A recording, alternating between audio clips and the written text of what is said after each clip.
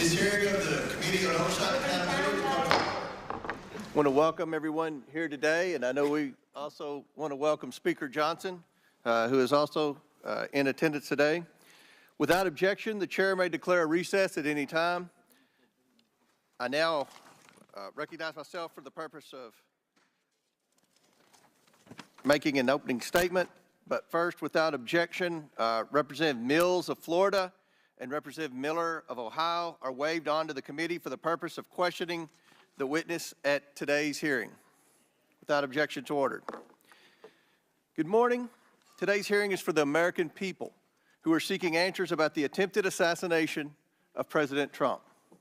A little over a week ago, Americans watched in horror as a shooter attempted to assassinate President Donald J. Trump at a campaign rally in Butler, Pennsylvania. The gunman nearly succeeded. The bullet that struck President Trump's head was less than an inch from taking his life. President Trump survived, but one rallygoer, Corey Comparator, tragically did not. Two others were seriously injured. It was a horrifying moment in American history. The horror was exceeded only by the bravery of the law enforcement agents who threw themselves in harm's way when shots were fired. The bravery of a crowd unwavering in its refusal to panic, and the bravery of a bloody President Trump refusing to run. While we give overwhelming thanks to the individual Secret Service agents who did their jobs under immense pressure, this tragedy was preventable. The Secret Service's protective mission is to protect U.S. and visiting world leaders and safeguard U.S. elections through protection of candidates and nominees. The Secret Service has a zero-fail mission, but it failed on July 13th and in the days leading up to the rally. The Secret Service has thousands of employees and a significant budget, but it has now become the face of incompetence. The committee has a long track record of providing oversight of the Secret Service. Our predecessors, both Jason Chaffetz and Elijah Cummings, among others, worked together to issue warnings and recommendations to address obvious shortcomings in the agency's makeup and operations. Unfortunately, those warnings and recommendations have gone unheeded. A former president and current candidate for president was shot in the head by a sniper within 500 feet of the podium. This is unacceptable, and we are concerned the Secret Service lacks the proper management to keep protectees safe from bad actors. Americans demand answers, but they have not been getting them from the Secret Service. We are instead learning about new facts about the events surrounding the attempted assassination every day from whistleblowers and leaks. Americans demand accountability, but no one is yet to be fired for this historic failure. Today's witness, Secret Service Director Kimberly Cheatle, is here under subpoena to answer questions about how the agency failed President Trump and the victims who attended the rally in Butler, Pennsylvania. It is my firm belief, Director Cheatle, that you should resign. However, in complete defiance, Director Cheatle has maintained she will not tender her resignation. Therefore, she will answer questions today from members of this committee seeking to provide clarity to the American people about how these events were allowed to transpire. We will ask these questions because the Secret Service and its parent agency, the Department of Homeland Security, have been unwilling to provide answers to the American people. DHS has sought to push this hearing to a different time. Secret Service has suggested the hearing occur without media presence, and both agencies have provided only shallow explanations to Congress about what happened on July 13th. Indeed, DHS and Secret Service's lack of communication with the Oversight Committee required me to issue a subpoena compelling Director Cheatle to attend today, and still DHS requested more time to prepare. It shouldn't take this much time or preparation, Director Cheatle, to tell the truth and to be transparent with the American people. I am thankful to the ranking member, Mr. Raskin, for joining me and insisting that Director Cheatle appear today. God knows the ranking member and I disagree on many things, but that does not matter today. The safety of Secret Service protectees is not based on their political affiliation. And the bottom line is that under Director Cheatle's leadership, we question whether anyone is safe. Not President Biden, not the First Lady, not the White House, and certainly not the presidential candidates. The July 13th assassination attempt is one of the darkest days in American political history. It represents the ugliest parts of what American politics has become: hatred of each other and a dangerous turn to extremism. Before we are Republicans or Democrats, we are Americans. If we place our political affiliations above our duty and love of country, we cannot maintain a country. We must ensure our republic is strong, and our republic cannot be strong when our leadership, our elections, our institutions, and our candidates are threatened by extremism and violence. Today, Director Cheatle will answer questions about why she deserves to continue to play a critical role in preserving this country's safety and, at the very least, what led to the catastrophic, deadly events on July 13th in Butler, Pennsylvania. Again, I do not believe Director Cheatle deserves to maintain her position as head of the Secret Service, but members of the American people will make their own decisions based on her answers today. I urge Director Cheatle to be transparent and forthcoming in her testimony today. Americans deserve no less. We have a duty to find out how this happened and to ensure it never happens again. I now yield to Ranking Member Raskin for his opening statement. Thank you kindly, Chairman Comer. Elijah Cummings, whose beautiful visage looks down upon us, taught us that the way to find common ground in a crisis is to look for the higher ground. And last week, Chairman Comer and I came together to reach for that higher ground. We made a joint statement condemning the mass shooting and assassination attempt against former President Trump as a grave assault on our democracy. As we wrote, "We are united in condemning all political violence." I join the good chairman in expressing condolences to the family of Corey Comparatori and in sending healing wishes to the wounded victims also of this atrocious act of violence. Some are calling it a miracle that former President Trump escaped this AR-15 attack, unlike so many thousands of our fellow citizens who have been killed or seriously wounded in other AR-15 shootings.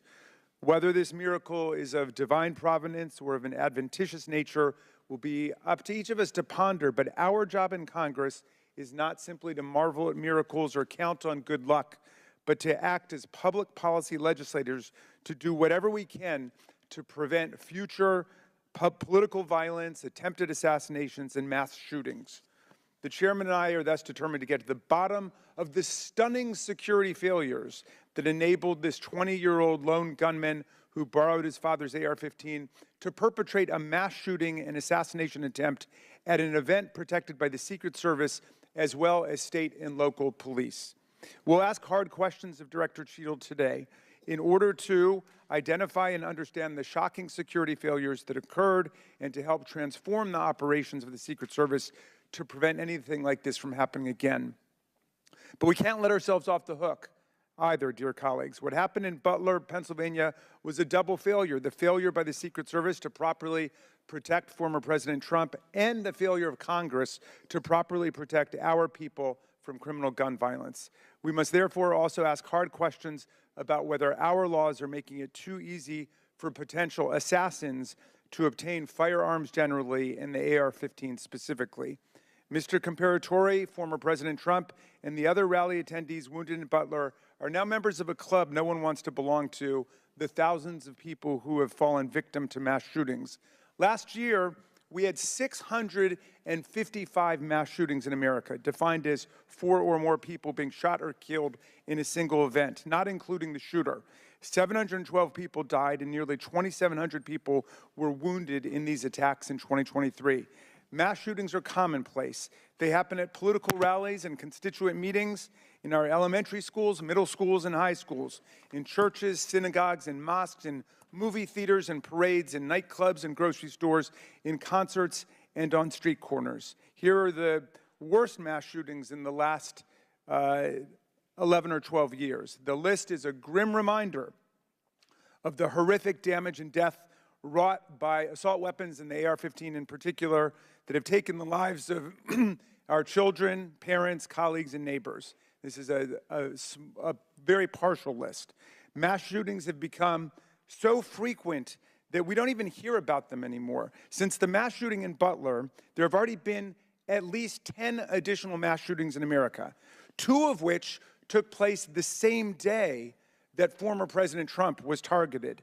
One of the mass shootings on that violent Saturday, July 13th, happened at 11 p.m. at a nightclub in Birmingham, Alabama, where 4 people were shot dead and 10 others wounded. This means, amazingly, that the Butler attack was not even the deadliest mass shooting to happen in America on that day. A weapon that can be used to commit a mass shooting at an event under the full protection of the Secret Service, together with dozens of state and local police, is obviously an intolerable threat to the rest of us who do not receive such protection and obviously does not belong in our communities. It's time to pass universal background checks and build on this administration's work to ensure that we permanently close the loopholes in the Brady law for gun show purchases, online purchases, and private sales to prevent those weapons from getting into the hands of people we know to be a threat to others. What happened in Butler shows why even closing these loopholes, however, will not keep assault weapons out of the hands of potential assassins and mass murderers. Under federal law, and in the vast majority of states, even young people not old enough to buy a beer legally can legally purchase and own the AR-15 and carry it in public. The shooter in Butler used his father's AR-15. We have to find the courage and resolve to pass a ban on the AR-15 and other assault weapons. A ban has broad support. Even the New York Post loudly endorsed such a ban in 2019. We have passed an assault weapons ban before. Republicans and Democrats together passed it in 1994. Alas, in 2004, we allowed the ban to expire. We know this weapons ban worked. One study found that in the decade that followed the ban's lapse, mass shootings went back up 183%, and deaths from mass shootings went up 239%. But even as we change the Secret Service and act to ban weapons of war like the AR-15, we still will have fallen short of our duty if we fail to denounce every instance of politically motivated violence in whatever form it takes. Republicans and Democrats, again, have come together to denounce this assassination attempt, just as we did the violent attempts on the lives of our colleagues, Representative Stephen Scalise and Representative Gabby Giffords, and on Paul Pelosi, the husband of Speaker Nancy Pelosi, who was attacked and brutalized in his home. And in the immediate aftermath of the January 6th mass violence waged against Congress and the Vice President and the constitutional transfer of power, Democrats and Republicans alike, including Senator McConnell, Chairman Comer, and other colleagues, all denounced this violent assault on our democracy that wounded approximately 140 officers from the U.S. Capitol Police and the Metropolitan Police Department. And I commend them for acting to denounce that attack, just as Democrats moved swiftly to denounce the attack on Congressman Scalise. Political scientists tell us that authoritarian attacks on democratic institutions begin with political parties refusing to disavow or openly embracing political violence. We have to reject that on a strong bipartisan basis, as Chairman Comer and I have done, even as we ensure our Secret Service is up to its vital task of protecting presidents and candidates, and as we work to ensure that America, the streets of our country, are free from the violence of weapons of war. Thank you, Mr. Chairman, and I yield back to you. Thank you. Gentleman yields back.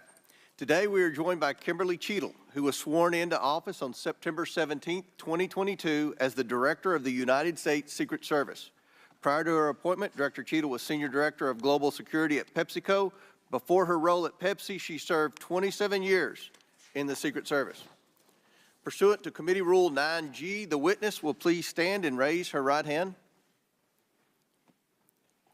Do you solemnly swear or affirm that the testimony that you are about to give is the truth, the whole truth, and nothing but the truth, so help you God? Let the record show that the witness answered in the affirmative. Thank you. We certainly appreciate you being here today and look forward to your testimony. We normally limit testimony to opening statement to 5 minutes, but take all the time that you need.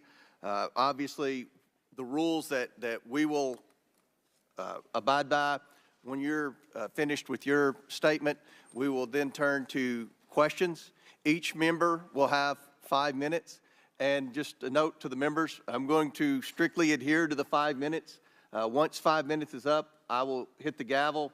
If the director is in the process of answering a question, we'll certainly let her finish her answers, and then we will move on. We're going to have about 100% attendance here today, plus a few additional add-ons. So this will be a very lengthy hearing, and we want to make sure every member gets their 5 minutes uninterrupted to be able to ask these important questions in this very bipartisan hearing today.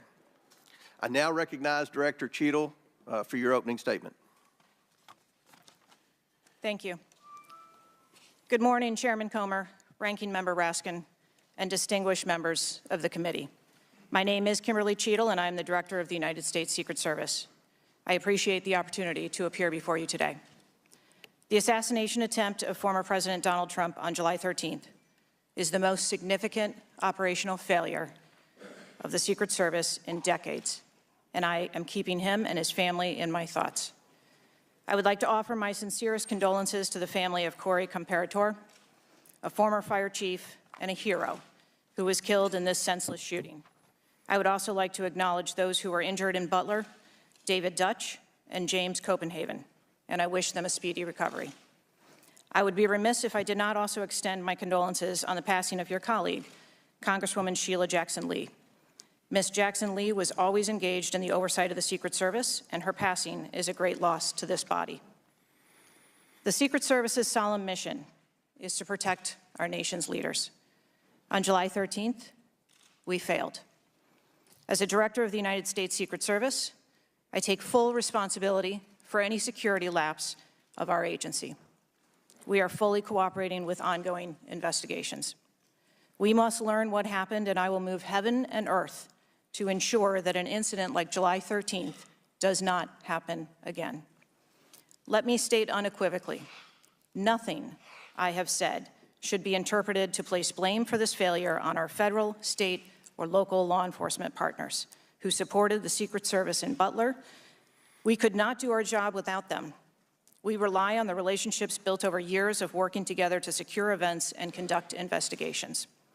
Our agents, officers, and support personnel understand that every day we are expected to sacrifice our lives to execute a no-fail mission. As witnessed on July 13th, our special agents shielded former President Trump with their own bodies on stage while shots were being fired. Selflessly willing to make the ultimate sacrifice without hesitation, I am proud beyond words of the actions taken by the former president's detail, the counter-sniper team who neutralized the gunman, and the tactical team who was prepared to act. I will be transparent as possible when I speak with you, understanding, though, at times that I may be limited in providing a thorough response in this open setting due to associated risks with sharing highly sensitive protective methodologies. I do not want to inadvertently provide you today with inaccurate information. Since January 1st, 2024, the Secret Service has successfully secured over 7,500 sites. Every protective advance comes with its own set of challenges and requires a customized mitigation strategy, including specific assets. Security plans are multi-layered, providing 360 degrees of protection. These layers include personnel, technical, and tactical assets, which are a force multiplier for our protective posture. During every advance, we attempt to strike a balance between enabling the protectee to be visible and our protective requirements to be secure. I know this because I have spent 29 years in this agency. I came up through the ranks. I've secured events for every president since President Clinton, supervised on Vice President Cheney's detail, led our training center, oversaw all of the investigations and protective visits in the state of Georgia, supervised on Vice President Biden's detail, and the agency's entire protective mission during the Trump administration. The comprehensive advance process involves collaborative planning between our Secret Service, the protectee's staff, local law enforcement partners, and the level of security provided for the former president increased well before the campaign and has been steadily increasing as threats evolve. The security plan included a full assessment of the Butler Farm showgrounds to identify security vulnerabilities and craft a security plan for the protectee, attendees, and the public. Immediately following the assassination attempt, I directed the activation of my crisis center. I assembled my executive team to begin surging more protective resources to the former president and to ensure the wellness of our people post-incident, all while securing an active crime scene. I immediately ordered a reevaluation of the Republican National Convention security plan, and I increased the security posture in the National Capital Region for all permanent protectees and sites. At the same time, I initiated a mission assurance investigation within our agency. I have instructed my team that all necessary resources will be dedicated to investigating these matters. We will not rest until we have explored every option, and we will leave no stone unturned. But I want to be clear, I am not waiting for these investigations to be completed prior to making changes. Over the past 2 weeks, we successfully led the planning and execution of the 75th NATO Summit and the Republican National Convention. Over the next few months, we will implement security plans for the Democratic National Convention, the United Nations General Assembly, and have already begun planning and coordinating the 2025 inauguration. It is now more important than ever for the men and women of the Secret Service to remain resilient and to focus on what is necessary to carry out our critical mission. Our agency needs to be adequately resourced in order to serve our current mission requirements and anticipate future requirements. The Secret Service currently protects 36 individuals on a daily basis, as well as world leaders who visit the United States, like Israeli Prime Minister Benjamin Netanyahu, who arrived in Washington, D.C. today. The coming years will bring an unprecedented heavy protection tempo. I have no doubt that the processes that I have implemented during my tenure as director, in addition to my nearly 30 years of experience in this agency, have positioned the Secret Service to be stronger. Our mission is not political. It is literally a matter of life and death, and the tragic events on July 13th remind us of that. I have full confidence in the men and women of the Secret Service. They are worthy of our support in executing our protective mission. I will now answer any questions that the committee may have. Thank you very much, Director Cheatle. We'll now begin our 5 minutes questions, and I will begin. Just for the record, the Secret Service has an annual budget of around $3.1 billion, and I believe around 8,000 employees. Is that correct? Yes, sir. Obviously, there were many security failures on the day of the attempted assassination and leading up to that day. Let's start with the building that the shooter used to shoot President Trump from. At any point Saturday, did the Secret Service have an agent on top of that roof? Sir, I'm sure, as you can imagine, that we are just 9 days out from this incident, and there's still an ongoing investigation. And so I want to make sure that any information that we are providing to you is factual. You can't, okay. Why did the Secret Service not, can you answer why the Secret Service didn't place a single agent on the roof? We are still looking into the advanced process and the decisions that were made. Okay. Wasn't that building within the perimeter that should be secured? Do we agree with that? The building was outside of the perimeter on the day of the visit. But again, that is one of the things that during the investigation we want to take a look at and determine whether or not other decisions should have been made. One of the things that you said, I believe in an interview, that there wasn't an agent on the roof because it was a sloped roof. Is that normal, and do you fear that that immediately creates an opportunity for future would-be assassins to look for a slanted roof? I mean, this is a huge question that every American has. Why wasn't a Secret Service agent on the roof? And there have been reports that agents were supposed to be on the roof, but it was hot that day and they didn't want to be on the roof. Can you answer any of those questions, Director? So I appreciate you asking me that question, Chairman. I should have been more clear in my answer when I spoke about where we place personnel in that interview. What I can tell you is that there was a plan in place to provide overwatch, and we are still looking into responsibilities and who was going to provide overwatch. But the Secret Service in general, not speaking specifically to this incident, when we are providing overwatch, whether that be through counter snipers or other technology, prefer to have sterile rooftops. Did the Secret Service use any drones for surveillance that day? So again, I'm not going to get into specifics of that day in itself, but there are times during a security plan that the Secret Service does deploy an asset like a drone. There were reports that the shooter used a drone just a few hours before the rally start time. Is that accurate? I have heard those same reports, and again, am waiting for the final report. Do you know, if you can't answer the question, that's your answer. But can you answer this? Do you know, I'm not asking yes or no, but do you know if the shooter used a drone before the shooting? That information has been passed to us from the FBI.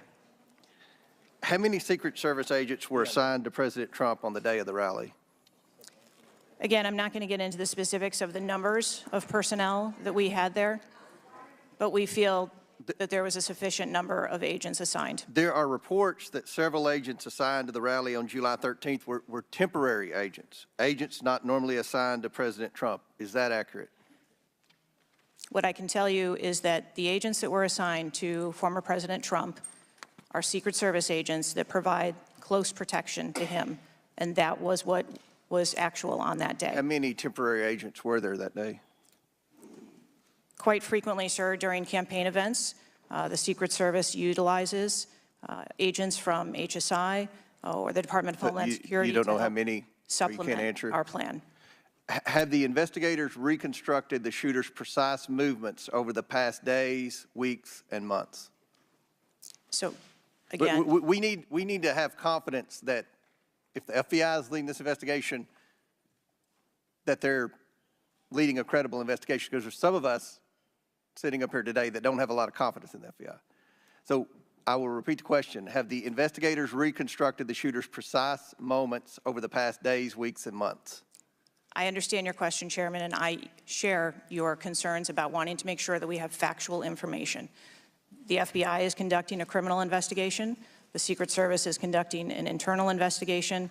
There are a number of OIG investigations, and there is the external investigation that the President Last question for me.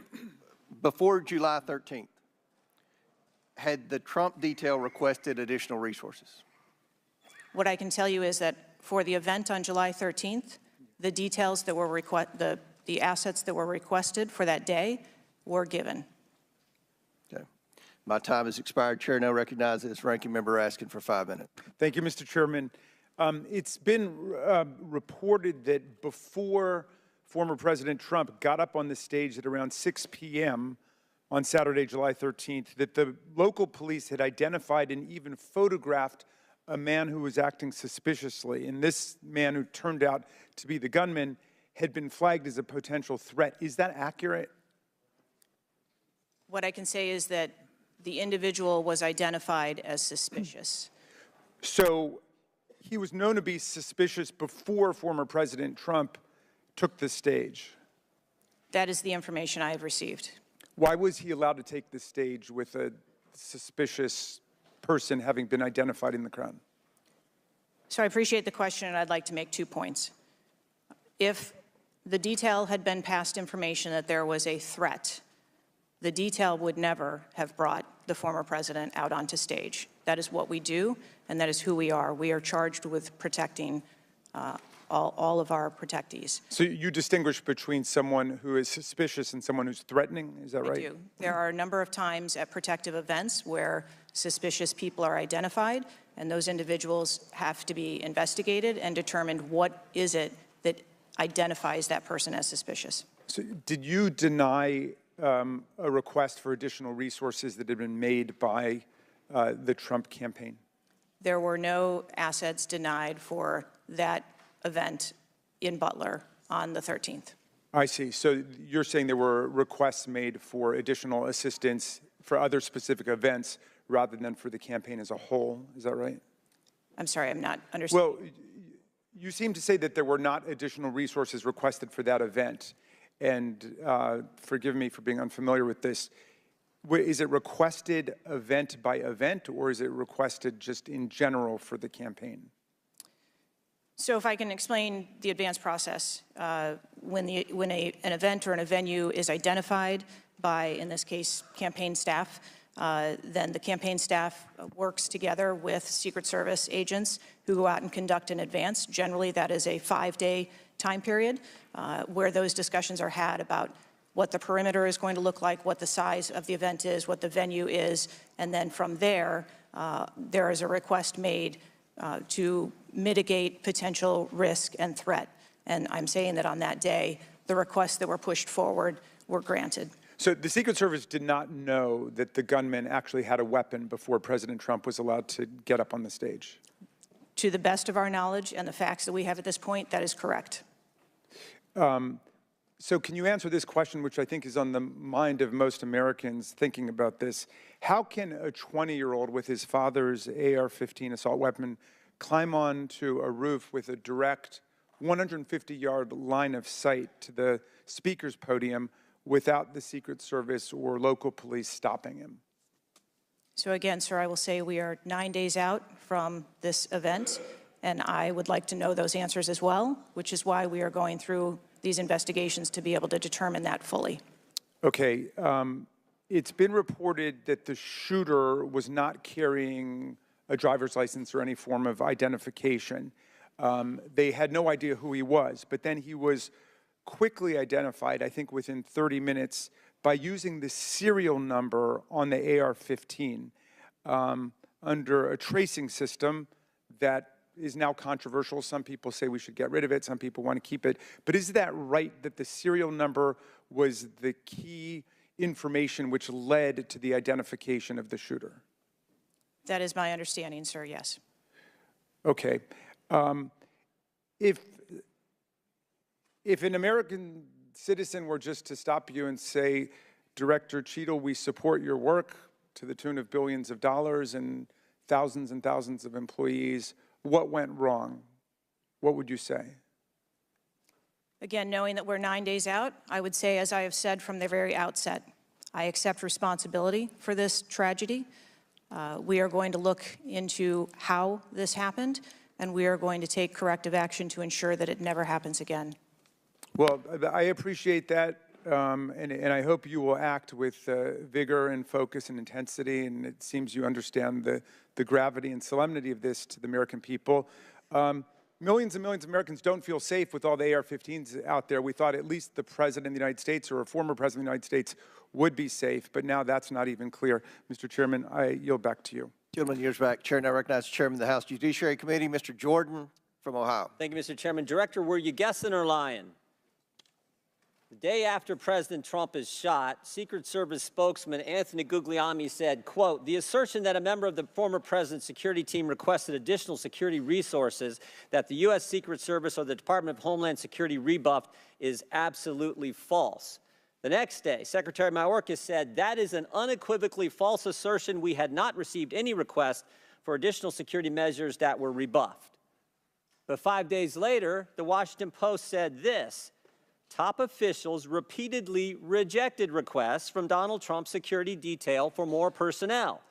The next day, the New York Times said this: "Mr. Guglielmi acknowledged that the Secret Service had turned down some requests for additional federal security assets for Mr. Trump's detail." So which is it? Because both statements can't be true. Were you guessing or lying when you said you didn't turn down requests from President Trump's detail? Neither, sir, and I appreciate the question. Well, what were you doing? Because those statements don't jive. So what I can tell you is that for the event in Butler, there were no requests that were denied. As far as requests... Well, maybe they got tired of asking. Maybe you turned them down so darn much, they said, not worth asking. How many times did you turn them down ahead of that? I think that it is important to distinguish between what some people may view as a denial of an asset or a request. Well, is Mr. Guglielmi your spokesperson?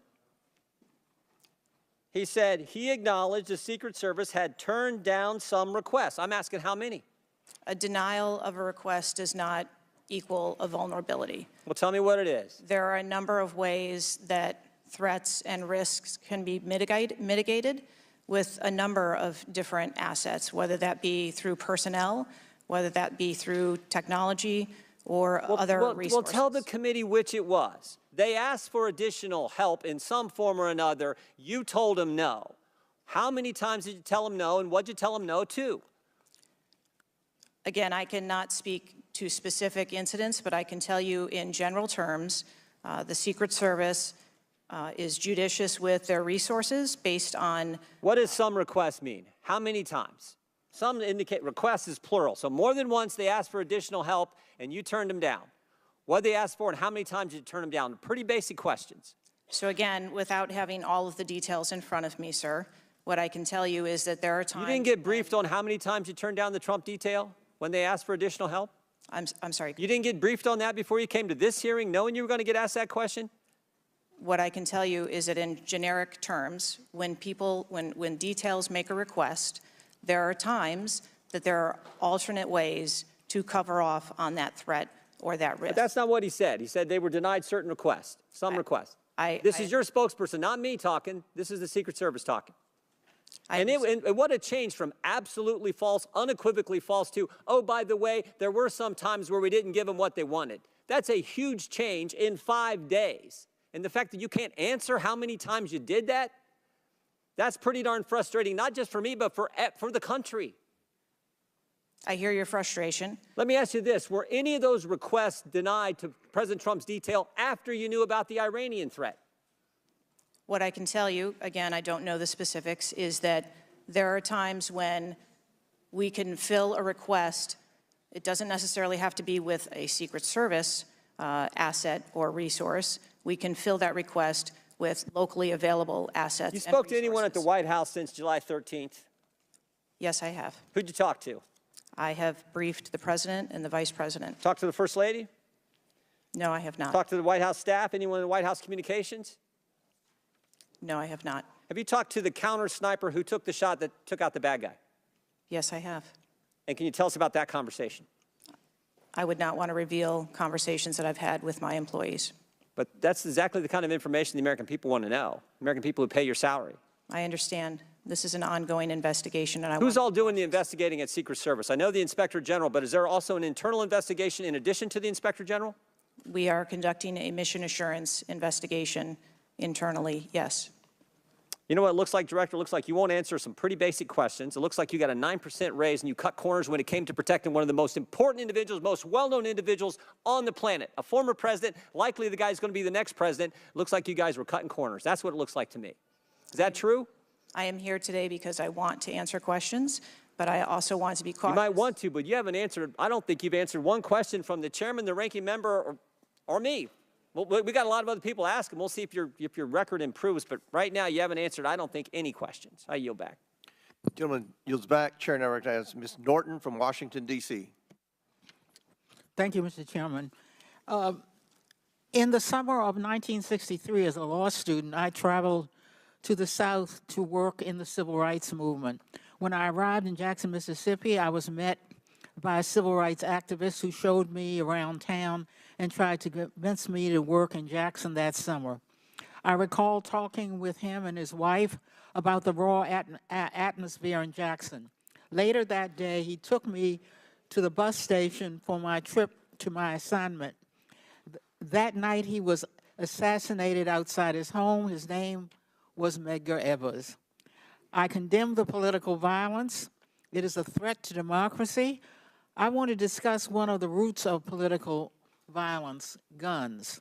For years, Republicans, including a member of this committee, have introduced legislation and amendments to repeal or block the District of Columbia gun violence protection laws, including its bans on assault weapons and large capacity magazines. The shooter at the Trump rally used the mass shooter's gun of choice, an assault weapon, specifically an AR-15 style rifle, and presumably a large capacity magazine, which is defined in D.C. as a magazine that can hold more than 10 bullets. Under current D.C. law, D.C. does not recognize concealed carry permits issued by other jurisdictions, but it does issue concealed carry permits to both residents and non-residents. However, D.C. imposes a number of requirements on concealed carry applicants, including suitability, such as not having exhibited a propensity for violence or instability. Moreover, D.C. residents restricts where the guns can be carried, such as a political demonstration near the White House and Naval Observatory or near people under Secret Service protection provided the permit holder has been given notice. This week, the House is expected to consider the fiscal year 2025 Financial Services and General Government Appropriations Bill.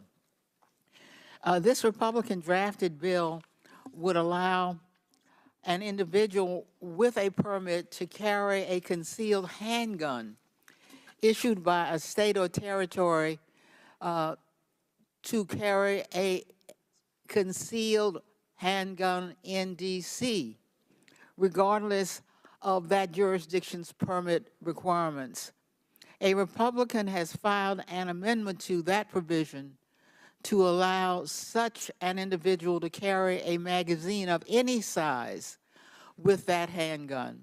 In short, the pending bill and amendment would allow any person with a carry permit issued by another jurisdiction to carry a concealed handgun with a magazine of any size in any location in the District of Columbia. The Secret Service is responsible for protecting a large number of people and facilities in D.C. Director Cheatle, would Secret Service protectees in D.C. be safer or less safe if people who have exhibited a propensity for violence or instability could carry a concealed handguns in D.C.? I think being a Secret Service agent and an officer or a law enforcement officer in any state is difficult. They are required to make decisions and snap judgments in the blink of an eye. And I think that the officers and the agents that work here in the D.C. area do a great job of monitoring the public and reacting to threats as appropriate when they arise. Would Secret Service protectees in D.C. be safer or less safe if people in D.C. could carry concealed handguns with large capacity magazines? I think, ma'am, that we work in parameters where we travel around North America, and the rules on open carry and concealed carry are different from state to state, and that is part of what the Secret Service takes into account when we develop a security plan. Obviously, anyone that comes into one of our protective sites, we would establish magnetometer support, metal detectors that personnel would have to process through, eliminating that potential. Would Secret Service protectees in D.C. be safer or less safe if more people could carry handguns in D.C.? I think, again, as I stated, ma'am, we want to make sure that we provide a safe environment for all of our protectees, and whatever measures we would need to put in place for a secure site, we would do so. I yield back. Gentlelady's time's expired. Chair now recognizes the Chairman of the House Intelligence Committee, Mr. Turner from Ohio. Director Cheatle, your opening statement indicates that the Secret Service constructed a security plan for the site in Pennsylvania. I'm assuming that security plan would also include the security footprint for the site, but it also would be based upon a threat assessment for the risk threats associated with Donald Trump and the crowd in attendance. Would it not include a threat assessment? Yes, it would. So that threat assessment, as we know, basically would have started with, there's a generalized threat against Donald Trump because he is a presidential candidate. Then it would have gone to, he's a former president, and he gets security coverage just as Bush, Clinton, Carter, Obama do. And then you also have the heightened political environment. Even for those, it's clear that the security footprint, that the threat assessment was insufficient, which permitted then a 20-year-old to actually enter with a weapon and shoot Donald Trump. But I want to ask you about two other aspects of the threat assessment. It is known and public that Iran is a threat risk for Donald Trump. They're a threat risk for John Bolton, former Secretary of State Pompeo, and Donald Trump, because they have indicated they want to assassinate them as a result of retaliation for the killing of Soleimani. That is both, for Iran, a generalized threat. They're targeting these individuals, but also most recently, a specific threat to Donald Trump himself. Now, I want to enter into the record by UC a Department of Justice Public Affairs release, a CNN article, an article from Fox News, and an article from CBS, all of which acknowledge Without objection to order.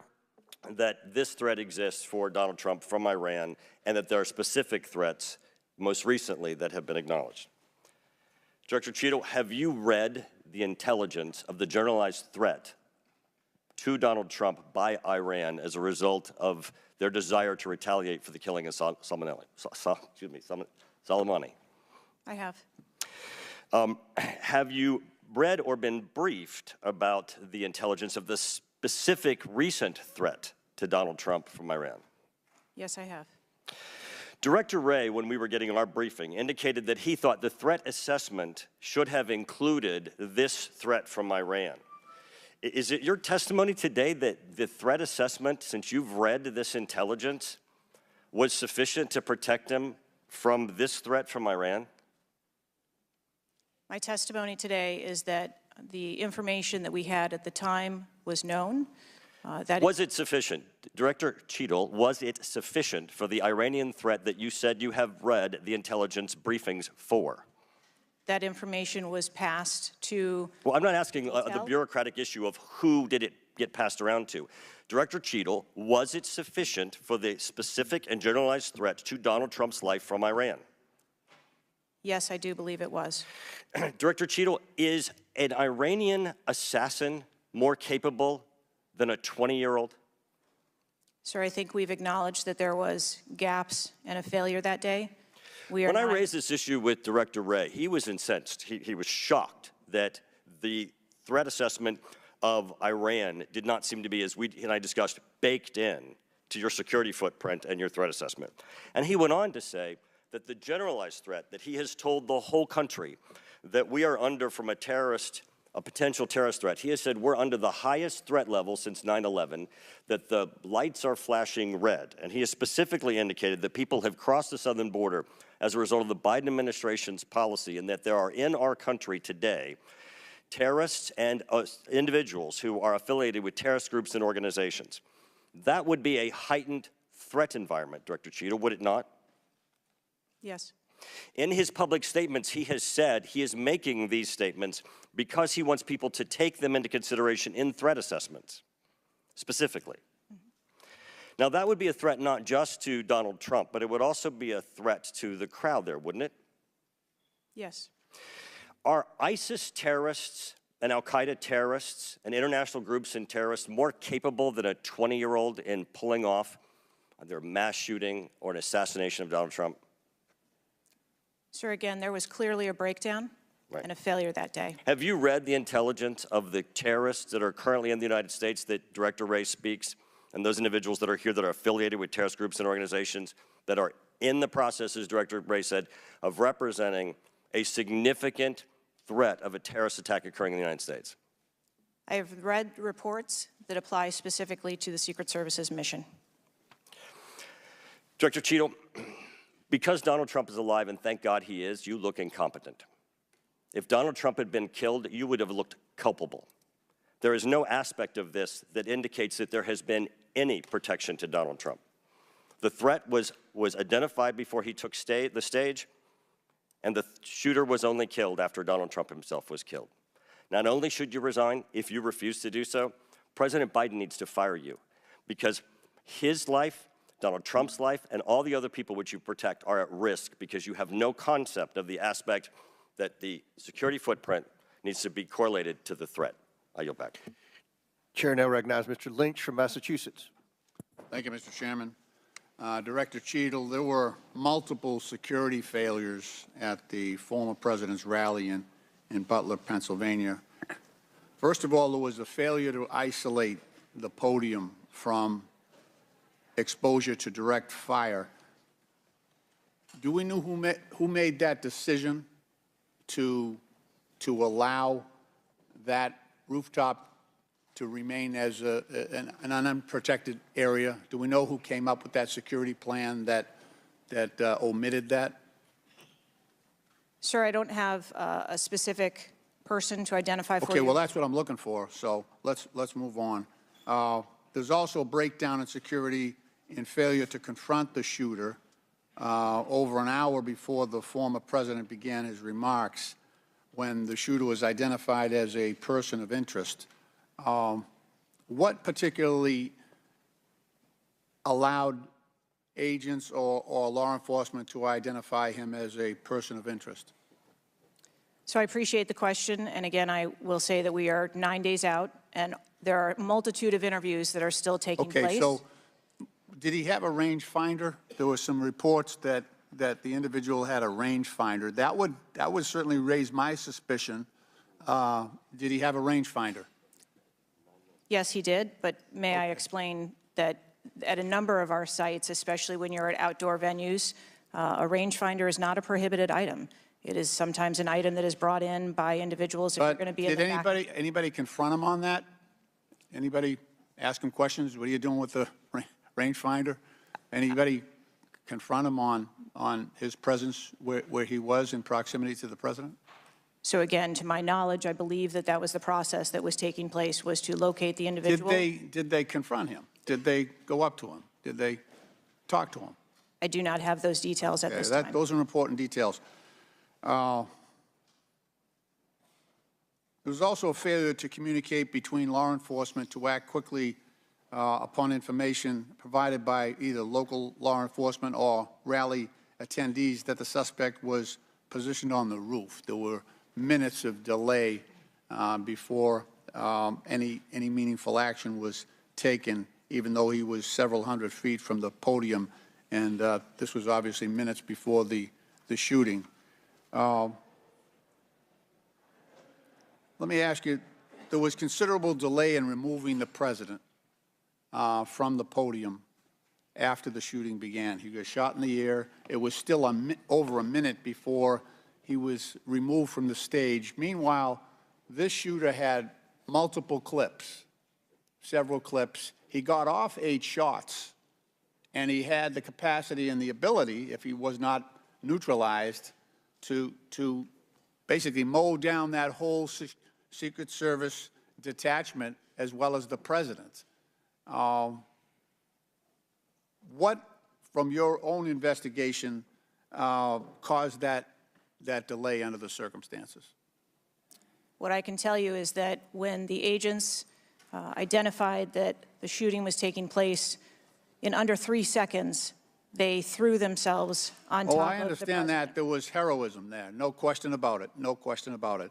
But protocol would indicate, and these are,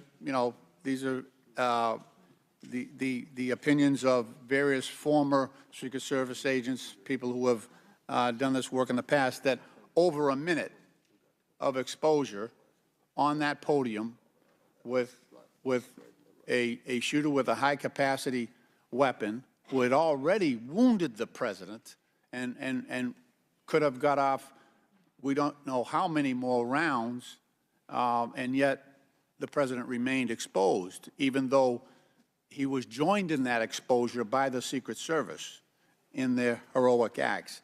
It just, I don't know if there's a good explanation for that. Our personnel created a body bunker on top of the president, I get that. shielding him. Yeah, this was an AR-15 style weapon that would have made pretty quick work if he was determined and able to do so. This is not the first investigation that we've had of the Secret Service during my time here on this committee, and the last one we had, our previous investigation determined that the Secret Service was experiencing a staffing crisis that poses perhaps the greatest threat to the agency, and that's a quote. Is that staffing crisis still in place? Is that still something that you deal with on a daily basis? As of today, the Secret Service has just over 8,000 employees. We continue to hire, knowing that we need to ensure that we keep pace with what would be the full complement of And gentlemen, time's expired, but please answer the question. Yeah. I'm sorry. What would be the full complement that you're looking for? You've got 8,000, and how many would be a full complement for the service? So we are still striving towards a number of 9,500 employees approximately in order to be able to meet future and emerging needs. Okay. Thank you, Mr. Chairman, for your courtesy. I yield back. Chair recognizes Dr. Fox from North Carolina. Thank you, Mr. Chairman. Director Cheatle, what grade would you give the Secret Service's performance in Butler, Pennsylvania on July 13? As I've stated, ma'am, this was clearly a failure. I would grade the agents and officers who selflessly threw themselves in front of the president and neutralized the threat an A. I think that we need to examine the events that led up to and prior to that day. You stated in 2021 that the Secret Service has a zero-fail mission. It's clear that the events of July 13 show a cascade of failures that cost Corey Comparator his life, nearly cost former president his life, and injured David Dutch and James Copenhaver. When an agency fails spectacularly at its mission, those responsible must be held accountable, and the problems must be fixed so they cannot happen again. Why should the American people or the officials you're responsible for protecting have confidence in your ability to lead the Secret Service after such a spectacular failure? I appreciate the question, and I am committed to finding answers so that we can make the agency stronger after this. You said on July 15 that the buck stops with me. How are you taking accountability for the Secret Service's failures during the July 13 assassination attempt on President Trump? I have taken accountability, and I will continue to take accountability. I am responsible for leading the agency, and I am responsible for finding the answers to how this event occurred and making sure that it doesn't happen again. So I would like to explore how you got the job as director of the United States Secret Service. Is it typical for the director of the Secret Service to be recommended for the role at the behest of a president's family and senior staff, perhaps at the request of Jill Biden or Anthony Bernal? I got the job as a director of the Secret Service because I spent 27 years in an agency with a mission that I absolutely love. I started my career in Detroit. I worked my way up through investigations and protection. Was there competition for the position? You would have to ask those who were involved in the interview process. But you think you are the best person in the country to head the Secret Service? I think that I am the best person to lead the Secret Service at this time. The Secret Service receives billions in funding each year, as has been explained by my colleagues here. In fact, you've had an increase in real terms of 55%. As you're no doubt aware, staffing levels for those assigned to protect the president, former presidents, and other senior officials has decreased by about 350 between 2014 and today. Clearly, a lack of financial resources not to blame for the staffing shortage. In 2022, the Secret Service saw nearly half its workforce leave in 1 year, and during the same year, it was ranked dead last among law enforcement agencies in the best places to work in the federal government. Can you explain why your agency was so poorly rated and why so many staff left in just 1 year? So with all due respect, I dispute the statistic of half of the employees leaving in 2022. I think that has been inaccurate data that's been reported out there. But what I can tell you is, as I have returned as the director of the agency, we have had an increase in hiring and staffing and an increase in resources, and we are committed to continue to hire so that we can be staffed appropriately to meet the dynamic mission that we have. Well, you may want to dispute it, but it's out there. My understanding, given the high-profile failures and rotten culture at the Secret Service during your nearly two-year tenure, why should the American people have any confidence in your ability to lead the Secret Service to perform its zero-fail mission to protect our senior leaders? The Secret Service has an incredible culture. Our men and women place service over self. They come in every day willing to risk their lives for our protective mission, and they work investigations that thwart people who would do harm to children, child exploiters. We have an incredible mission, and our culture is we will get the job done no matter what. Well, those on the front line certainly have a great culture, and they were willing to risk their lives for President Trump. but I'm not sure the leadership at the agency has this right kind of culture. I yield back, Mr. Chairman. Chair now recognizes Mr. Conley from Virginia. Thank you, Mr. Chairman. Well, I hope the American people do appreciate the incredible daily risks Secret Service agents take on our behalf. You mentioned there are 36 regular clients you've got that you protect constantly, but I was participating in the NATO summit just 2 weeks ago. We had 32 heads of government and heads of state, plus visiting heads of state and heads of government. Presumably, you provided protection for all of them. That is correct. Just saying. Help us understand, however, I will stipulate that there's an ongoing investigation. You don't want to go into too much detail on that until you've been able to ascertain all the facts and analyze what they mean. You can understand, however, the anxiety we and the American public have about how could this happen and how can we ensure it can't recur. Now, there are some things my friends on one particular side of the aisle don't really want to talk about, like AR-15s and access to them by a 20-year-old, or anybody for that matter. Presumably, Director Cheatle, the ubiquity of weapons, guns in America, especially assault weapons or semi-automatic weapons, that's helped your job and the mission of your agencies, right? It's made it less complicated. Isn't that true? I'm sorry, I'm not understanding your question. Real simple. More guns, especially dangerous ones, have made your job protecting people easier. Is that not right? I think from every Director Cheatle, this is simple English.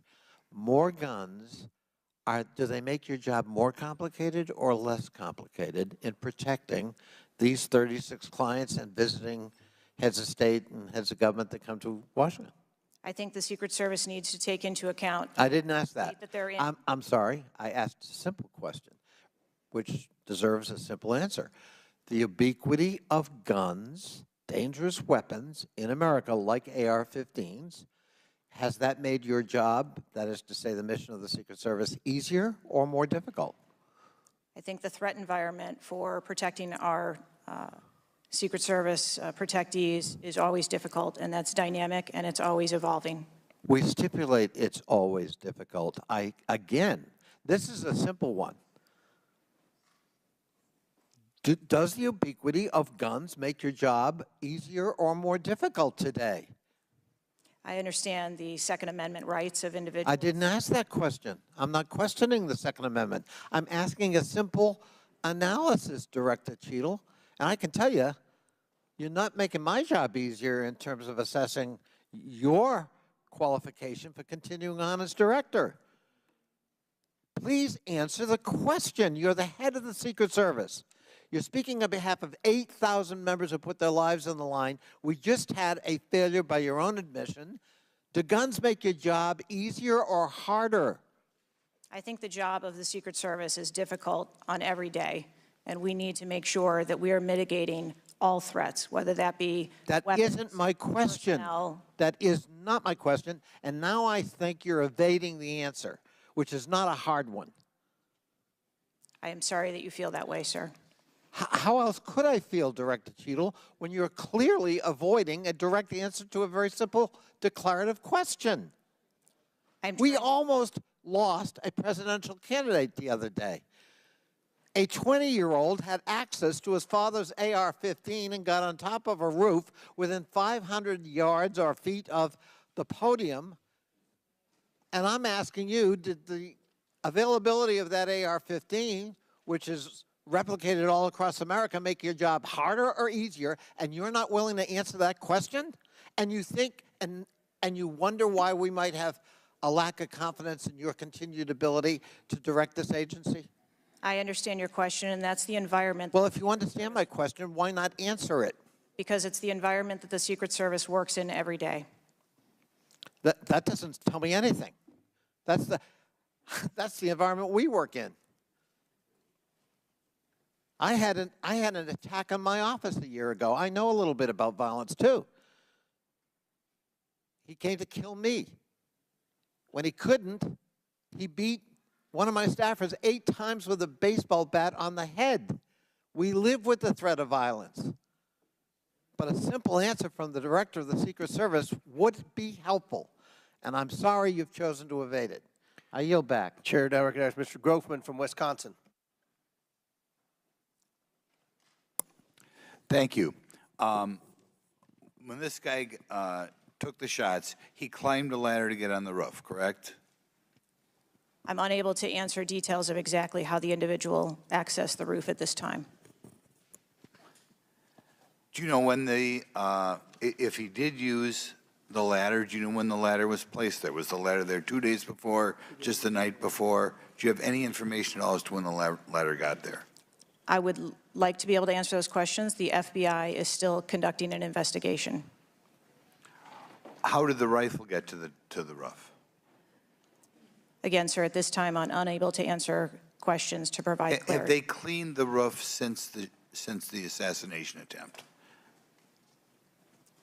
Have they cleaned the roof? Right. Has anything been done to the roof? Is it just like it was, whatever, 10 days ago, or not? Has anything been done to the roof?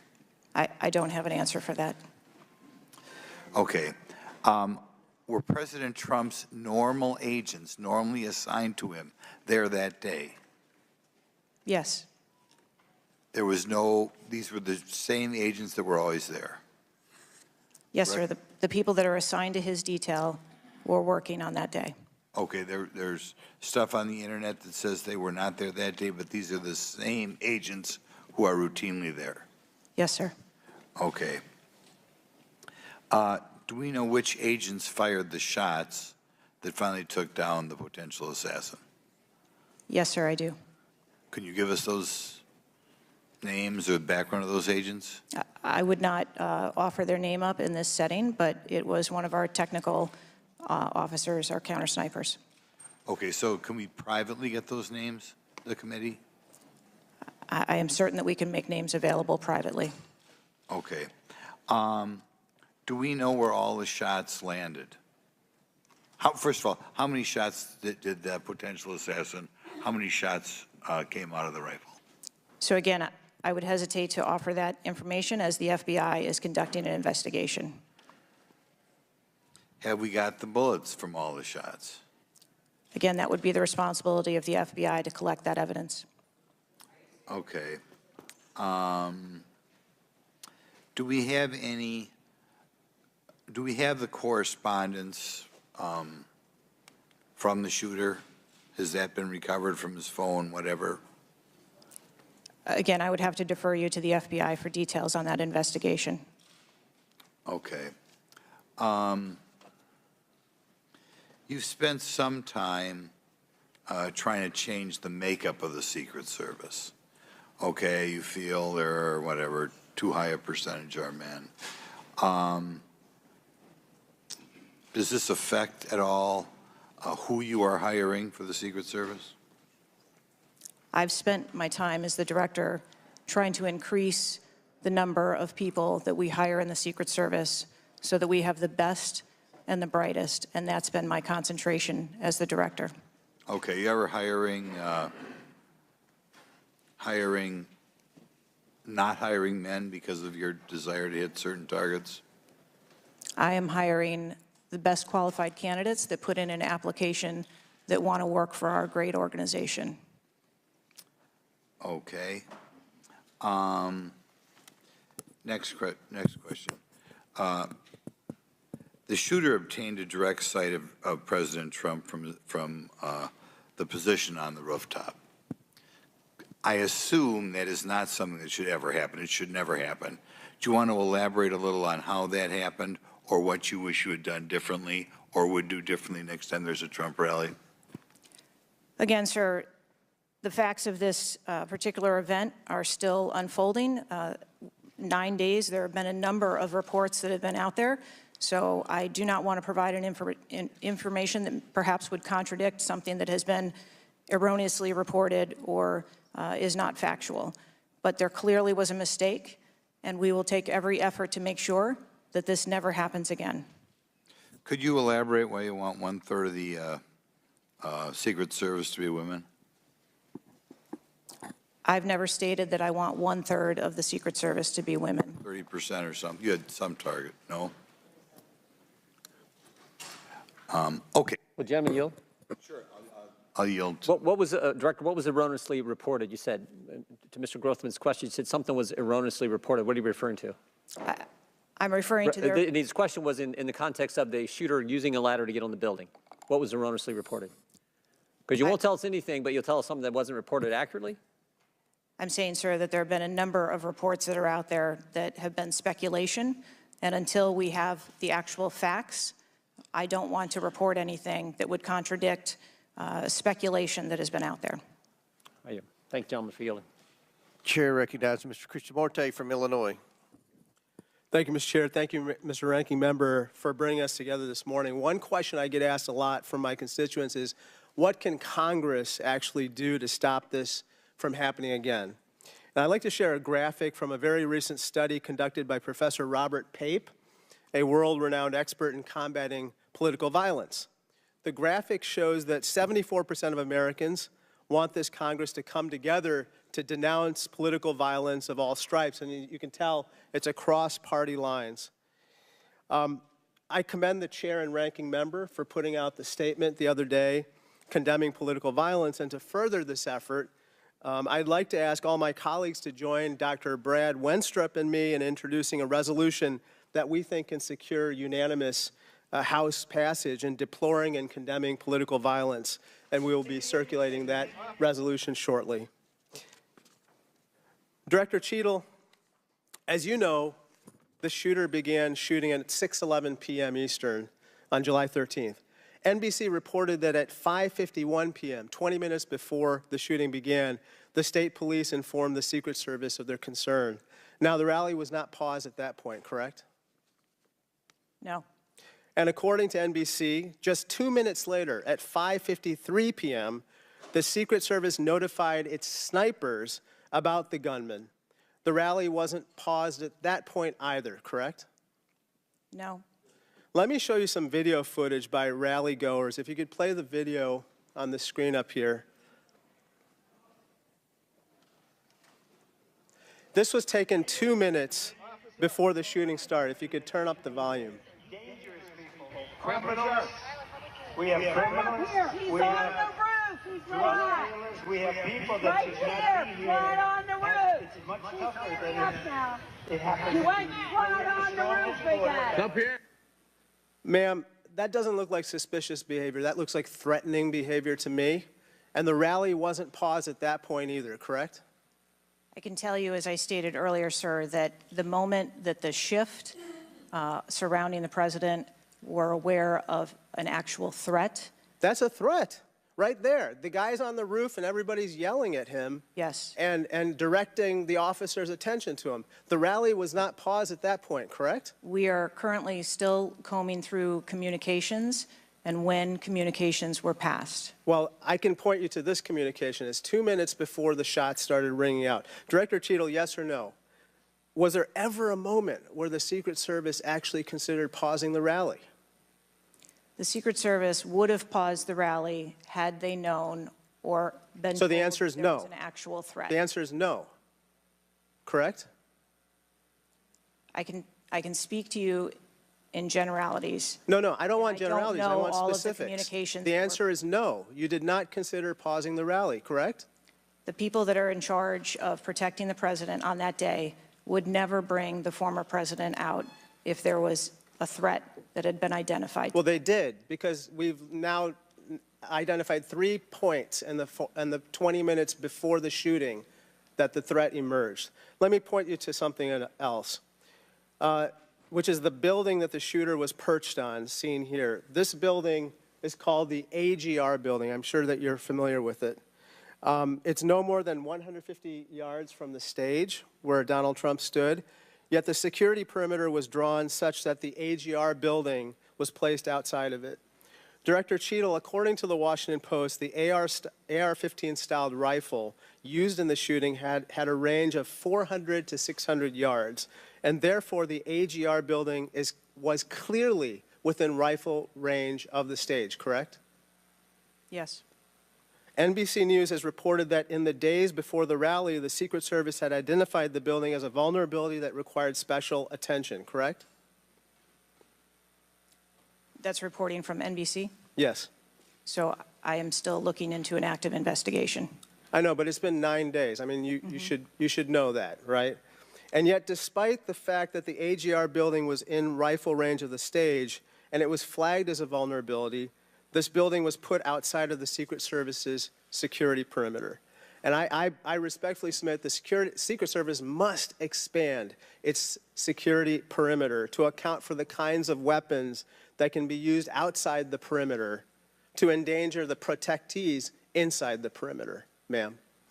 Let me turn your attention to some conspiracy theories that have been circulating and ask you to comment on them. First, you have not found evidence that the incident was a staged shooting, right? Correct. And you haven't found evidence that this was a result of a conspiracy of high-ranking government officials, correct? Correct. And you have not found evidence that this incident was in fact directed or perpetrated by a foreign state or entity, right? And that's the last question, but I'll let the director answer that, please. Not at this time. Thank you. I yield back. Gentleman's time's expired. Chair now recognizes Mr. Cloud from Texas.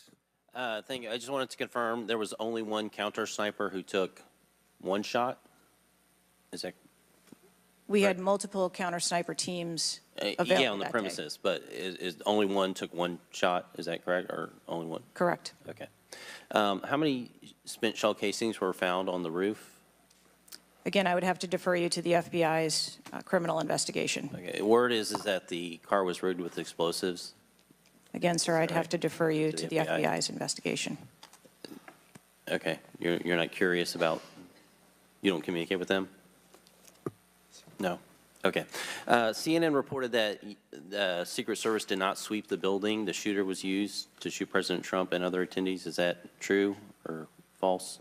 So we are conducting a mission insurance investigation and will depend on the information that we obtain from our investigations. Okay. The Secret Service knew there was a suspicious person anywhere from 8 minutes before President walked on stage to 30 to 60 minutes. We have different reports. Was President Trump or his team notified of the threat?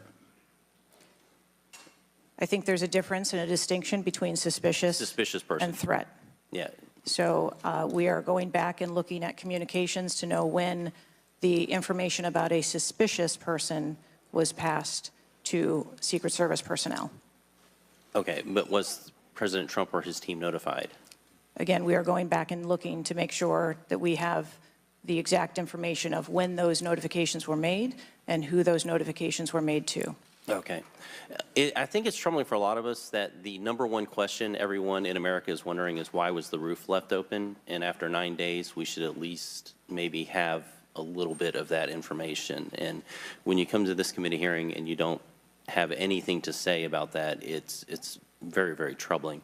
Did you review the security plan for this event?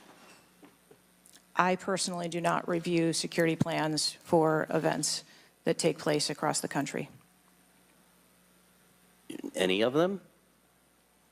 We have a number of events that Who's take the place. top level official who reviews the security plans? There's a number of people that review security plans. Who's as they ultimately unfold. responsible for signing off on a security plan? It's a conjunction of personnel. There are people on the ground, there are supervisors on the detail, there are people at headquarters. So there's not one person who says, okay, this is good, it's copacetic, we're going for it? I think much in the way that we build our security plans, where they are No multi-layered. doubt there's teams working different aspects of it, but ultimately, isn't there an individual who signs off on the plan? Much like how we design our security plans, they're multi-layered, there are multiple layers. So there's of no people. accountability? There is accountability, sir. There's, this is whether it's the FBI or Fauci or anything, it's time after time after time, these multiple layers of accountability turn into layers of plausible deniability in agency after agency after agency. That's got to be fixed, because you keep coming here and expecting, yes, you're saying I'm responsible, but and you're accountable for it, but then there's nothing. What do you mean by that? I mean, you're saying you're going to keep your job, right? I assure you, sir, that if we determine through the course of our investigation that someone or people need to be held accountable, we will do so. What level of, if President Biden, God forbid, had been shot and killed, would you think that was worthy of resignation? I would do the same thing that I'm doing here, where I would want to make sure that we are conducting an investigation, that there is continuity in that investigation, and that we could find the answers You do not to think what the happened. assassination of somebody under your details is worthy of resignation? I think that this event was tragic and deserves answers. The thing that you've said so far is that you want to make sure that this never happens again. The thing is, everyone in America knows that's not the job description that you're tasked with. The job description you're tasked with is to make sure it never happens, period. One of your goals in the strategic plan is to champion diversity, equity, inclusion, and accessibility. You've accomplished the accessibility part. What standards, do you keep the same standards for all applicants and all, or does every Secret Service agent meet the same qualifications, or do you have different standards for different people? Yes, sir. Everyone who moves through the application process has to meet the same standards to become a special agent. Okay. The trouble I think we're having with right now, so far you gave a lame excuse for sloped roof. You said that local law enforcement's job was to cover up the building before backtracking on that. We were told that President Trump's team did not ask for security before you backtracked on that. You haven't provided the audio recording that this committee, the chairman, requested that was due Thursday.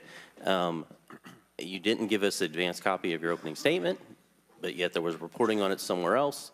There seems to be more information from YouTube videos than you're able to provide for us, and it begs the question to anyone, you're in charge of the investigation of your own failure. So how is anybody in America supposed to be able to trust the results of that investigation as being anything transparent and genuine? That's the last question, but please feel free to answer the question, Director. Sir, I've been a Secret Service agent for nearly 30 years.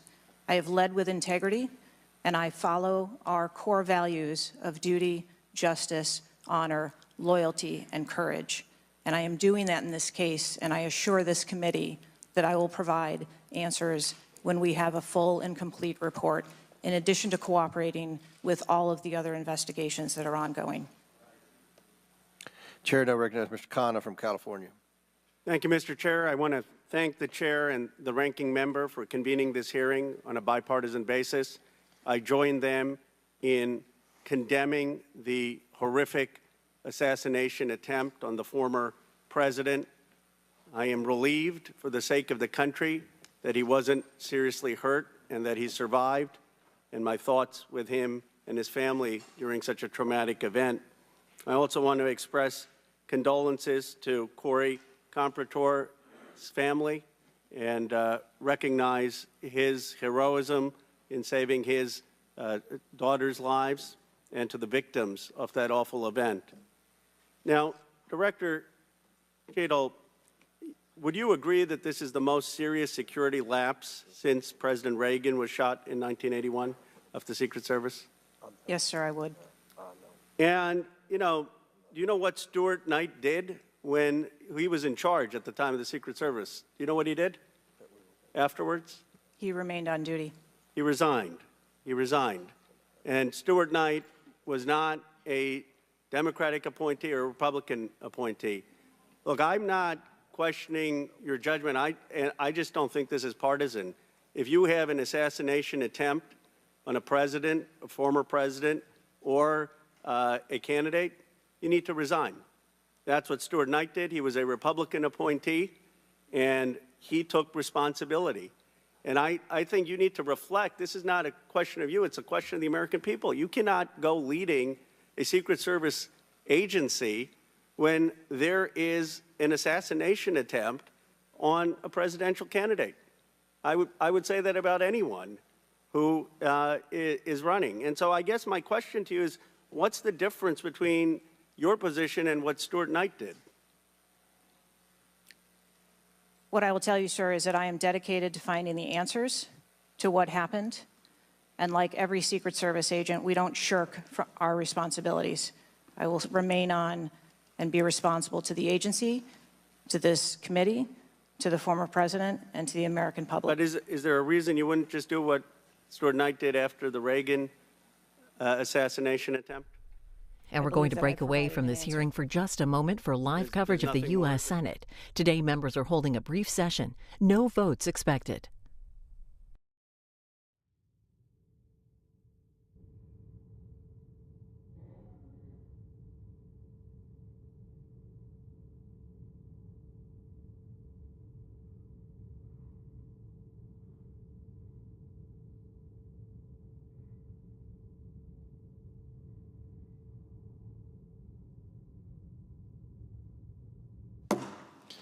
The Senate will come to order. The clerk will read a communication to the Senate.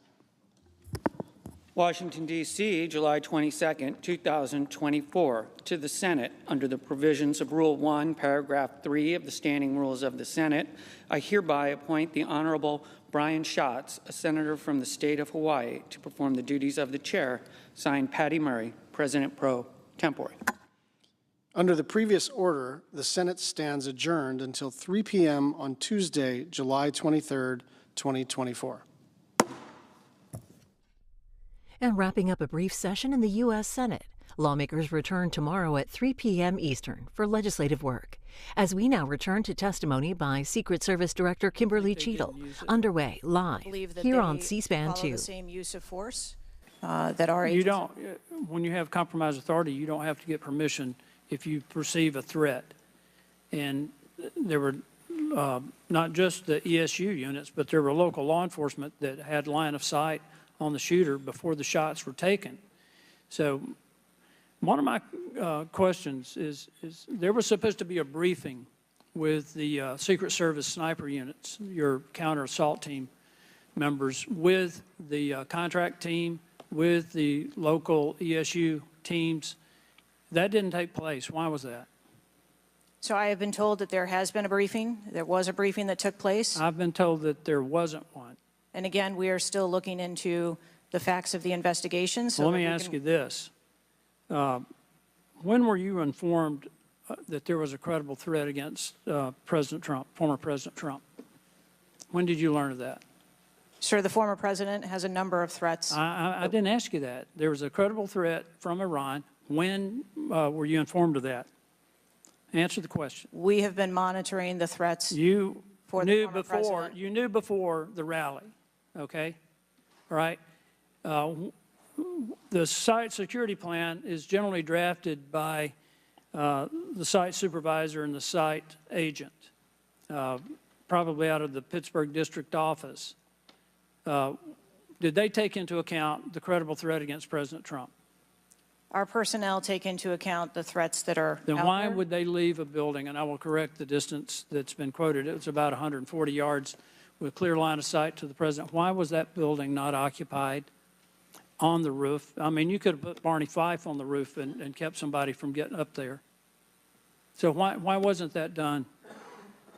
The plan that was developed that day encompassed a number of security mitigations. The issue is the site supervisor, the site agent, and the special agent in charge, who I think signed off on the plan, did not include that in the inner perimeter, and they didn't have a plan to secure the building. As I understand it, the Butler County ESU unit was situated on the second floor of a building next to that, but they didn't have a clear line of sight of the roof. The angle was too severe. The photograph that was taken of the young man, of the shooter, when he had the rangefinder, was taken at 5:15. It wasn't until 5:38 that that photograph was transmitted to the Secret Service sniper units. I don't understand the lack of interoperability here in the communication process. I don't understand why people didn't perceive that as a credible threat. The video that Mr. Christopher Morphy had shown there was clearly a credible threat. So how is it that all of these mistakes could be made? How many explosive devices were found on or near the site? Again, I would have to defer you to the FBI. Madam, I believe Details they of were that. in his car, and I think there might have been one near a main gas line. It wasn't just the fact that he had a rifle. It was the fact that he had the ability to inflict enormous harm, enormous numbers of casualties, had those devices exploded. I want to know also, when your agents conduct a site review, are they fully informed of all of the threats that are being made against the principle that they're protecting? What I can tell you is that when our agents go out to conduct an advance, their whole goal is to ensure I the safety and understand what their security. goal is. The failure to secure that building not only put the former president's life in danger, it put the lives of individuals in the crowd in danger as well. I mean, the Reagan shooting, there were other people shot at that time as well.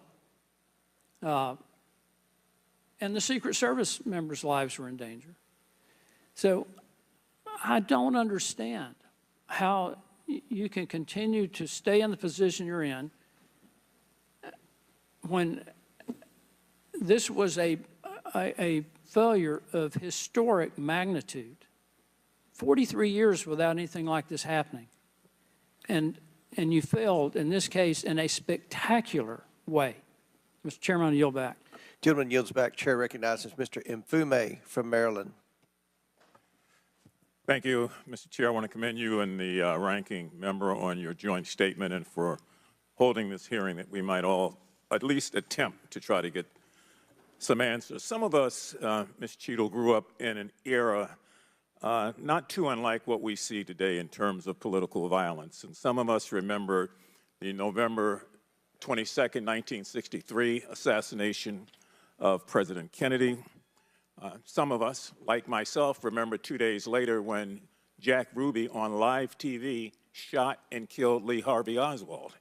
We've seen over and over and over since that time these kind of attempts, whether it was the assassination of Martin Luther King or Bobby Kennedy, or the attempted attack on George Wallace in Laurel, Maryland, the shooting in 1981 of Ronald Reagan, our friend and colleague Steve Scalise shooting here in D.C., and the unfortunate attack on Paul Pelosi, and now this matter regarding former President Trump. Let me try, if I might, to take another walk at this. People just assume that whoever is in charge takes full responsibility when there's never been, at least on this magnitude and scale, this sort of failure. So when members ask you, are you going to resign, and you say you have no intention to, they are perplexed, like many people who watch what's going on. And there's some things I just don't understand. Why was the building, the ARG building, placed outside of the perimeter when clearly it was close enough for someone to launch an attack? So again, sir, we are looking into all of the details of how the advance was comprised, but I can tell you that there was overwatch on that building provided that day. By a drone? I'm not going to get into the specifics of technology or assets that were used in well, this forum. I think it's fair to say the overwatch failed because the shooter got up on the roof and stayed there for a while, and people had pointed him out. So do you think that your overwatch was a failure in that case? I think that we need to know the full details to understand how this occurred. And why was the rooftop left naked to begin with? Can you tell us that, considering it was within the line of sight and so very close? Again, I can't speak to the specifics of this particular event site, but what I can tell you is that when the Secret Service develops an advance plan, they take into account a number of factors when they're building their advance. If there are buildings or areas of concern, and overwatch is one of those mitigations that they want to put in place, then they will cover off areas of responsibility. I understand that, but the shooter came to the attention of your agency 52 minutes before the former president got to the stage.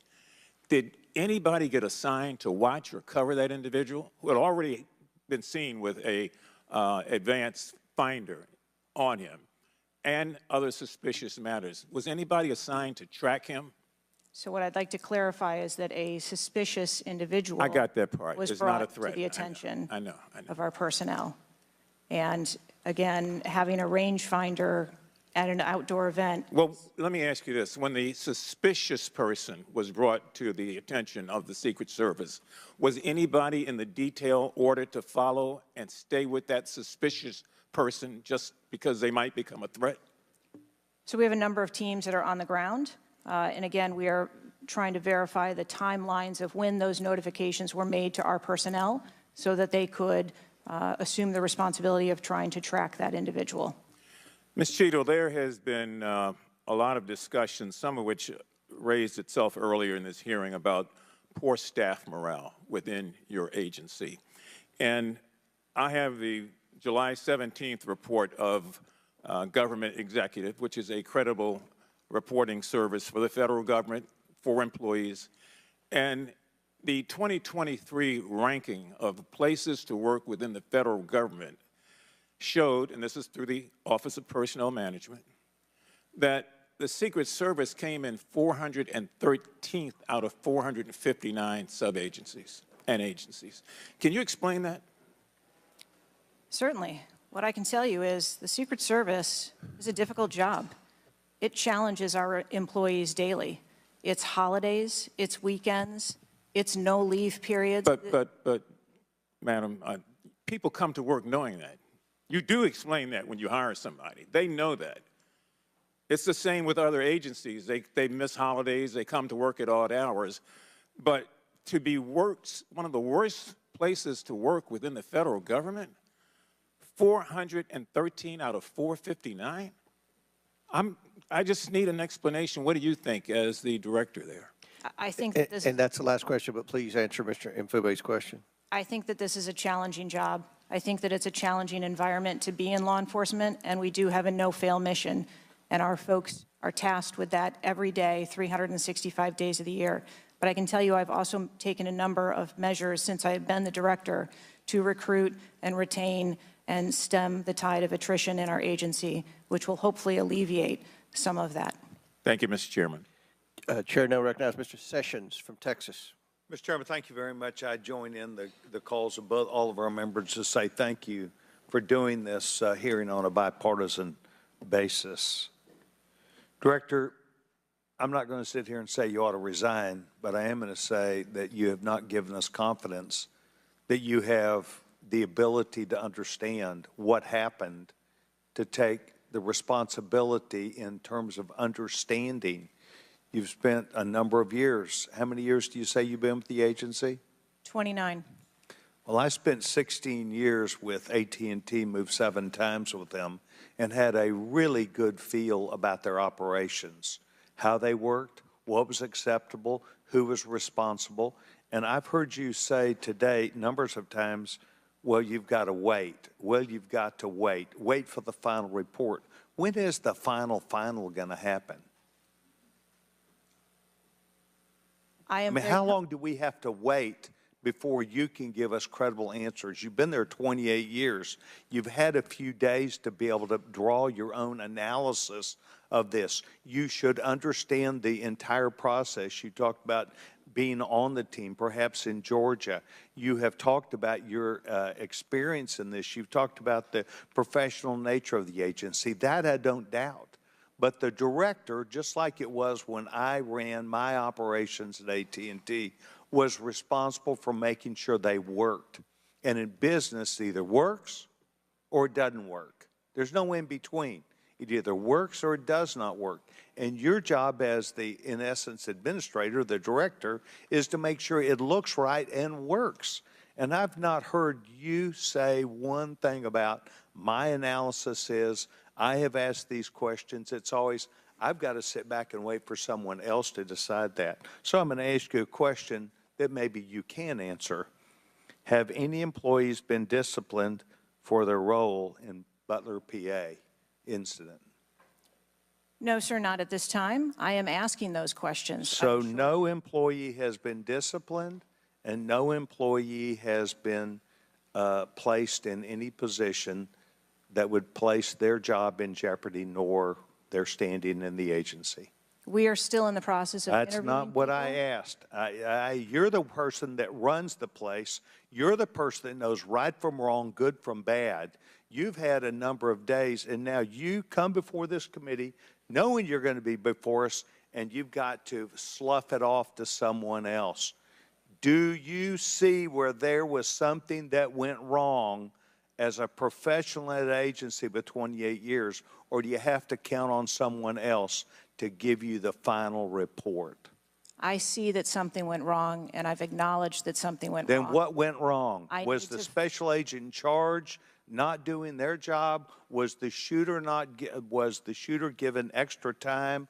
Was the sniper doing their job? I mean, these are things that people who've been around for 28 years can analyze quickly. I watched it live on TV, and then within minutes saw a number of facts and factors that would have and should have been known by people who were there.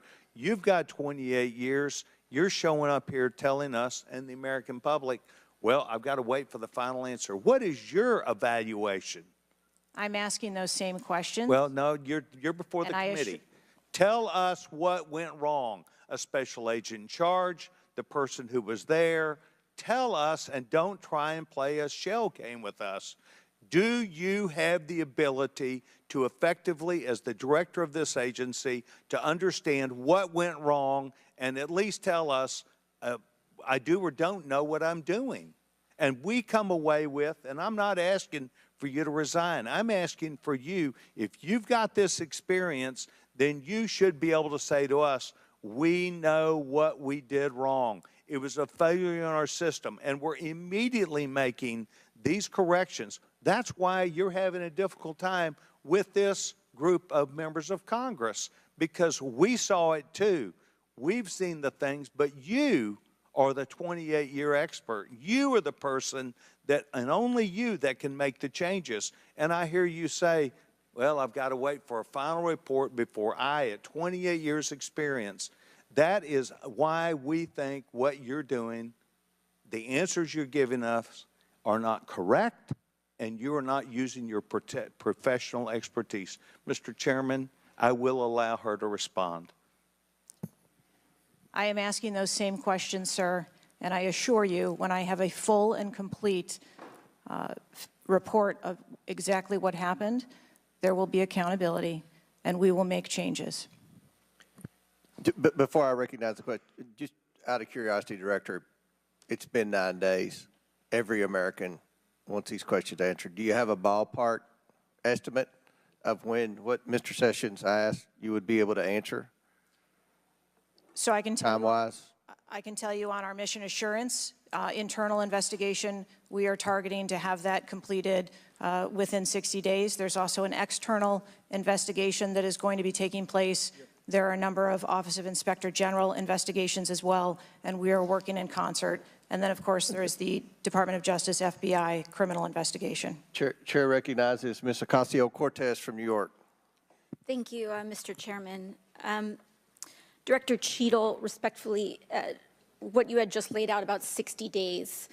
We are currently in the midst of an especially concentrated presidential campaign in the moment.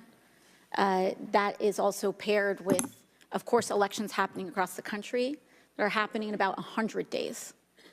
So the notion of a report coming out in 60 days when the threat environment is so high in the United States, irrespective of party, is not acceptable.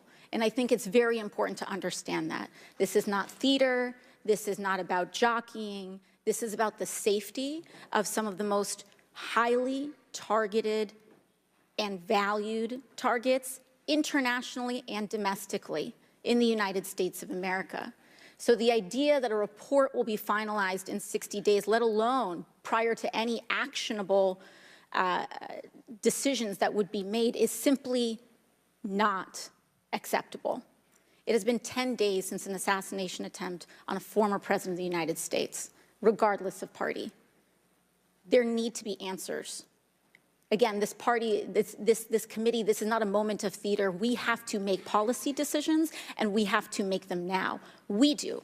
And that may be and that may require legislation. That may require policy that we must pass in the immediate term. And without that, we are flying blind. So the lack of answers and the lack of report is just simply not something that we can accept here. Director Cheatle, is there a standard perimeter that the Secret Service establishes around an event, or are those perimeters independently determined per event and scenario? There is no standard. Every event and every venue is different and treated as such. So each event has a different perimeter that is established depending on the logistics of that event. Now, you established earlier that the building upon which the shooter operated from was outside of that established perimeter, correct, for the Butler, Pennsylvania event? It was outside of our secure perimeter, yes. Now, that building was, I believe, 500. How far away was that building from the president? It was approximately 200 yards. 200 yards. Now,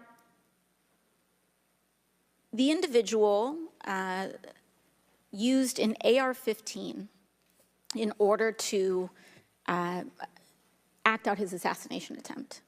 An AR-15 has a range of about 400 to 600 yards. My question is, why does the Secret Service perimeter, why is the Secret Service protective perimeter shorter than one of the most popular semi-automatic weapons in the United States? There are a number of weapons out there with a number of ranges. Again, an advance was completed. The determination of the perimeter, I'm not going to speak to specifics, but there are a number of factors that are taken into account when we determine our perimeter. Some of it has to do with terrain, some of it has to do with buildings, some of it has to do with assets and resources that are available. And so what I'm hearing is that a perimeter was not established outdoors in an outdoor venue that would prevent an AR-15, which is one of the most common weapons used in mass shootings, from being able to be within the range of Secret Service protection. A perimeter was established, and even though there were buildings that were outside of that perimeter, it wasn't just that building. There were a number of buildings in the area, and there was overwatch that was created to help mitigate some of those buildings. Respectfully, Dr. Cheatle, as well, as a person who has experienced an enormous amount of threat incidents, including incidents that have never been reported publicly,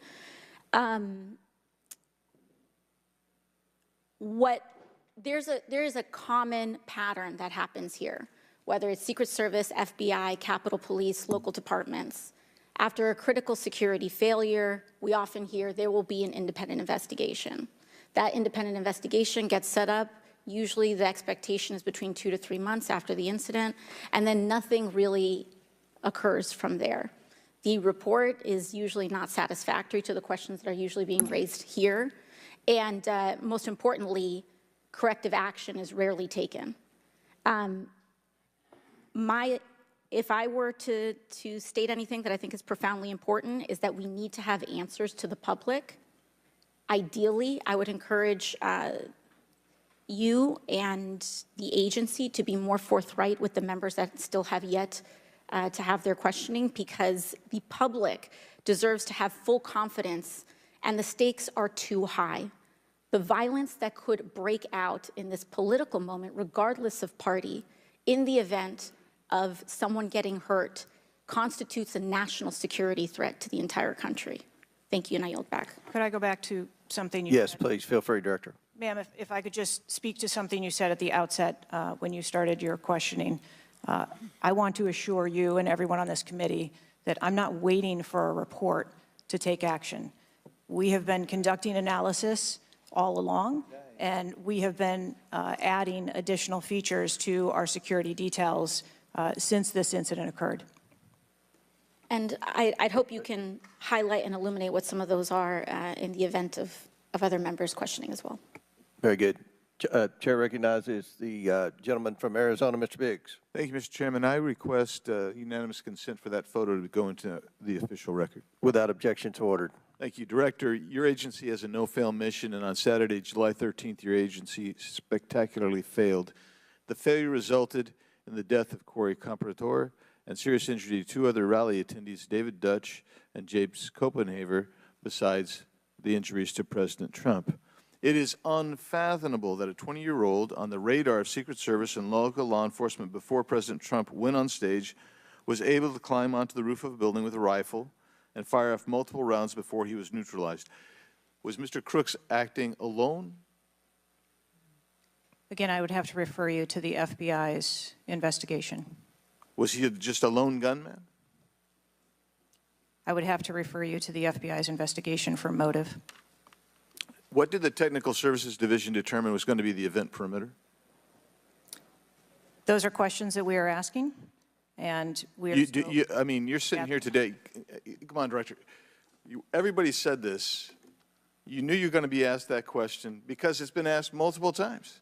So this is an easy one. What did they determine was going to be the event perimeter? So you should know that. I mean, this is not, gee, I got to wait till someone else tells me. What was it? Again, I don't want to speak to specifics of the event. Okay, this is a specific. I understand. This is a specific that you ought to know. As someone who said the buck stops with me, I'm going to stay in my job, I'm going to give the answers to the American people, and I know what happened, except for you're not going to tell us. And you're not going to tell the American people. And you yourself said in an interview that foments this notion of conspiracy theories. Guess what? When you sit here and repeatedly tell people, hey, I have to wait, as it frustrated everybody on this committee, guess what? It undermines your credibility and whether you're really going to get to it. So I'm going to ask you again, what did the Technical Service Division determine was going to be the event perimeter? We are still gathering reports. We are interviewing individuals. You know what it is, though. No, you're just not going to tell us, right? When I have those details, I will most certainly share those. Was the gun already on the roof, or did the shooter carry the gun up with him? I do not have that information at this time. Well, when was the last sweep of that roof done prior to the rally? I do not have that information at this time. So how many holds, I mean, so most of us here have been in events, and Secret Service has been there, there's been security, and I can't tell you how many times we've said there's going to be a security hold right here. So we're going to wait, and we wait to 1 or 2 or 3 minutes. And yet we're hearing from you, apparently, that there were no holds in place. So ever instituted here with President Trump's going on stage. And you said, and this is, I think, connected with this, you said they hadn't adjudicated the shooter to be a threat.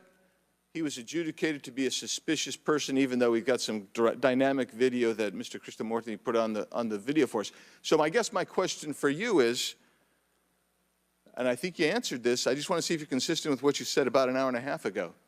What do you do if a suspicious person is identified by the agency? So at a number of our events, it is not unusual. I know it's not unusual. What do you do? Those individuals that are identified as suspicious, we will send teams out Was a team sent out here then? There were teams that were sent to identify and interview that individual. They were sent to interview the individual who's scampered up in camo on top of a roof within 130 yards of his target. And did your team get there? When did your team get there to conduct that interview? I don't have the details on the timeline. It is my understanding. So if you did send, if they did send a team and they're going to interview him, and you described that earlier as an investigation, why didn't they put a security hold on President Trump going on stage at that rally? At a number of our protective sites, there are suspicious individuals that are identified all the time. It doesn't necessarily mean that they constitute a threat. Of course not.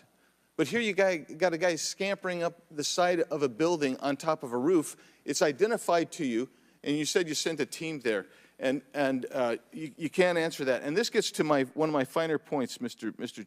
Chairman, if I can make it, and that is, we can have these kind of interview sessions, 5 minutes, you know, everybody gets a kiss at the pig, 5 minutes, and she gets to stonewall us, not deliver answers.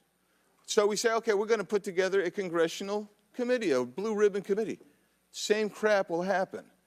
I am calling, and I'll support that, but I will tell you this, I am calling on the Speaker to give us and put together a truly independent commission of qualified former Secret Service agents, presidential and VIP protective services people who can actually conduct this kind of investigation and give us real answers, because I don't think you're going to give us those answers. You should have come today ready to give us answers. I call upon you to resign today. And I also would say I've got a bunch of UC requests, if I can go ahead, Mr. Chairman. Proceed with the request. Thank you. I apologize. It might That's all right. Go ahead. It might take a moment. Very important. Anthony Guglielmi, the Secret Service spokesman, one from him. Without objection, so ordered. Article, U.S. Secret Service says it previously denied Trump requests for additional resources, New York Times reports. Without objection, so ordered. Secret Service says it denied earlier Trump requests for more federal resources. Without objection, so ordered. Secret Service acknowledges denying some past requests by Trump's campaign for tighter security. Without objection, so ordered. Preliminary findings by Senator Ron Johnson and his committee. Without objection, so ordered. Articles entitled, Notice Anything Different About Trump's Secret Service detailed. Next, former Biden official corrects herself after saying Dems must turn their fire on Donald Trump to beat him. Secret Service director says buck stops with her, but she will not resign. Disney Star Wars Mark Hamill cracks joke about Trump's ear bandage following assassination attempt. Biden, I haven't engaged in inciting rhetoric. Trump has. I'm just talking about threat to democracy. Piece called Who is Secret Service Chief Kimberly Cheatle? Charlemagne the God says Trump solely responsible for violent rhetoric that led to attempt on his life. Video actress Amanda Seales pushes conspiracy theory Donald Trump assassination trip was staged. Report Secret Service identified rooftop as a potential vulnerability days before the rally. Watch BlackRock removes ad showing former President Donald Trump's would-be assassin. Why does the Biden administration have 100% confidence Secret Service after assassination attempt? Secret Service director, we didn't put snipers on the roof because it was kind of sloped. Here's what Thomas Matthew Crooks did in the days leading up to Trump assassination attempt. Secret Service director under scrutiny for diversity initiatives after Trump assassination attempt. The official story on Trump's shooting makes no sense at all. Andrew McCabe says Trump assassination. Mr. Chairman, point of order. I'm happy to assent to all of them. I just so as to facilitate. You don't want me to read? Proceedings. Is it too tedious? Well, we're not even really hearing them anyway. So if we could, it's up to you, Mr. Chairman. You would like me to slow? I'll slow it down. I was probably going too fast. Secret Service's explanations for security failures ahead of Trump assassination attempt are not adding up. U.S. reportedly received intel of Iranian plot to assassinate President Trump. What WTH? Secret Service now saying that they didn't put any agents on the roof because slight slope was too dangerous. Report, U.S. officials received intel of Iranian plot to assassinate Donald Trump before Crook's attempt. Exclusive GOP rep Cloud. Homeland Security Agency is interfering in House's assassination investigation. Why Trump's raised fist after surviving assassination attempt is triggering the liberal media.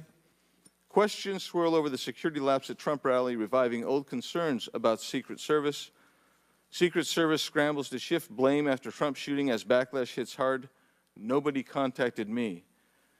Must-see 6-camera split screen of assassination attempt captures everything shooter was in open 2+ minutes. Murillo, 5 reasons you should be angry. Breaking, shooter spotted up to 30 minutes before firing, reported multiple times. Pictures taken, no one stopped him. Cheatle calls the 30 minutes between noticing and neutralizing shooter a very short period of time.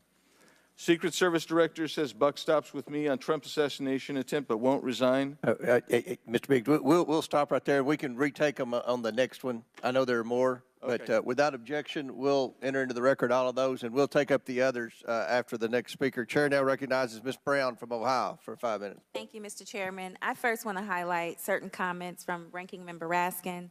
my colleagues on both sides of the aisle, President Biden and Vice President Harris, and that is political violence is completely unacceptable in this country, full stop. It is an assault on our democracy itself, and I am devastated by this attack on a candidate for the president, for the office of the highest office in the land, and continue to pray for the victims of this shooting and their families. As someone who has known gun violence firsthand, no one should have to experience the pain of losing a loved one to weapons of war. It is deeply unfortunate political violence has become far too common. Whether it is the deadly attack on the Capitol on January 6th, the assault on Speaker Pelosi's husband, or the threats of violence against election workers, we all must work to condemn political violence and tone down the rhetoric. So, Director Cheatle, on behalf of the hardworking men and women of the Secret Service, can you give us some perspective as into what goes into securing an event like the rally? Like, how much time do you have to prepare? Thank you for the question. Generally, when we receive notification that there's going to be an event taking place at a venue, the advance team assignments are made, and there is a 5-day process to conduct walkthroughs, coordinate with staff, local staff, and whether it be campaign staff or the protectee staff, and then with local law enforcement on where the perimeter is going to be, the size and the scope of the event, how many attendees there are going to be, if it's an indoor rally, outdoor rally, what sort of assets are available locally, what sort of assets the Secret Service can bring to bear, and what the scope of the event that the staff is trying to accomplish. So to that point, how many agents were recommended or requested as opposed to how many were assigned? So I'm not going to get into specifics of how many were assigned, but those numbers that were requested were provided. And how many local agents were involved in the preparation, if you will, that you talked about, that 5-day preparation? So there were a number of local agents from the local office, as well as agents from the former Trump detail that were involved in that advance process. Do we have a number? I do have a number. I'm not going to release that number in this setting. You're not making this easy for us. This is a shocking incident on the former president's life and an appalling instance of political violence and a threat to our democratic values. I'm thankful that the former president is on the mend. And again, I'm grieving for the family and friends of Corey Compatore, who lost a loved one in this shooting and now know the unbearable pain of gun violence. I really hope this serves as a reminder about our responsibility to attack policies, not personalities, to be honest and truthful, and to treat one another with dignity, respect, and thoughtfulness. And with that, I yield my remaining time to Ranking Member Raskin. Thank you, Ms. Brown, for those very powerful and moving remarks. Director Cheatle, we don't want to lose a presidential candidate to an AR-15 attack. We cannot lose a presidential candidate to an AR-15 attack, and we can't lose any more citizens to AR-15 mass violence, mass shootings. And we certainly don't want an attempted AR-15 assassination or assassination attempt to set off political violence or riots in America. So this is deadly serious business. The vice-ranking member pointed out that a report in 60 days won't do it for us because we have a responsibility. Members of Congress have a responsibility to take action now if there's anything we can do to prevent this. So my question for you is, what is informing your operational decisions right now that you've invoked? Without a report, can you tell us what are the preliminary judgments, or if you don't want to foreshadow the report, fine. What are your personal, professional judgments informing the operational decisions you're making right now? Certainly, and I appreciate that question. I don't want to make any preliminary judgments on what happened on this particular day, but I can tell you that we have looked at, as we did immediately in the aftermath, what the security plan for the Republican National Convention was going to be, and we made adjustments to the interior of the perimeter there. We looked at the protectees that we have here in the Washington, D.C. area and our protective sites, and we did make some adjustments to their security posture. And as we continue to move through the next several weeks, even yesterday with the announcement of the president no longer running, we have made adjustments to the vice president's detail. We are already prepared for an eventual VP nominee, and we continue to make those assessments. I think it just shows how dynamic the environment is that this agency works in every day. So you've made the same kinds of common sense judgments and intuitive recommendations that members of the public and members of Congress are asking about right now? Yes. Okay, thank you. I yield back, Mr. Chairman. And before I recognize Ms. Mace, I have to say, Director, we're pretty close to the halfway point during this. You answered more questions with an ABC reporter than you have with members of Congress. So we have a lot more questions. The American people are demanding that we get answers to those questions, and that's what the purpose of this hearing is today. So I'm sure a lot of the questions that have already been asked are going to be asked again, and hopefully we can get some answers to those questions. I strongly implore you to answer those questions. You're here with a subpoena, and we expect you to answer the questions. Chair now recognizes Ms. Mace from South Carolina. Thank you, Mr. Chairman. Director Cheatle, the American people are watching, and they're wondering if there are any questions you can answer honestly today. So, Director Cheatle, I have a series of questions, very specific questions. I want very specific answers. Most of my questions are going to demand a yes or no answer. Do you understand? I do. Okay, my first question. Both sides of the aisle today have asked for your resignation. Would you like to use my 5 minutes to draft your resignation letter, yes or no? No, thank you. Was this a colossal failure?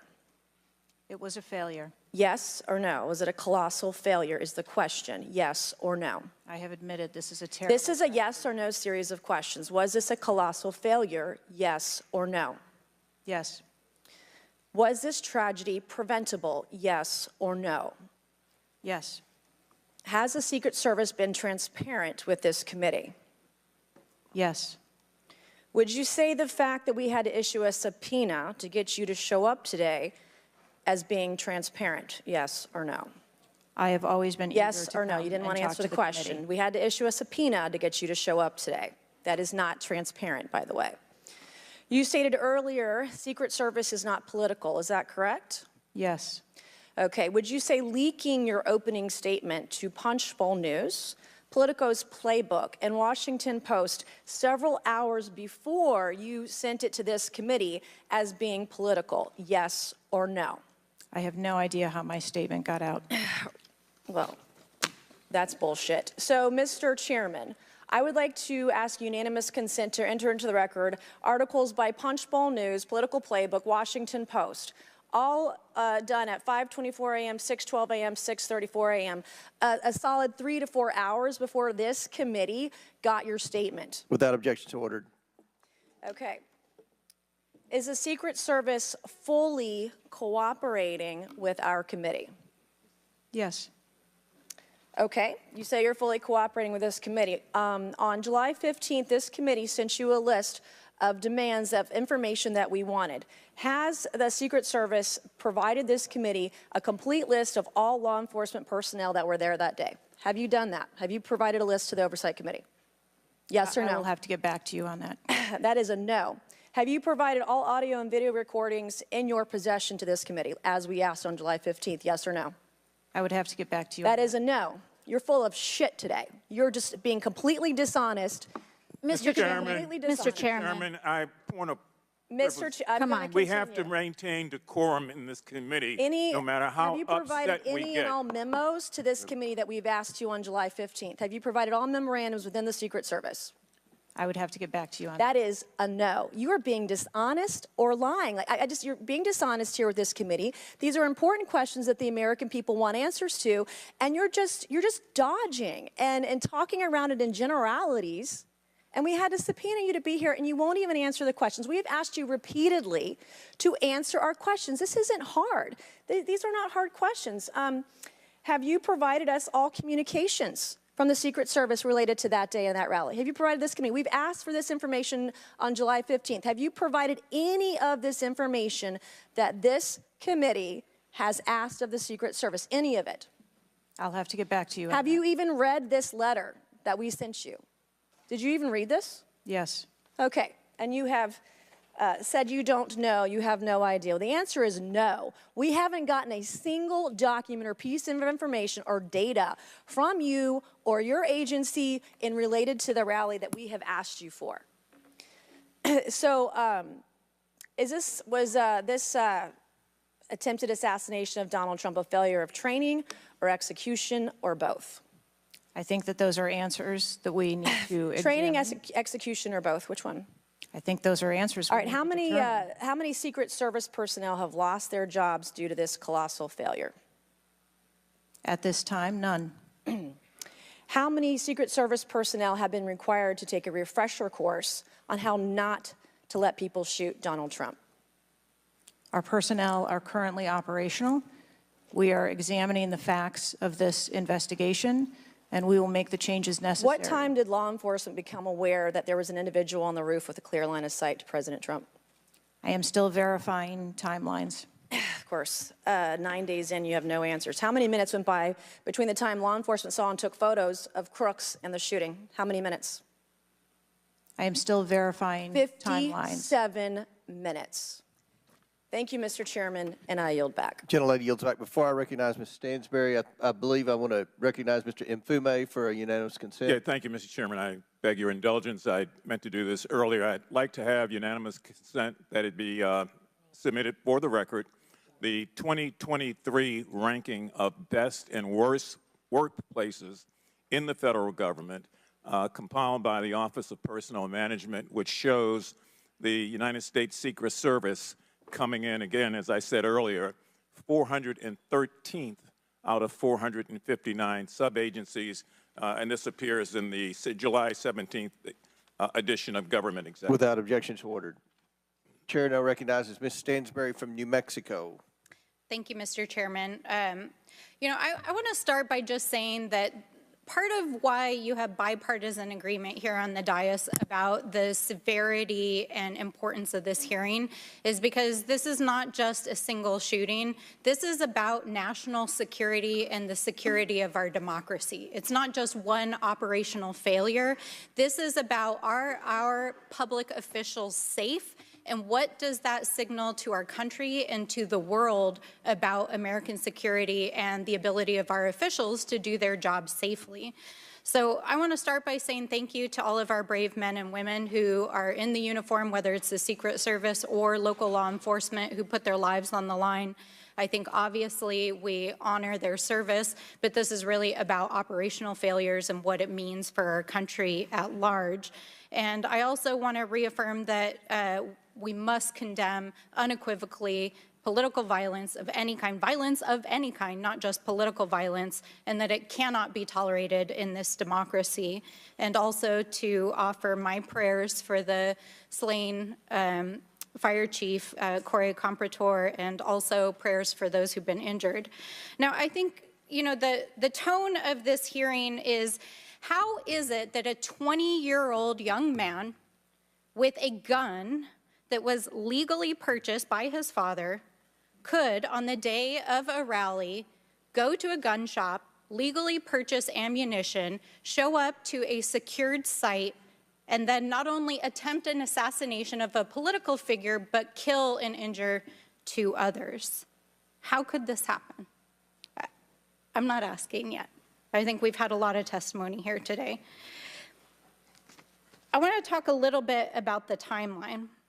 Now, here's what we know, and I know, Director, you were also on the call that we had a few days ago with the FBI and other law enforcement, so I respect that you are not able to share, based on your testimony, some of the details that are currently being investigated, but I know you were on the call because I heard you on the call and you heard them too. So I'm going to lay out the timeline a little bit. On July 3rd, the rally was announced that it was going to be in Butler. On July 6th, 3 days later, we know that the shooter searched for dates for Trump and DNC events. On July 7th, so this is 4 days after the announcement, the shooter went to the site. He actually physically went to the site. On July 12th, the shooter went to a gun range where he and his dad regularly go and practiced shooting. And the next day, on July 13th, he went to the site again before the rally began. We know that he then went and searched online for a gun store where he went and he purchased 50 rounds of ammunition, went home, got his father's AR, which was legally purchased, and returned to the venue.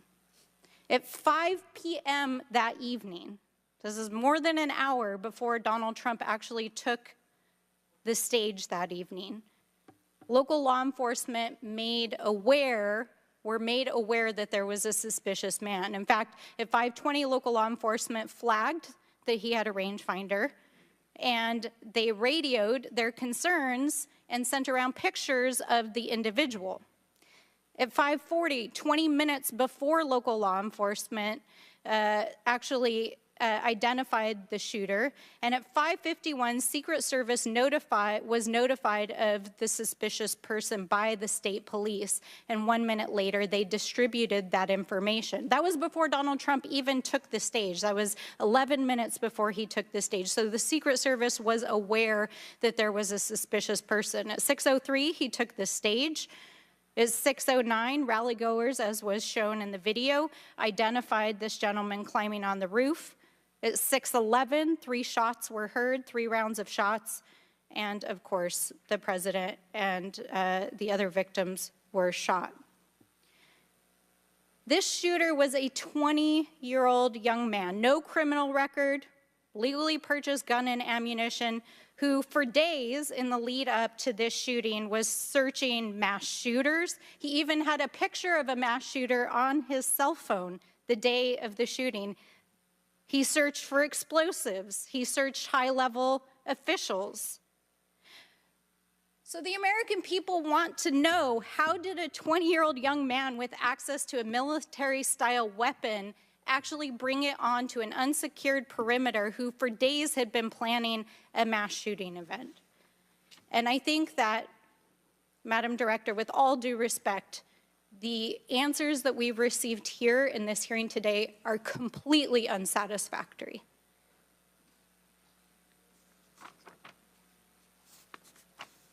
How could this happen?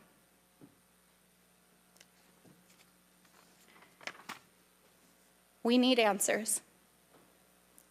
We need answers not just for the family members of the gentleman who was killed and those who were injured, but we need answers for our democracy. Because as others have stated here today, we are in a highly politically charged environment right now. We are only weeks away from one of the most significant presidential elections in American history, and it is clear that our public officials' safety has not been secured. And it is not just a matter of one shooting, it is a matter of national security. So I hope that you will take our comments to heart. I hope that there will be accountability, and we need answers. And with that, I yield back. Chair now recognizes Mr. LaTurner from Kansas. Thank you, Mr. Chairman. Director Cheatle, I have a question just right off the bat. Something that you've bragged about repeatedly is that you've increased protection for the 36 individuals that the Secret Service is also entrusted with. Is that correct?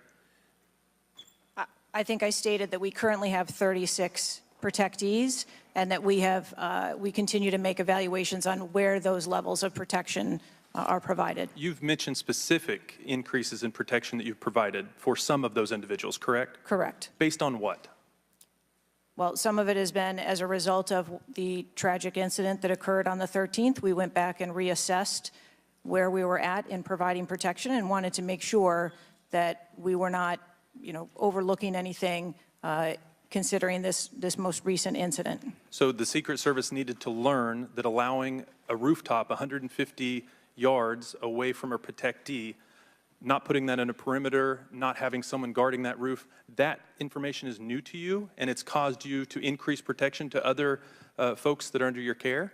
I think it is prudent, after any incident that occurs, to go back and take a look at your current practices and see if there is anything that needs to be done differently. It's inconsistent because what you said earlier to Mr. Turner was that the protection that you were offering to President Trump was in line with the current threats, him being a former president, him being a nominee of a major political party, the threats from Iran, the protection that you're providing him was adequate. Do you stand by that statement?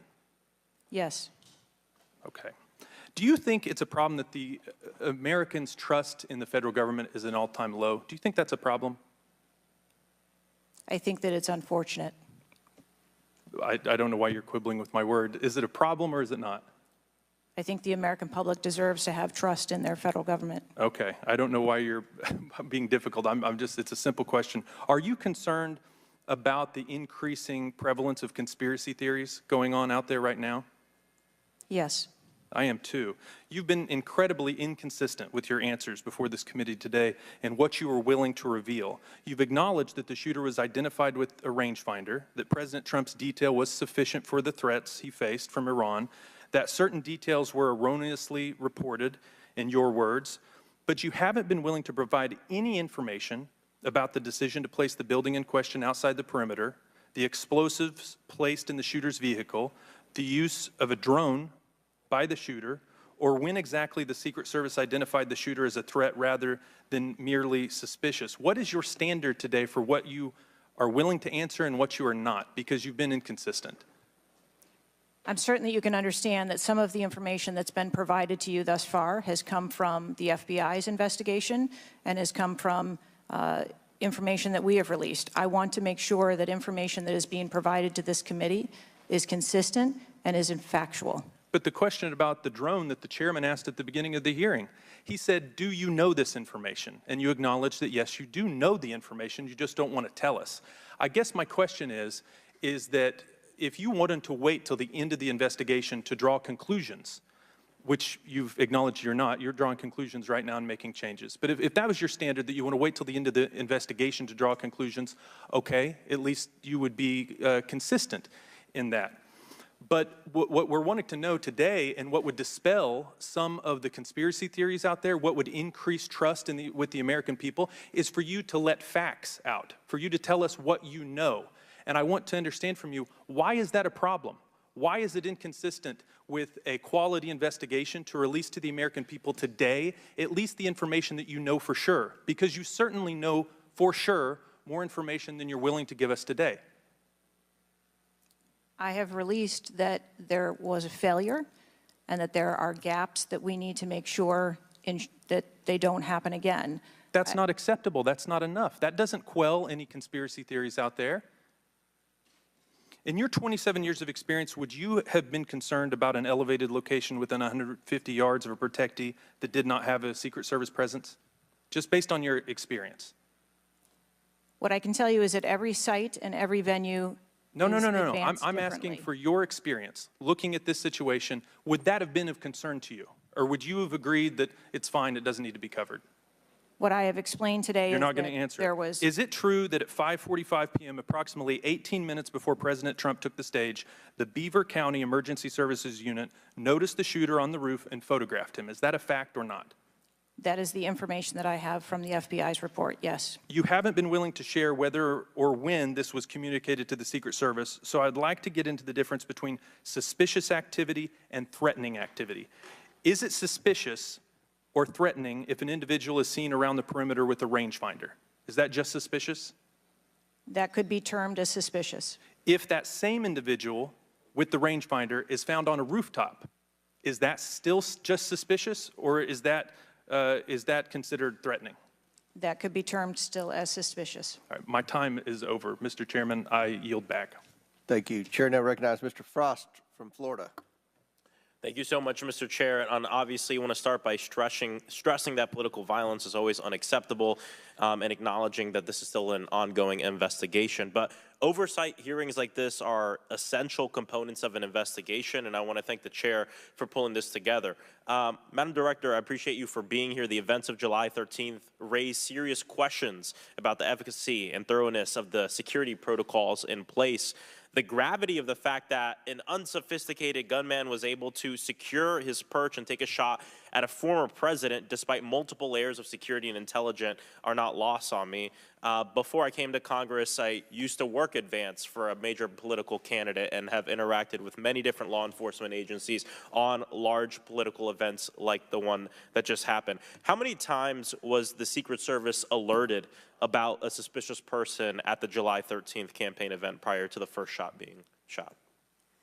I don't have an exact number to share with you today, but from what I've been able to discern, somewhere between 2 and 5 times there was some sort of communication about a suspicious individual. To the Secret Service specifically? Mm-hmm. According to reports, the shooter was photographed twice by security officers prior to the shooting. A police officer saw the shooter on the ground and reported him with a photograph as a suspicious person. Multiple local law enforcement officers identified the shooter, radioed that he was acting suspiciously near the event's magnetometers. A local law enforcement tactical team saw the shooter on a roof and notified other security services and also photographed him. One police officer who photographed the shooter saw him scoping out the roof and carrying a rangefinder. My question is, and you've answered this, but why, or you haven't answered this, why wasn't the event paused right then? Again, I'm not clear on the timeline of when the Secret Service shift and the counter sniper were notified. But earlier, Madam Director, earlier you said that the Secret Service would have paused the rally if they identified a threat. Correct. So why wasn't it paused? Because I have to assume that they did not know that there was a threat when they brought the president out on the stage. I feel like this is a breakdown in communication between local law enforcement, you all, and other actors at the rally. And again, as someone who's worked on these, I understand that there's multiple people with multiple decision, with the ability to make different decisions on the ground.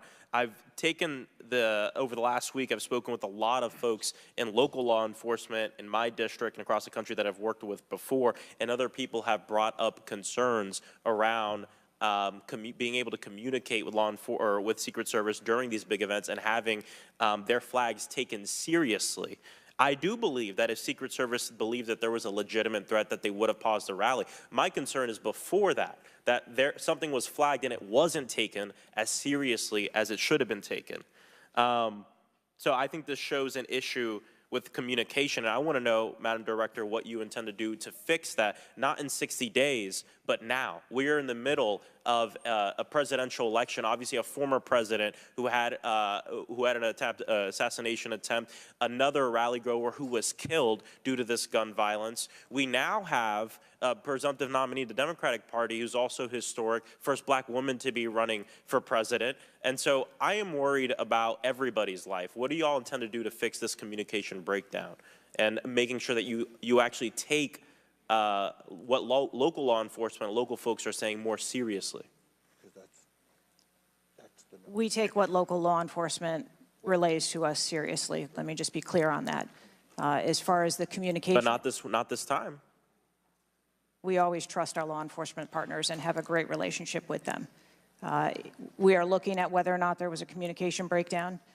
If that was the case, we will take steps to ensure that we correct that because, to your point, we cannot have a communication breakdown. Madam Director, does you mentioned that the perimeter of the event did not include the rooftop where the shooter was.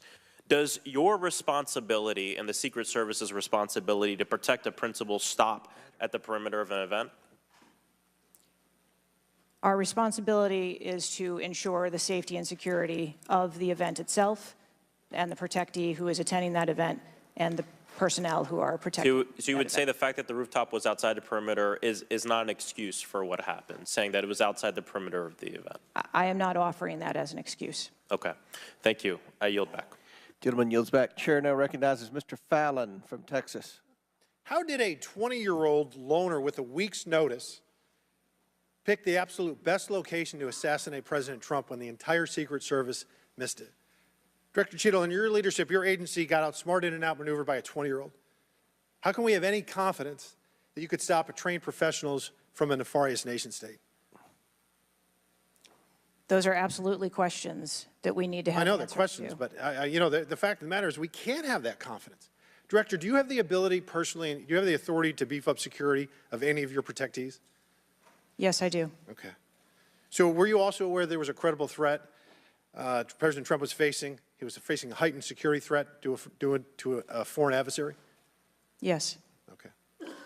So given that there was an increased threat to President Trump's life, was he provided a full security complement akin to what a sitting U.S. president would receive?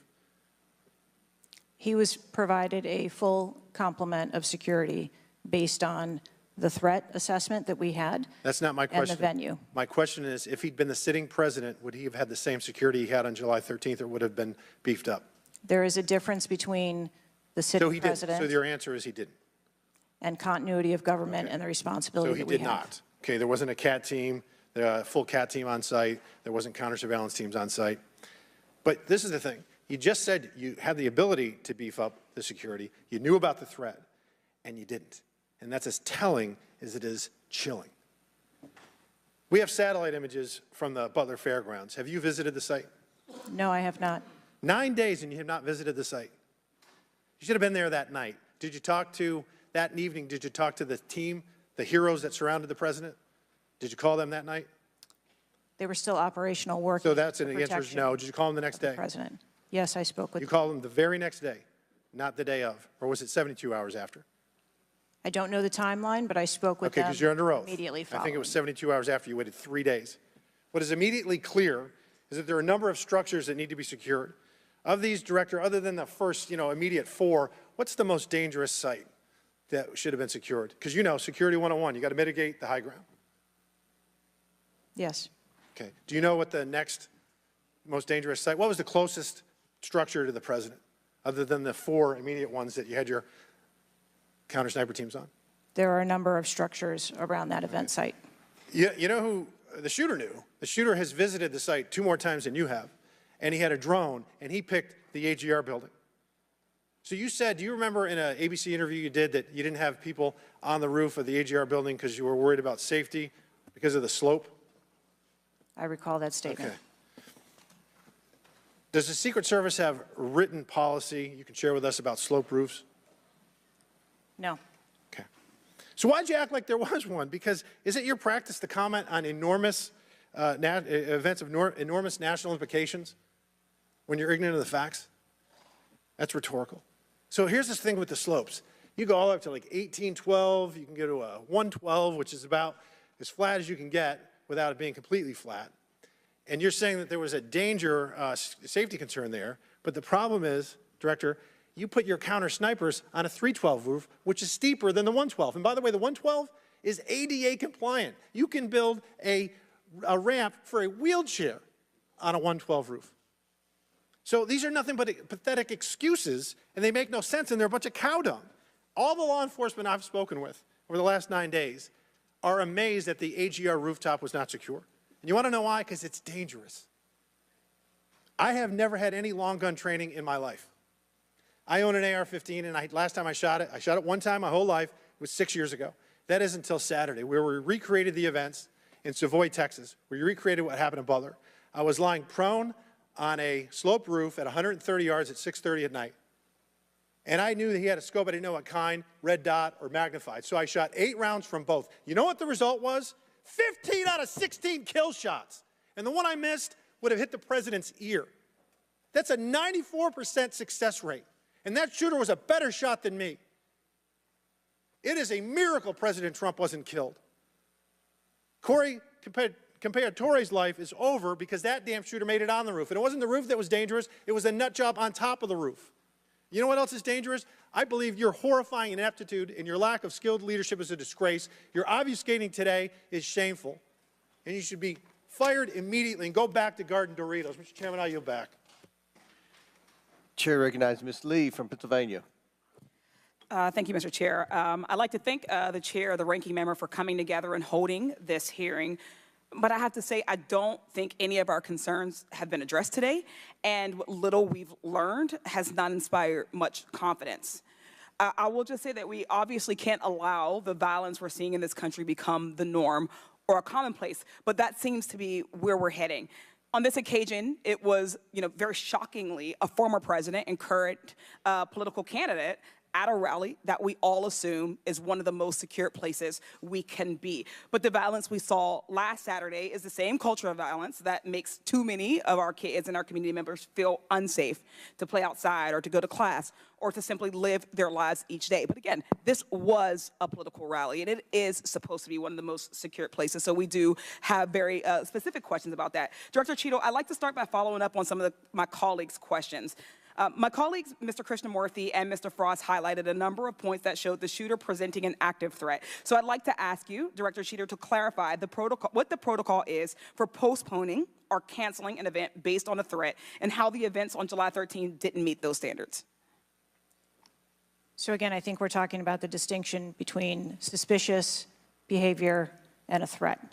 And at the time that this individual was identified, they were displaying suspicious behavior.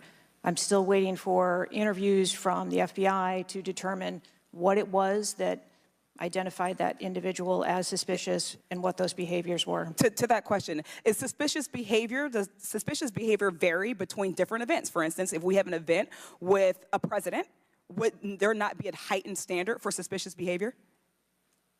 I think that there are a number of ways that someone could be identified as suspicious, and it doesn't matter whether it's at a rally or an indoor event or who the protectee is.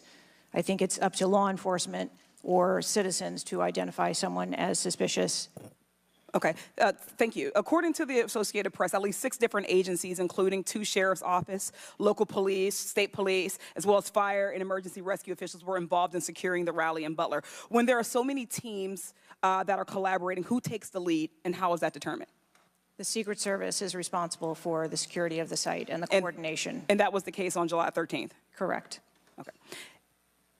Changing gears, in 2024's appropriations budget, the Secret Service was given a little over $3 billion, which was about $78 million above what was requested. For 2025's budget, you've requested yet another increase. How much of these funds goes towards training and improving protection procedures? I would have to get back to you on the training aspect of it, but about 30% of our budget is for protection and facilities and training. But clearly the problem can't be a lack of funding. So what exactly do you see as the core problem that led to this failure, that led to your agency being outgunned by a 20-year-old using his father's gun and acting on his own without a particularly sophisticated plan or technology? I think that we are waiting to determine exactly what those failures or failure was so that we can make sure that the Secret Service is stronger after this. So we've heard a lot today that you can't answer because it's an ongoing investigation, that you're still figuring out the details, and that you won't answer basic questions. You've said 60 days for the investigation, but I simply don't think that's acceptable. Do you really plan to keep avoiding questions and the American people's questions, ours and the American people's questions, for the next 60 days? I'm not avoiding questions. I want to make sure that I am providing factual and accurate information.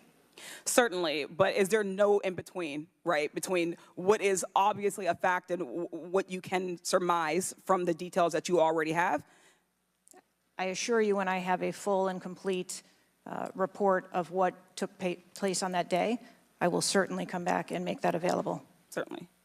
Studies indicate that the United States is experiencing increasing levels of political violence and tension. Does the Secret Service see increasing political violence as a threat to its work? And if so, how is the Secret Service adapting its strategies and protocols to account for increasing political violence? We are constantly evaluating the threats that we receive and monitoring that, and we make adjustments on a daily basis to our protectees based on what those threats are and what actions we need to take. Yes or no? Do you believe that stricter controls on the availability of assault weapons would make it easier for the Secret Service to fulfill its missions of protecting public officials? I think the Secret Service is tasked with providing a safe environment, which is why we put into place a number of mitigation factors. Certainly, but do assault weapons make it easier or harder for you to do your job? I think that any weapon makes it difficult for us to do our job. Okay, I yield back. Chair now recognizes Mr. Donalds from Florida. Thank you, Chairman. Director, real quick, at what time was Secret Service aware of the active threat against President Trump? Director, what time? So the Secret Service was aware that there was an individual who had been identified as suspicious, and that individual was attempting to be tracked down. At what time? I don't have a specific timeline other than to tell Director, you, it's been 9 days. I understand At what that. time? I want to make sure that I give you factual information, sir. Director, have you talked to the agents on the ground that day?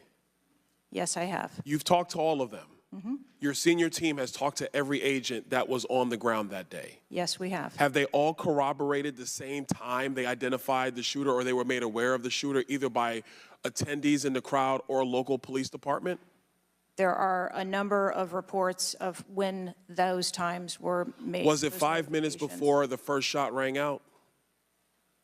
No, Generally speaking, was it 10 minutes before the first shot rang out? no. Was it 15 minutes before the first shot rang out? It was less than that time frame when it was identified as a threat.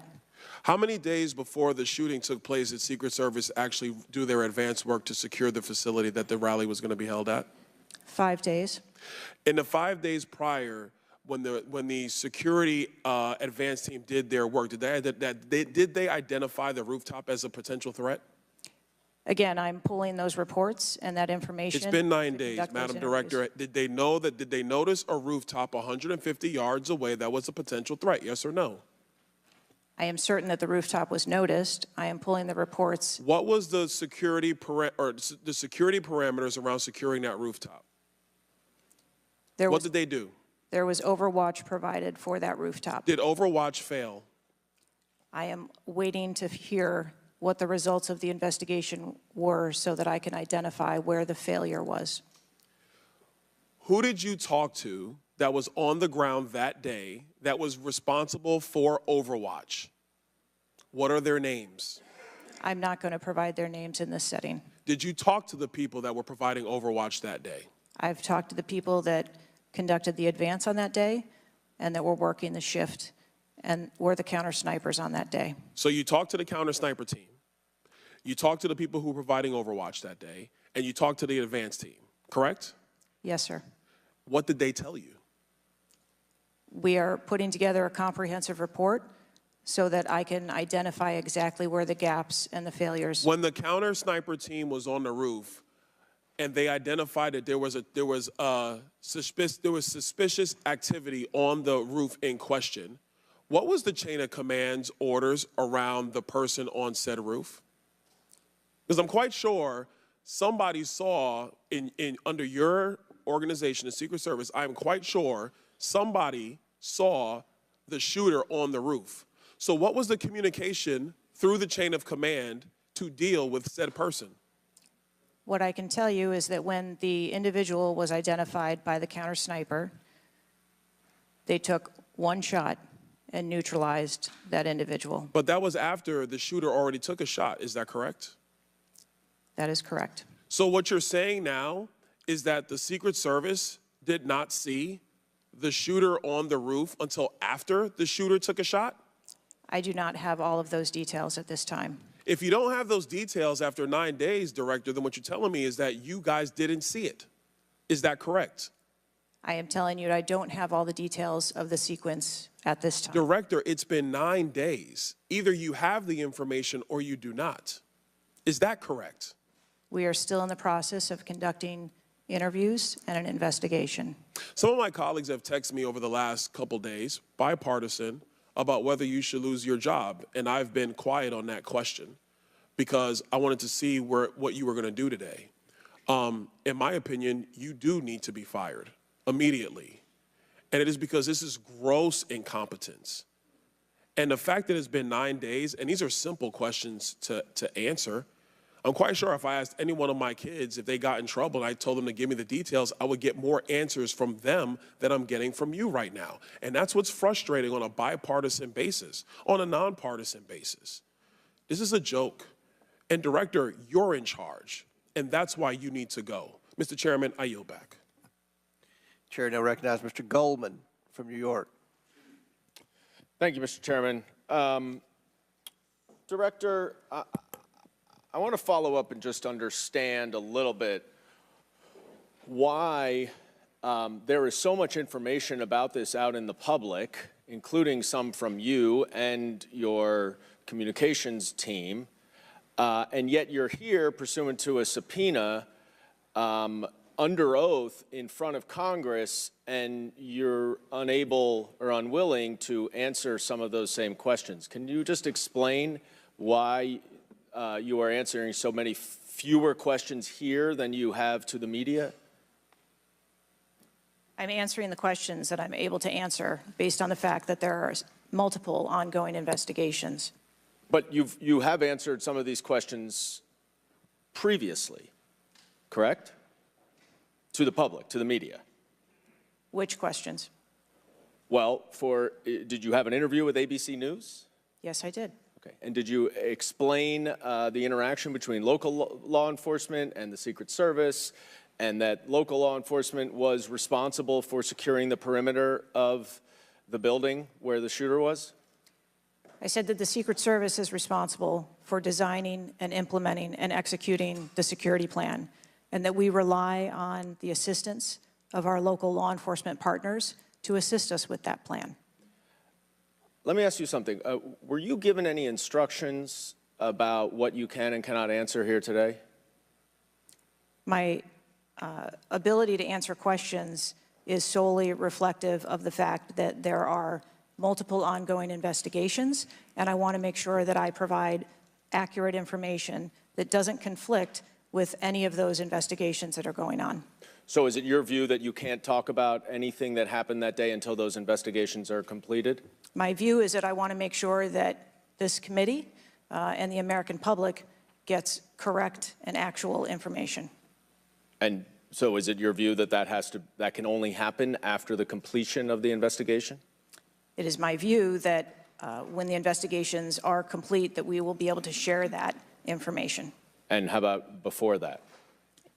If I have factual information that I can share before that, I absolutely will. I'm guessing you have factual information as to when the suspicious photograph of the suspicious person was relayed to the Secret Service. There's a timestamp on that text message or whatever it was, correct? Sir, I'm sure you can understand that when you're dealing with text messages, emails, and other communications, the timelines don't always match up. Not really if they're time-stamped, but let me move on. Because you have acknowledged that this was a major security failure. Is that right? Yes. Do you acknowledge that it was a major security failure not to secure the rooftop of the building that the shooter shot from? I believe at this time that the rooftop was provided Overwatch. I acknowledge that we are unaware at this time how the individual was able to access the roof. Overwatch meaning from other counter sniper, other higher points? Correct. And so was it a failure then that when that shooter was on the rooftop, that Overwatch did not identify him before he fired his shots? I don't have the timeline of how the individual accessed the roof, where they accessed the roof, or how long they were on the roof. Let me ask a couple things quickly. You have testified here about all the resources that the Secret Service needed to deploy to protect the NATO summit and all of the leaders here. Is that right? Yes. Did you have to rely more on local law enforcement because of the NATO summit for this event?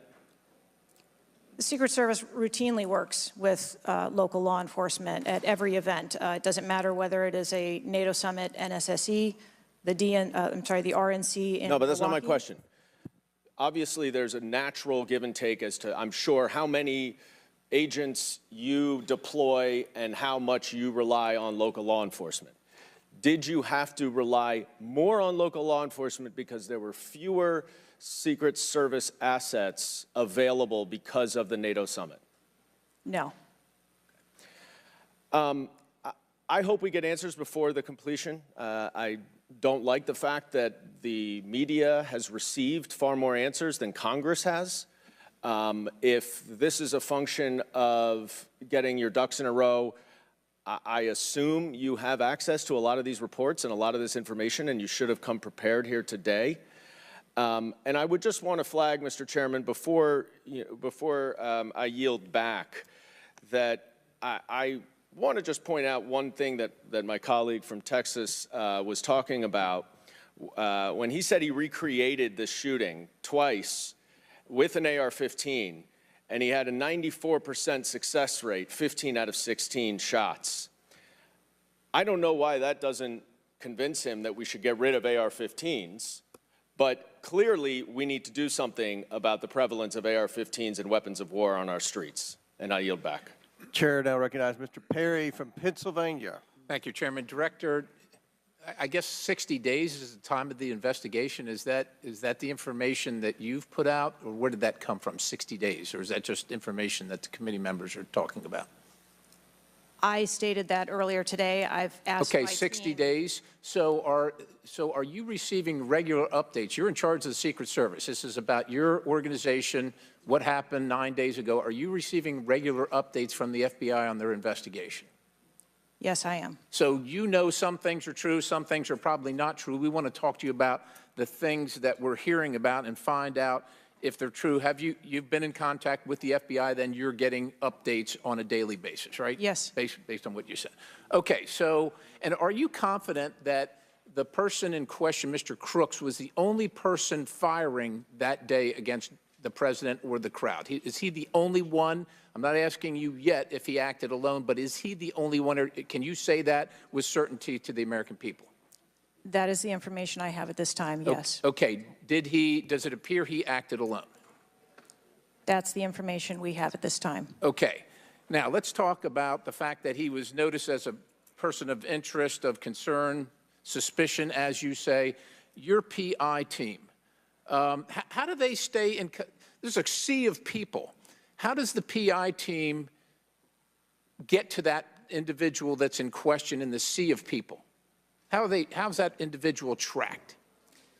Our protective intelligence teams that work at our sites are paired up with a local police counterpart, and so they work in conjunction together. So they just follow them around, or let me ask you this.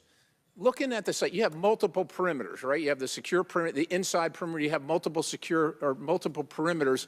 Was the AGR so-called building the highest location affecting the site of the rally? Was it the highest location? I believe the highest location at the site was where our counter snipers were. What about the water positioned. tower adjacent? What about how high is the water tower? I don't have the height on the water tower. Okay, seems like water towers are pretty high, at least in the photo. It looks like it might be, there might actually be a building right behind the AGR building that is even higher than the building that Crooks fired from. You're familiar with cover, concealment, and defilade, right? You're familiar with those terms? Yes. So how would your sniper team or your PI team track the individual and give vectors to Secret Service on the PI team to get to that individual to question him? And how would you cover the defilade, the cover and concealment of low areas that you can't see from where your sniper team immediately adjacent to the president were sighted? How would you do that if you're not up on the high ground? So when our counter sniper teams go out and conduct an advance, they have a methodology and provide a grid system that our response teams are able to vector in if they see something that is troubling. So when Mr. Jordan asked about the assets that were requested, let me just ask you about assets requested. Were aerial assets requested for this event from either the Secret Service or state police or anybody else, drone, manned, otherwise? Aerial assets, were they requested? I can't speak to what the local Just asking police if they were may requested. have conversations with the local police, but I can tell you that the assets that were requested from the Secret Service for the site that day were all granted. But were aerial assets required? I didn't ask if you used them or what you used. Were they requested? Overwatch was requested and Aerial. it was provided. Is that aerial? Because Overwatch could mean on the water tower or not on the water tower. Can you be specific, ma'am? I'm running out of daylight here. I understand. If you're asking me about specifics, whether or not there was... Is it not clear what I'm asking you? Were aerial assets requested by the President, by Secret Service, by anybody? Were they requested? The Secret Service, we felt that we had a good plan in place. Okay, fair enough. How about K-9 assets with bomb sniffing or explosive sniffing capabilities? Requested. I didn't say they were present. Were they requested? Those requests were fulfilled. They were requested and fulfilled. Mm-hmm. So was the Crooks vehicle inside any of your perimeters? No, it was not. It was not. How did you... So it was not within the... So what was there a device located on Mr. Crook's body to detonate the vehicle? That is the information that I have. So what would be the point of detonating the vehicle if it was not inside the perimeter?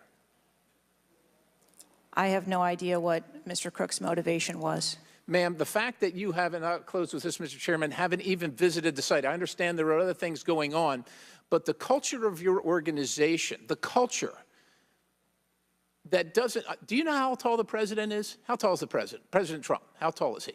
I don't, he's over 6 feet tall. I don't Okay, so do you assign agents based on their ability to cover physically and carry, if necessary, the President of the United States when you assign them to this mission?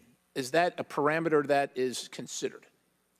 I assign agents to work our protectees that are capable and have been trained by the Secret Service. I understand they're trained, but if you're not tall enough, it has nothing to do with, we're not mad at you, but if somebody's 7 feet tall and you're 5 feet tall, there's going to be a delta there that is problematic in protecting the protectee. And I'm asking, is that a consideration when these agents, not saying you, but when they're assigned to the protectee? The agents that are assigned to our protectees are perfectly capable. Okay, ma'am. So the culture is what I'm concerned about, because the primary objective here seems to be something other than securing the site, securing the principal, and securing the people at the site. And that's the concern based on the answers that you've given today so far. Without a yield, Mr. Chairman. Chair now recognizes Mr. Moskowitz from Florida. Thank you, Mr. Chairman. Thank you for this hearing. I want to thank the subpoena that you sent. I want to thank Ranking Member Raskin and your work, the letter you sent to the committee. And I also support the creation of a commission to get to the bottom of what happened. Director, I just want to give you an honest assessment of how this is going for you today. Did you happen to catch the hearing many months ago in education where there were a bunch of university presidents and Elise Stefanik asked a very easy question and couldn't get an answer? Did you see that hearing? No, I don't think I did. Okay, well, let me tell you, it didn't go well, and the short end of that story was those university professors all resigned. They're gone. That's how this is going for you. This is where this is headed, okay? This is, I don't know who prepared you for this. I don't know how many times you've testified in front of Congress. But a president was almost assassinated live on television, not just for Americans, but for the world to see. And this being your first opportunity, I understand there's an ongoing investigation. I understand there's things that you can not talk about. But the idea that we're getting less than you did on television is something that Democrats, Independents, or Republicans are going to find unacceptable. My high school, Marjorie Stoneman Douglas, was on the list of mass shootings that Representative Raskin held up.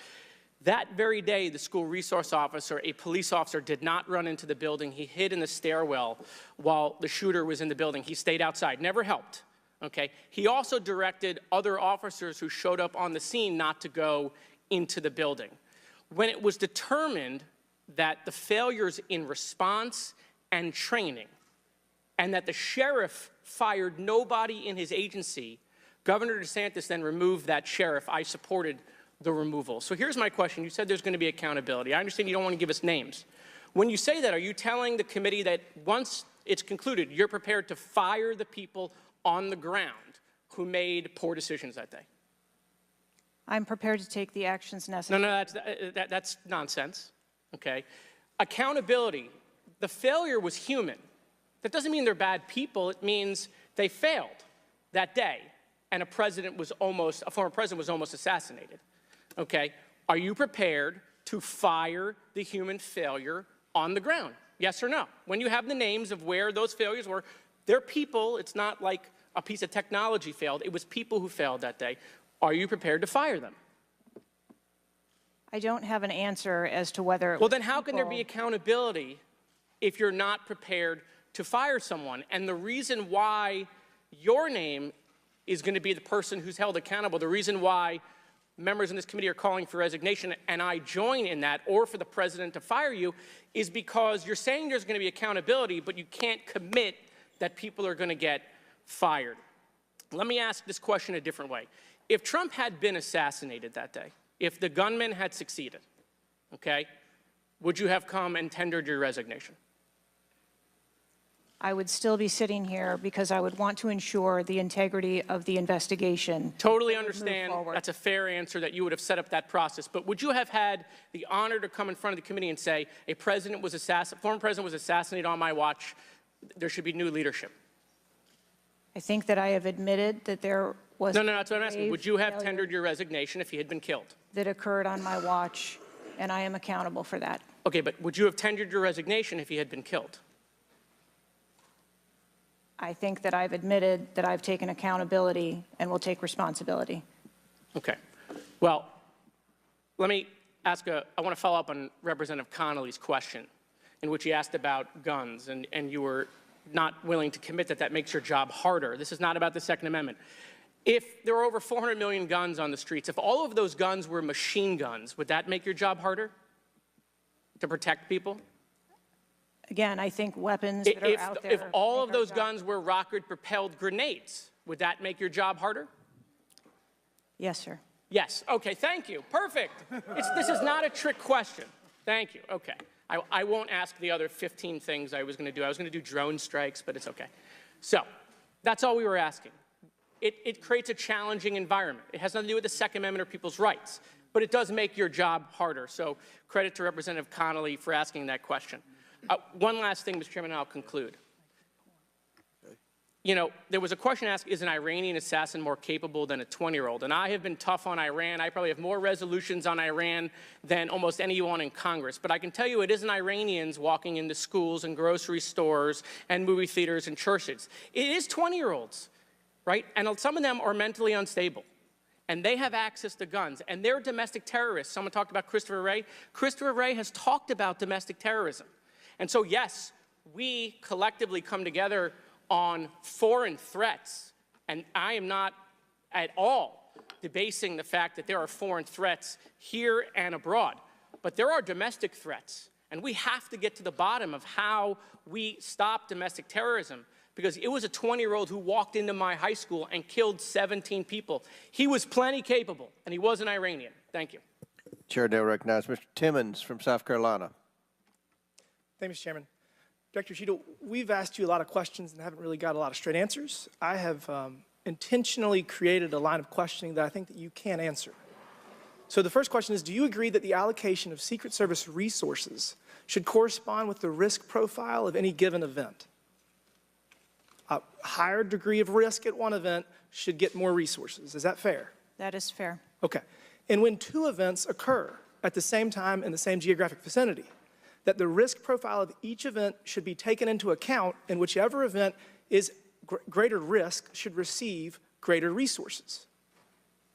That is correct. Okay, so I'm going to go over the Trump event. So this was publicly announced July 3rd, Butler, Pennsylvania. The venue is an outdoor fairground, open air, no existing security. The crowd size was expected to be tens of thousands. It ended up being over 20,000. There were general and specific threats from foreign adversaries. As the chairman of intelligence remarked, Iran has said they want revenge, as well as when President Trump was in office, he made a lot of people mad, terrorists to be included all over the world. And, you know, President Trump is the former president and the future president. So I would say that that is a fairly high-risk event. Would you agree? Yes. Okay, let's conversely, the First Lady had an event at a casino in Pittsburgh, just a few dozen miles away. It was a dinner for the Italian Sons and Daughters of America. It was publicly announced on July 10th. What's interesting is that the casino is actually extremely secure. They already have magnetometers existing prior to this event even being announced. It was in a ballroom. And the size of the crowd, a mere 400. There were no specific threats. There may have been general threats. And the asset is the First Lady. Those seem like there's a huge disparity relative to risk. Would you agree? Yes. Okay, thank you. Multiple whistleblowers and various media outlets have reported that the Pittsburgh field office of the Secret Service allocated 12 additional post standers to the First Lady's event and 3 additional post standers to the Trump rally. Is that correct? There were no assets that were diverted from the First No. Lady's This is a very simple question. I'm not asking if anyone was diverted.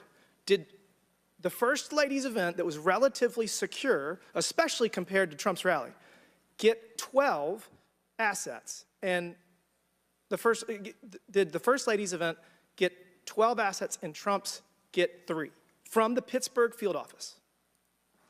That's a yes or no question. If you don't know, don't answer it. I mean, if you don't know, don't answer it. The number answer of it. personnel that were allocated to both of those events were comparable to the risk at both of those events. Wow. Really? So you think that the Pittsburgh casino, 400-person in a ballroom with ingress, egress through probably a very well-guarded parking garage was 4 times more dangerous than a 20,000-person rally in an open field with the former president and future president? You think that that's 4 times more dangerous, the casino event? I didn't say that at all. Well, they got 4 times the resources from the Pittsburgh field office, who was likely in charge of the final walkthrough for both events. I mean, we've continually highlighted the failures of the Secret Service at the Trump rally. And, you know, you have the former and future president getting shot. You have multiple injuries, 1 fatality. And I would have to think that if we had 9 more post standards, 9 more individuals that have the training and the integration into the Secret Service defense of Trump at that rally, that I have a feeling that Crooks would have had somebody come say hello to him before he fired a bunch of shots. Do you think that's possibly true? There were significantly more assets and resources available at the former president's event than there were at the First Lady's Who made the event. decision to deploy 12 post standers to the casino where the First Lady was having a 400-person dinner, and only 3 people from the Pittsburgh field office to the 20,000-person plus Trump rally? Who made that decision? There were additional Secret Service resources available at the former President Trump's event. Who made the decision to deploy 12 to the First Lady's event and 3 to the Trump event? The allocation of resources is decided based on the availability of personnel and their location and where they are, but there were sufficient resources What did you just that say? were given to Did you just say there were former sufficient presidents. resources? President Trump Event got that shot. day. Someone got killed. There were not sufficient resources, clearly. There was and it a gap. doesn't take 27 years of experience to know that. And whoever made that decision, it probably wasn't you, needs to be fired. And then you need to resign because this is absolutely unacceptable. And you've lost the trust of the American people. With that, Mr. Chairman, I yield back. Gentleman yields back. Chair now recognizes Ms. Tlaib from Michigan. Thank you so much, Mr. Chair. Thank you, Director, for being here. You know, when we hear the headline, a 20-year-old young man with access to an assault weapon commits an act of mass violence, I mean, we've heard this before, over and over again. But the unfortunate thing is that my residents don't get a committee hearing. We have not had one committee hearing about the over 260 mass shootings that we've had, killing hundreds of people, injuring hundreds, changing their lives forever. And don't get me wrong, to many of my colleagues, I mean, I watched, and even the pool of blood, the screams, it was horrific. But it made me think about the images I saw after mass shootings at schools, grocery stores. I mean, I think of Buffalo, New York at a supermarket where a racist gunman killed 10 shoppers with an AR. In El Paso, AK-47 style assault rifle killed 22. In Florida, in Parkland, Florida, 17 students and teachers murdered, again with an AR. In Pittsburgh, at a place of faith, Tree of Life Synagogue, 11 murdered. And don't get me about Newton, Connecticut, which still breaks my heart. 26 murdered, including 20 elementary school children. This year in Michigan, we've had, Mr. Chair, 2 mass shootings. 21 shot in Detroit. One of the most horrific shootings we've seen. 2 killed at a splash pad in Rochester Hills, Michigan. 8 shot there. Again, an assault weapon used. But the difference here is the former president gets a hearing in his attempt to assassinate, but our residents don't get a hearing about mass shootings, about gun violence in our country. You know, Mr. Chair, I ask this wholeheartedly. You know, they don't have Secret Service to protect them. They don't. I don't have these mass agencies protecting our kids in the schools or the supermarket, movie theaters, or going to a block party in Detroit. I don't have that. We don't have that. But I can't believe we're just going to focus on that and not the fact that we're hearing yet again in the headlines a 20-year-old young man having access to an assault weapon, a weapon of war many of my veterans say they have to be trained to use. But he can get it, wasn't safely stored by the parent, grabbing that gun, and innocent lives were lost. Director, I know you got asked about this, and I think it's important, though, for us to hear this. But how difficult is your job when there's such easy access to assault weapons in the streets? I think the job of a Secret Service agent and officer is incredibly difficult. I think the environment we deal with every day and the dynamics of the threat environment is incredibly difficult. These are brave men and women who put their lives on the line, and a day like we had on July 13th is a day that no one in my agency ever wants to have as their responsibility. It is an incredibly difficult job. Yeah, I immediately thought of the children in the audience. I mean, when you think about going to a rally with your family, again, their lives are forever changed. The incident are never isolated. I really believe these incidents are never isolated. And I know Detroit Free Press had reported that the 20-year-old Pennsylvania shooter looked up the 2021 Oxford High School shooting in Michigan. Can you comment on what information this shooter was looking up regarding the tragedy of Oxford High School, where it took 4 of our high school youth there? I'm sorry, I'm not able to. The FBI has those details. So you can't even tell us, I mean, was he looking at the type of weapon? How many? Yeah, unfortunately, I don't have those details. Do you have, I mean, did they share that with you, though? I don't have the full content of what his searches were. I think that they are still in the process of examining all of his devices. Okay. Again, the impact, I want to be really serious about this. The impact on our families is more than just this political rally, Mr. Chair. We have to talk about this, even if we're in disagreement. Let's talk about it, because I've seen statistics that show that we could be saving lives now if we ban these weapons of war from being able to buy it at the local store down the street. I mean, we just can't continue to allow this to happen. And unfortunately, my residents are not former presidents of the United States. They don't get a hearing. They don't get Secret Service, any of that. And even among those that are expressing the failed in the system, they just deserve better. They truly do. Thank you, and I yield. Chair now recognizes Mr. Burchett from Tennessee. Thank you, Mr. Chairman. Ms. Cheatle, the shooter was set up on the roof of the AGR International building, as we know. Was the roof identified as a potential vulnerability days before the rally? To my knowledge, yes, it was. Were agents or officers inside the building? If so, what floor were they on? We had local police officers inside the building. The roof looks like it's a tin roof. How did no one inside that building hear someone moving on top of a metal roof?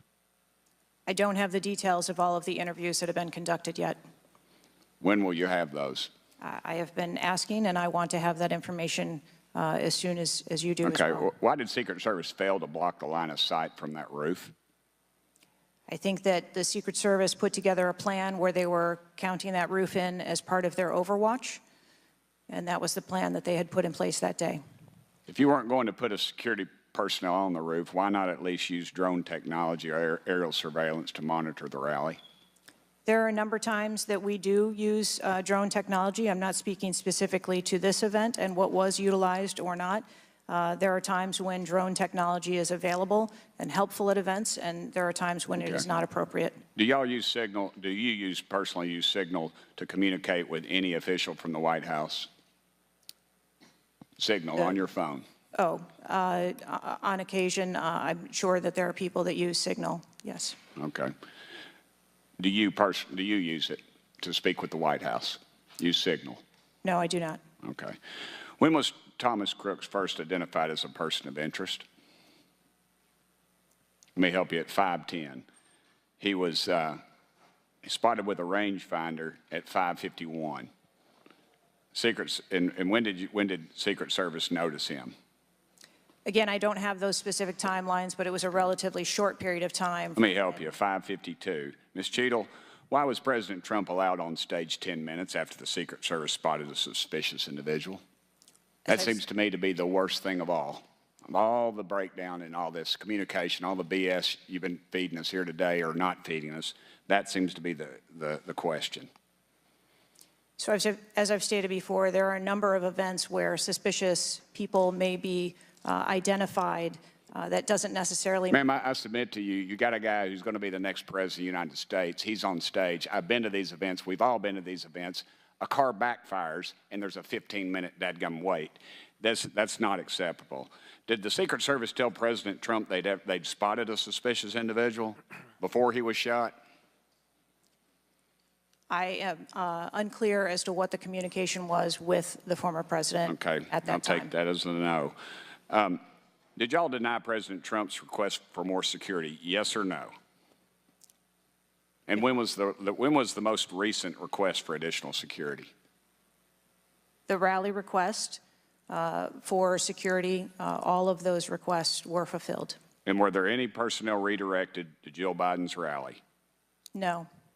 Who made the decision on the direction of agents at either one of those rallies? I'm unclear as to your question on the direction of the agents. I said, who directed those agents to be at Ms. Biden's rally or President Trump's rally? The specific agents. So there is a methodology in which agents are available for assignments, and they are assigned based on either geographic location or logistics or flight. Ma'am, I appreciate all that, but that methodology about got President Trump killed. Was the security detail guarding President Trump a temporary detail? The personnel who are assigned to the former president's detail are assigned to him. Why was there a different detail on the opening night of the convention than the detail that was guarding him in Pennsylvania? The president has a very large permanent protective detail assigned to him. They work shift work, and so it could be that the people you saw at the rally were not working the same shift the day that he was. I can assure you, ma'am, somebody that's a lot shorter than the president was not at the convention, and the people that were cowering down behind the mass of agents that were on top of the president were not in the convention hall. At least I didn't see them. You can't seem to answer a single question about an ongoing investigation, ma'am, and you don't know when the information will be released publicly. Are you waiting for the administration to sign off? No, I am waiting for the results of the investigation, at which time... Okay. Let me ask you one more question. You found explosives in the shooter's possession. Is that correct? The FBI found explosives. Do we know who directed this young man how to make those explosives? I believe that the FBI is still looking into that on their investigation. Ms. Cheatle, you said that the buck stops with me, and I agree. I don't think you should resign. I think you should have been fired. Ma'am, you are a DEI horror story. I've told my daughter multiple times, my wife and my daughter, we talk to her all the time about how she's going to succeed in life. She'll succeed in life by achieving. Ma'am, you have not achieved today. You've let the American public down. If it was up to me, you'd be gone. Thank you, Mr. Speaker, Mr. Chairman. Chair now recognizes Ms. Crockett from Texas. Thank you so much, Mr. Chair. And let me just pick up where my colleague from Tennessee left off. Director Cheatle, was the incident on July 13th due to DEI, or rather systemic failures in communication and potentially safety protocols? The incident on the 13th has nothing to do with DEI. The incident on the 13th has to do with a failure or a gap either in planning or communication. Thank you so much. In fact, I have a few articles that I will enter into the record once I wrap up that actually acknowledge a number of women specifically for their valor in their service, whether it's been in various levels of law enforcement. But, you know, I want to stick here for just a second, because earlier you had a conversation in which there was a discussion about training. And I want to talk about training, and I want to talk about the fact that there's been a little bit of dancing around as it relates to this being a suspicious person and this being a situation that was perceived to be a threat. And it seems as if there's a different analysis that takes place. One of my questions has to do with if you have any bias training that your officers undergo. And the reason that I ask that, because as a civil rights lawyer, I have learned so many times in having to deal with law enforcement that there usually is not a perception of a threat when it is a young white male, even if they are carrying a long gun. Yet a lot of times, at least in this country, when it comes to law enforcement, there is a perceived threat just by somebody having a little bit more melanin in their skin. So I'm curious to know, because a lot of times, one of the things that we have consistently pushed for on my side of things, and when I say my side, is once we are looking at a tragedy in which law enforcement made an error, is the bias training and whether or not our officers are getting it. So I'm curious to know, in some of the training that you talk about that is part of your budget, has bias training been part of that? Yes, it is. Okay, thank you. I know that today is a rough day, and on that day in Pennsylvania, it was a rough day. And the reality is that I understand it, and you may or may not know the answer to this question. In the space in which this event took place, it was an open carry space. Is that correct? That is correct. Okay. So I hail from the state of Texas, and interestingly enough, I was serving in the state house right after there was a mass shooting in El Paso. We had an opportunity to do right by our citizens in Texas, but we did not. Instead, they passed permitless carry. And what my colleagues kept trying to get you to answer, because we want to come up with solutions, we don't want to keep pointing the finger. And right now, you've got a bunch of fingers that are pointed at you. But our job is to solve problems for the American people. And to be perfectly honest, the numbers are clear. I think almost every major law enforcement agency come forward and say that they were against permitless carry because they said that their jobs would be made more difficult. Unfortunately, my colleagues on the other side of the aisle in the state of Texas decided that they would ignore those warnings, and they passed the law instead. And right after they passed that law, we ended up with Uvalde. And we heard the stories of those officers that were scared to go in and save those babies because of the firearm in which in that case, 18-year-old had in his hands. They also were given an opportunity to say, hey, raise the age and make it to where at least you have to be 21 before you can possess this type of weapon. And they chose not to. And we have the facts. It shows, and I'll enter this into the record as well if there is no objection, deaths from firearms keep climbing in Texas decades after lawmakers began weakening gun regulations. That is from the Texas Tribune. Without objection, so ordered. Thank you so much. The last thing that I'm just going to make a point of saying is that we all care about this issue because we know that there has been a spike in violence, political violence in this country. Are you aware of the fact that the numbers are higher right now? Yes. Okay.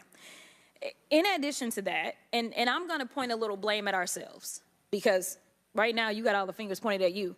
But the reality is that we have a number of congressional members that are consistently engaging in violent rhetoric, and it needs to be toned down. The reality is that people are listening and they're paying attention, but unfortunately, another thing that is happening because we're not getting answers from you today is the conspiracy theories. They have already began. Have you heard of any of the conspiracies? Yes. Okay.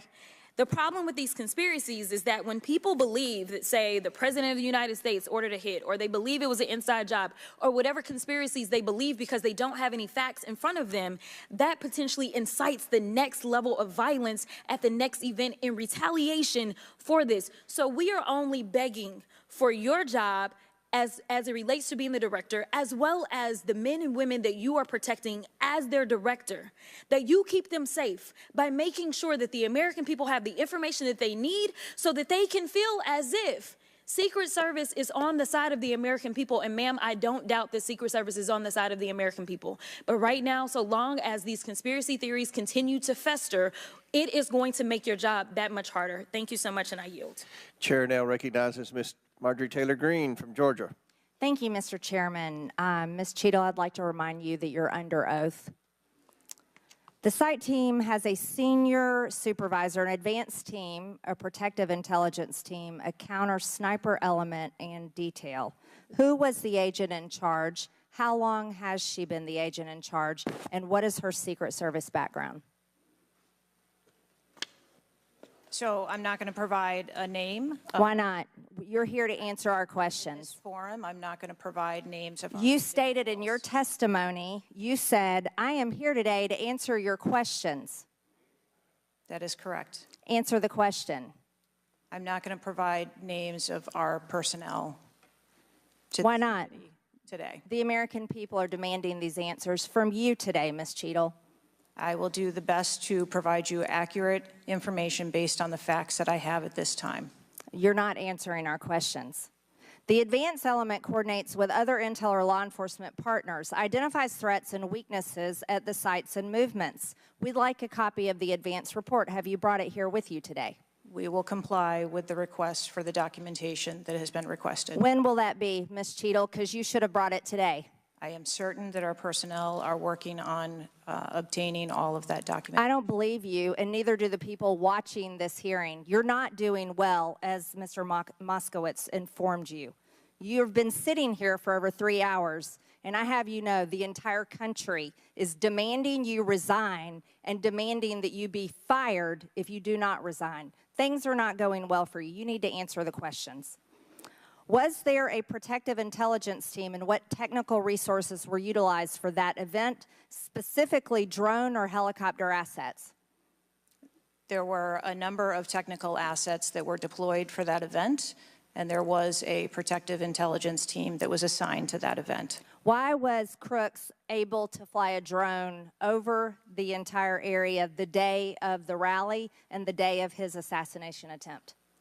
To my knowledge, he did not fly the drone over the entire area. How did he fly a drone over the area, period? Any part of the area?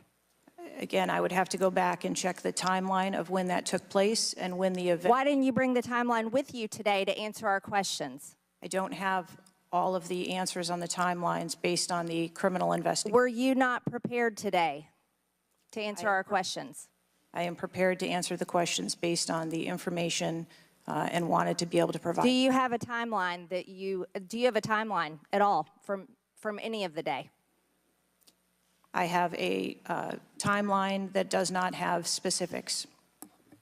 That's shocking. That is absolutely unacceptable. That means you are a failure at your job.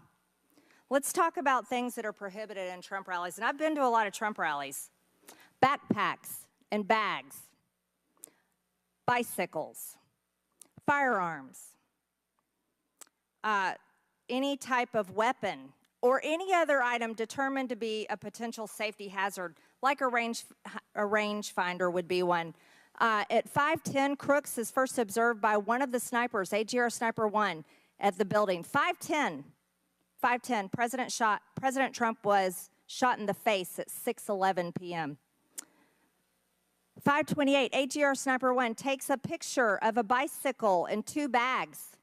Those belong to Crooks. 5:32, AGR Sniper 1 spots Crooks looking at his phone and using a rangefinder.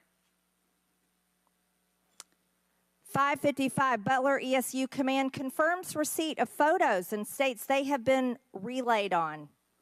6:05 p.m., AGR Sniper 1 later communicates that Crooks is seen moving northeast in direction of Sheets and that Crooks has a backpack. 2 minutes before the shooting, while President Trump has been allowed to take the stage, people see Crooks laying on his stomach in a sniper position on the roof, and they're yelling he has a gun, and they are trying to alert law enforcement and Secret Service. Why was Crooks not shot by the snipers? Why was he allowed to be there? As soon as the individual was identified as a threat, they were... No. What do you consider to be a threat? A man with a gun laying in a sniper position, a man that had a backpack, a man that had a bicycle, a man that had a rangefinder. At what point is he determined a threat? An individual with a backpack is not a threat. An individual with a rangefinder is not a threat. What about a man laying on a building that has direct line of sight of President Trump with a gun that people are screaming and pointing out? Is that a threat, Ms. Cheatle? Once that individual was identified, they were neutralized. No, they were neutralized. Crooks was neutralized after he shot President Trump in the face, Ms. Cheatle. Is he only a threat once he fires the weapon? As soon as the counter sniper identified that individual, they were able to neutralize them. How were people in the crowd? Okay, then let's just take it this way. People under your command did not consider him to be a threat, yet people in the crowd knew he had a gun and considered him to be a threat. That means that you are a complete failure as the director of the Secret Service, that people under your command don't perceive a man laying on a roof with direct line to the president with a gun. They don't perceive that to be a threat, yet the people in the crowd do. How is that possible? That's the last question, but please answer the question, Ms. Director. I'm not certain at this time how the information from the people in the crowd was relayed to any law enforcement personnel. No, you knew, that everyone knew. The people there knew that there was a danger. They knew there was a threat to President Trump, and it was allowed to happen. Was there a stand-down order, Ms. Cheatle? No. Was there a conspiracy to kill President Trump? Absolutely not. Then how did this happen? And why are you still sitting here not turning in your letter of resignation? Last question, but please answer, and then I'll recognize Ms. Presley. Please answer that question. That is what we are investigating to determine. We're waiting for your letter. We're waiting for your letter of resignation, and you really need to consider doing that before you leave today. Thank you. Chair now recognizes Ms. Presley from Massachusetts. Thank you. No one, absolutely no one should fear for their life at a political rally, in a classroom, in a faith house, or in their home. We must do something about political violence in all its forms and gun violence in all of its forms. Now, Director Cheatle, you have noted that numerous investigations are ongoing related to the Secret Service response and that we can expect a report in the next 60 days. With the election nearly 100 days away, that is an unacceptable timeline, and it makes people less safe.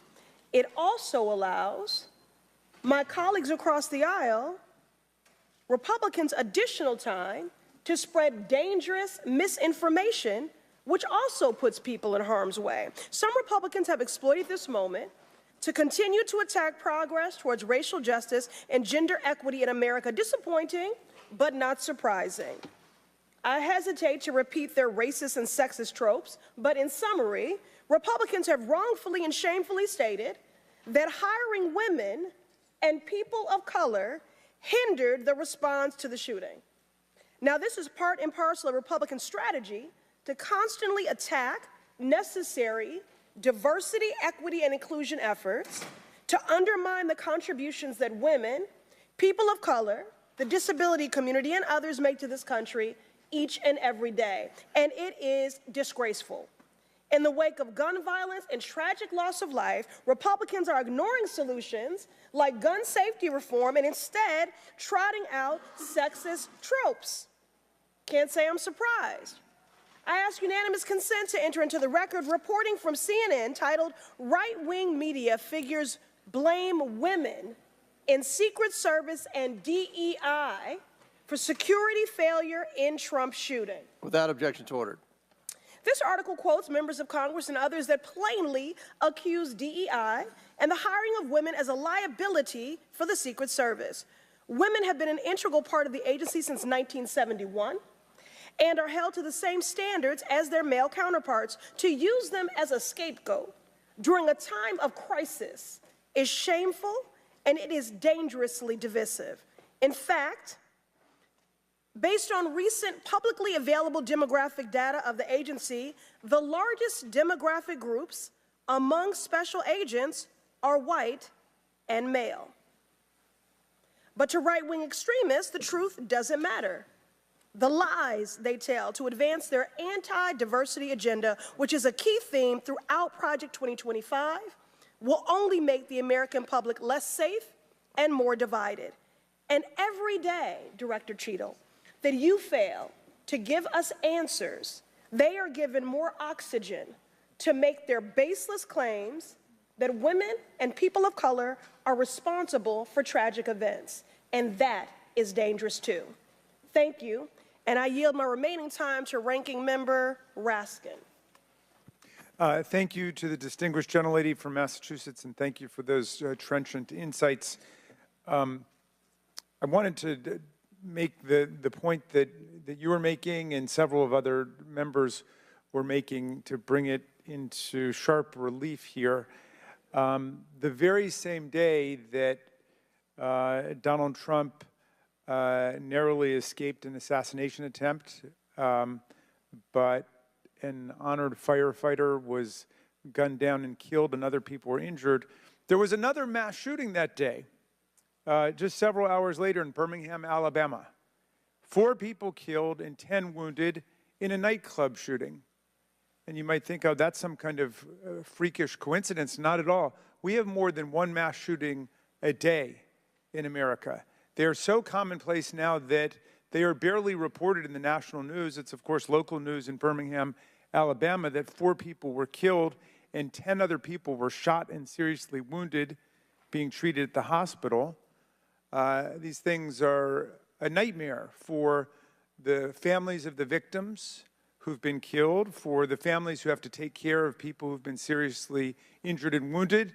They are a major financial drain, publicly and privately, and yet we allow AR-15s to be purchased with abandon, promiscuously, all over the country. People can just go out and get an assault weapon. And the distinguished gentlelady from Michigan was right. We have a hearing when it affects the President of the United States, but on all the other days of the year, we don't have a hearing about it. And I think it is because of an honest disagreement we have about the Second Amendment. There are some people who think the Second Amendment means you've got the right to arm yourself with whatever weaponry you need to overthrow the government of the United States, and we reject that as a false interpretation of the Second Amendment and a false interpretation of the Constitution.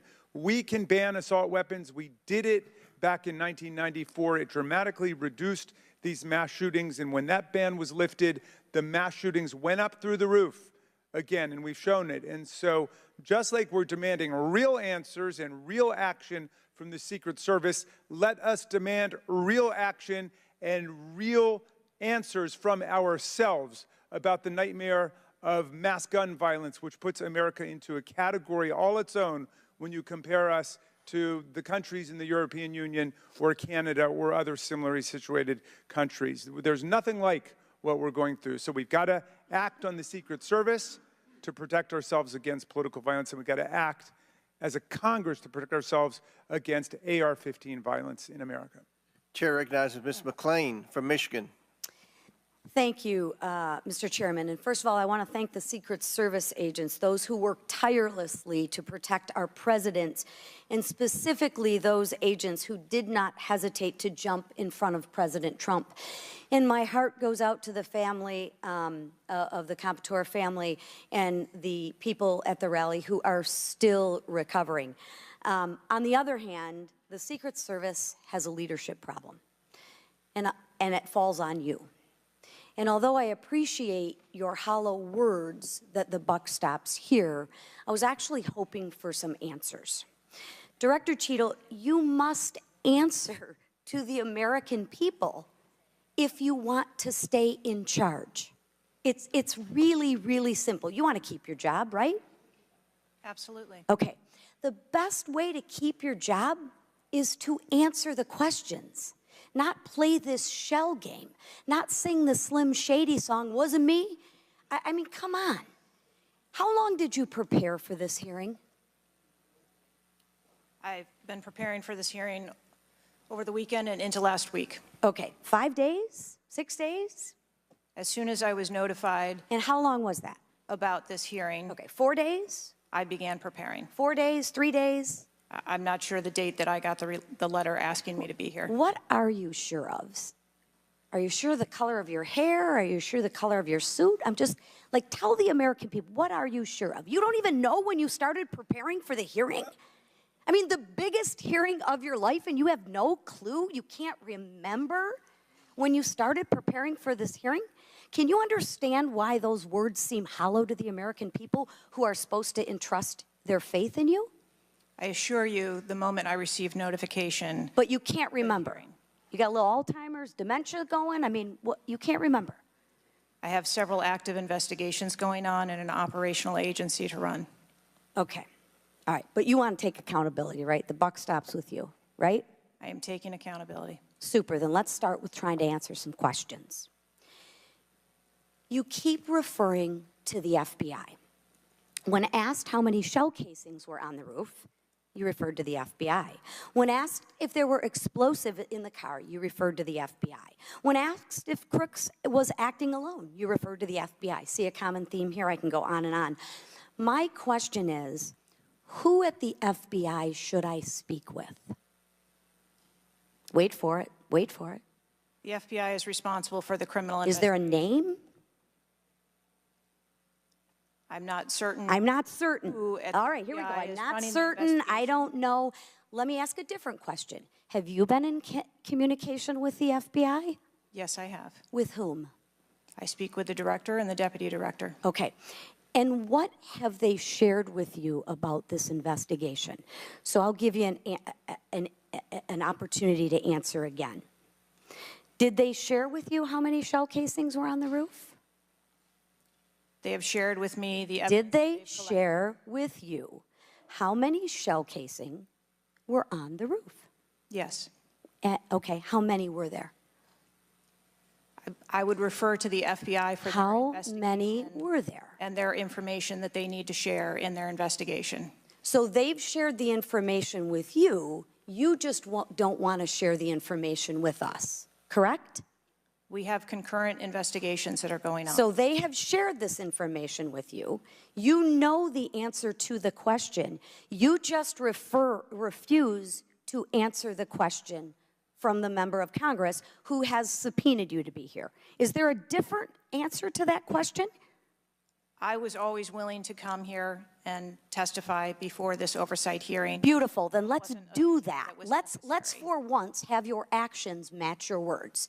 So you've been in communication with the FBI. You know the answers, and you refuse to tell us the answers. So I will ask you again. You know how many shell casings were on that roof. What is the answer to that question? I think it's pertinent. What is the answer to that question? I think it's pertinent to talk to you about the information that the Secret Service has and that the Secret Service knows related to the I'm asking you an that answer to the question.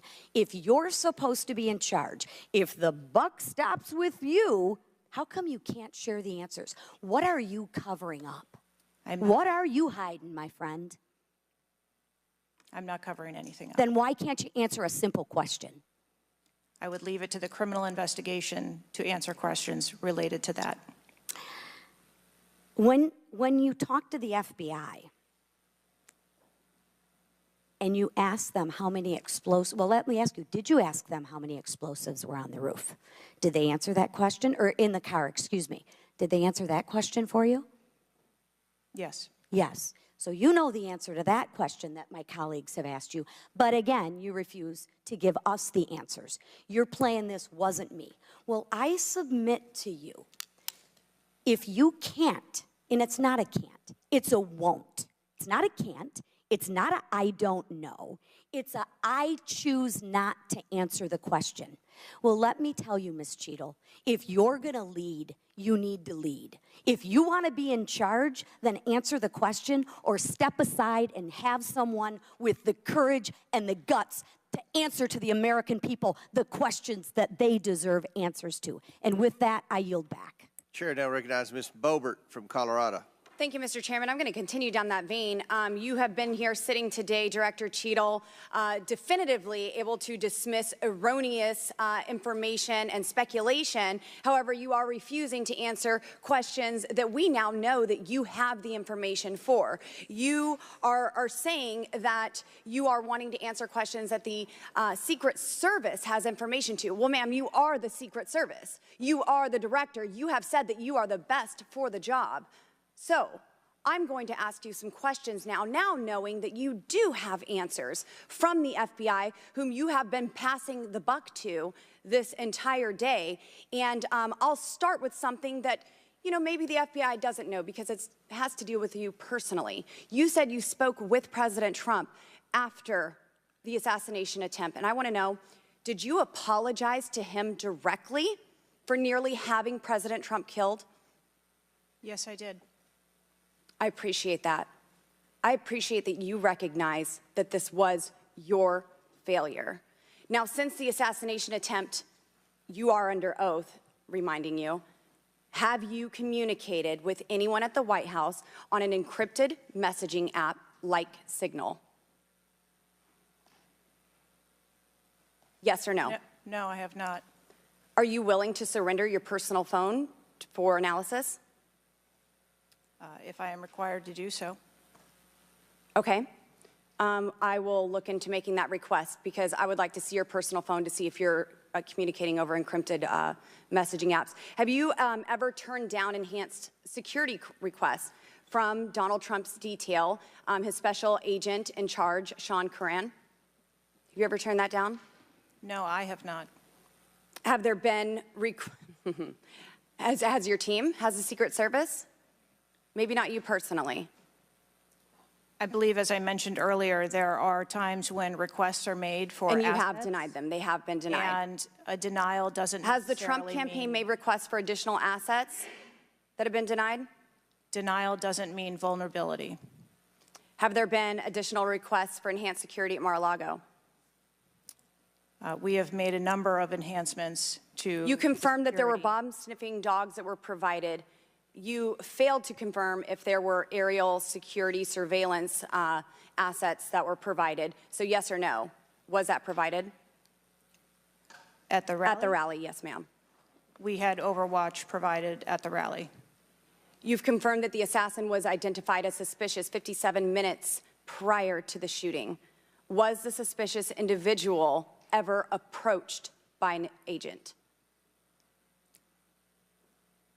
Was any contact ever made with him? Not to my knowledge. Is that the standard protocol for someone who is identified as suspicious?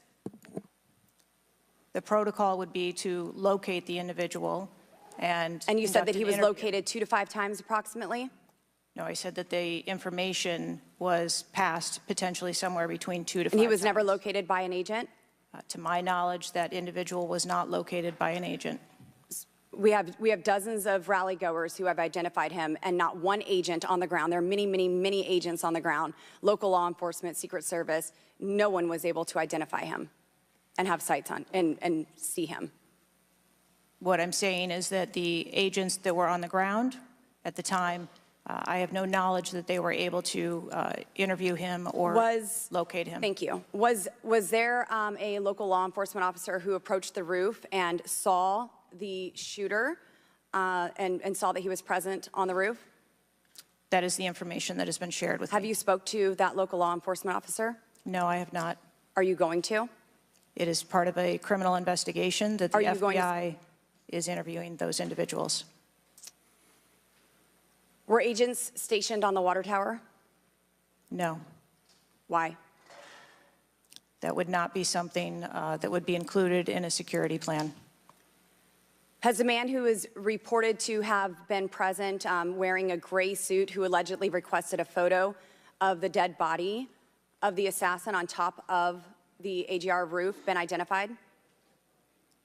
I don't have that information. Is that something that you've heard of? No.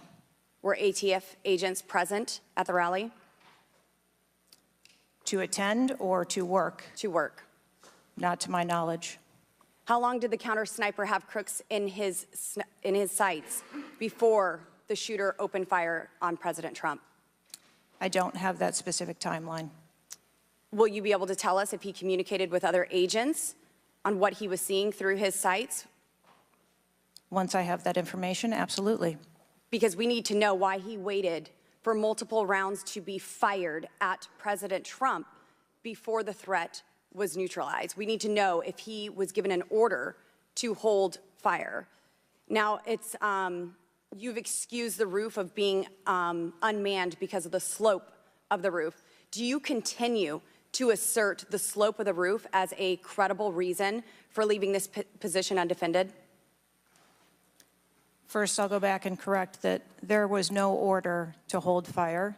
Our agents and officers have the ability to neutralize a threat at the time So you that don't they know, see it. I'm sorry, you don't know the communication that was taking place or how long he had him in his sights because you haven't spoke to him, but you do know that there was no order to hold fire. I can tell you the way that our personnel are trained. They are trained on the use of force scale that when they see a threat, they are authorized to neutralize that threat. They don't have to ask for permission. You excuse the roof being unmanned because of the slope. Do you stand by that assertion? The roof was not covered with an individual on it because there was overwatch provided. Apparently not. No, there was no overwatch provided. This is very evident. President Trump was shot. A man died. There was no oversight provided. I find this rather maddening, especially now knowing that you do have answers from the FBI, who you have been passing the buck to this entire hearing, not answering a congressional hearing, members of Congress, while you are under oath and under a subpoena. I find it maddening that the director, that our country has come centimeters away from oblivion under your watch. You have answers. You are refusing to give those to us, directing us to the FBI, and this entire thing is a waste of time. You are responsible for the loss of a life and the shooting that took place on President Trump. You do need to resign. This is bipartisan. You need to be fired. You do not need to hold this position. You are not the best for this job. I am over my time, but I cannot tolerate your watch any longer, and I'm going to continue to call daily for you to be removed from your position, ma'am. Chair recognizes Mr. Fry from South Carolina. Thank you, Mr. Chairman. Director Cheatle, how long have you been with the Secret Service? 29 years, right? That's correct. And how long have you been director of the Secret Service? Just under 2 years. During your tenure as director under the Secret Service, I know we're here today to talk about the assassination attempt on President Trump, but how many other security lapses have occurred with protectees under your watch? I don't have a specific number, but there have been some lapses. There have been other lapses. Was one of them Jake Sullivan? Yes, sir. What happened there? There was an individual who was able to access Mr. Sullivan's residence. His residence? A protectee, somebody was able to break into his house. And what happened? Did anyone get fired because of that? There were individuals who have been reassigned. Reassigned. What other steps have taken? What I'm seeing. What other incidents have occurred other than Jake Sullivan?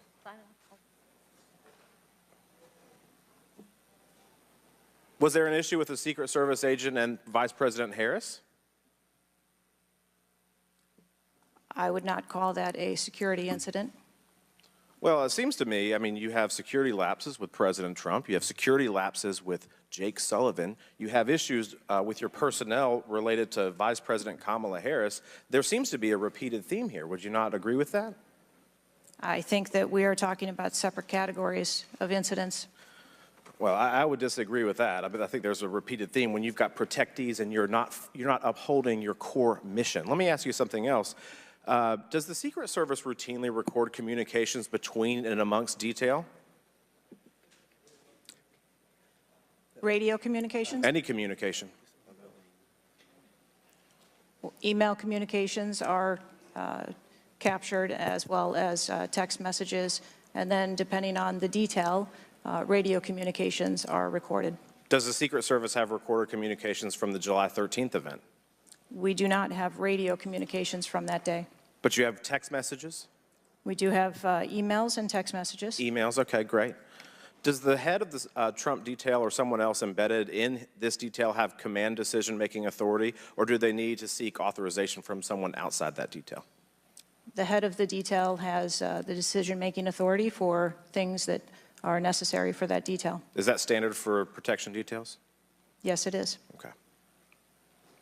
Let me ask you something. During campaign events, is it common for the Secret Service to utilize other agencies? Yes, it is. What other agencies would be providing assistance to the Secret Service? There are a number of other agencies that provide assistance to the Secret Service during campaigns. We utilize personnel from the Department of Homeland Security. We utilize personnel from the Department of Defense, and we utilize local law enforcement partners. Are you on the same radios? Do you provide the radios to all the assets that are taking part in protection of an event? We provide radios to the personnel from the Department of Homeland Security that are assisting us. But not local law enforcement? Local law enforcement is working on their own radios. Are you on the same frequency? We ensure that we have counterparts in the security room, and so the local law enforcement will place one of their personnel in the security room with our personnel so that we have interoperability communications.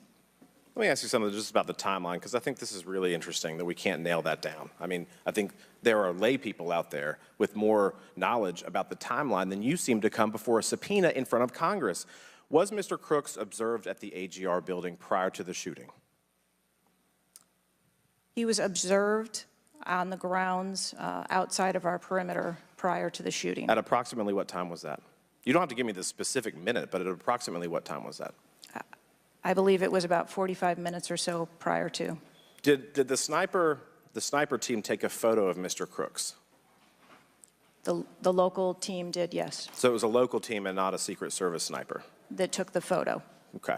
And did he relay that photo to Central Command? Again, it's an active ongoing investigation, so I want to make sure that I'm factual with the route that photo took and who that was disseminated to and when. What time did when did Mr. Crooks' status go from a suspicion, a person that was under suspicion, to a threat? When did that happen? And maybe not even a specific time, Director Cheatle, maybe a certain event that happened that transformed him from a person of suspicion to a threat. When did that happen? To the best of my knowledge, based on what I have been told thus far, it's approximately 5 minutes to where individuals relayed that there was an incident being worked at the 3 o'clock of the president. So that was, but it was before the shots were fired? That is correct, but again, it was not phrased as a threat.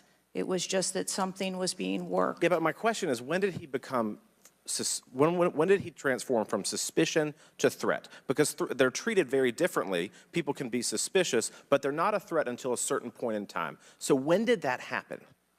I believe that it was seconds before the gunfire started. Seconds.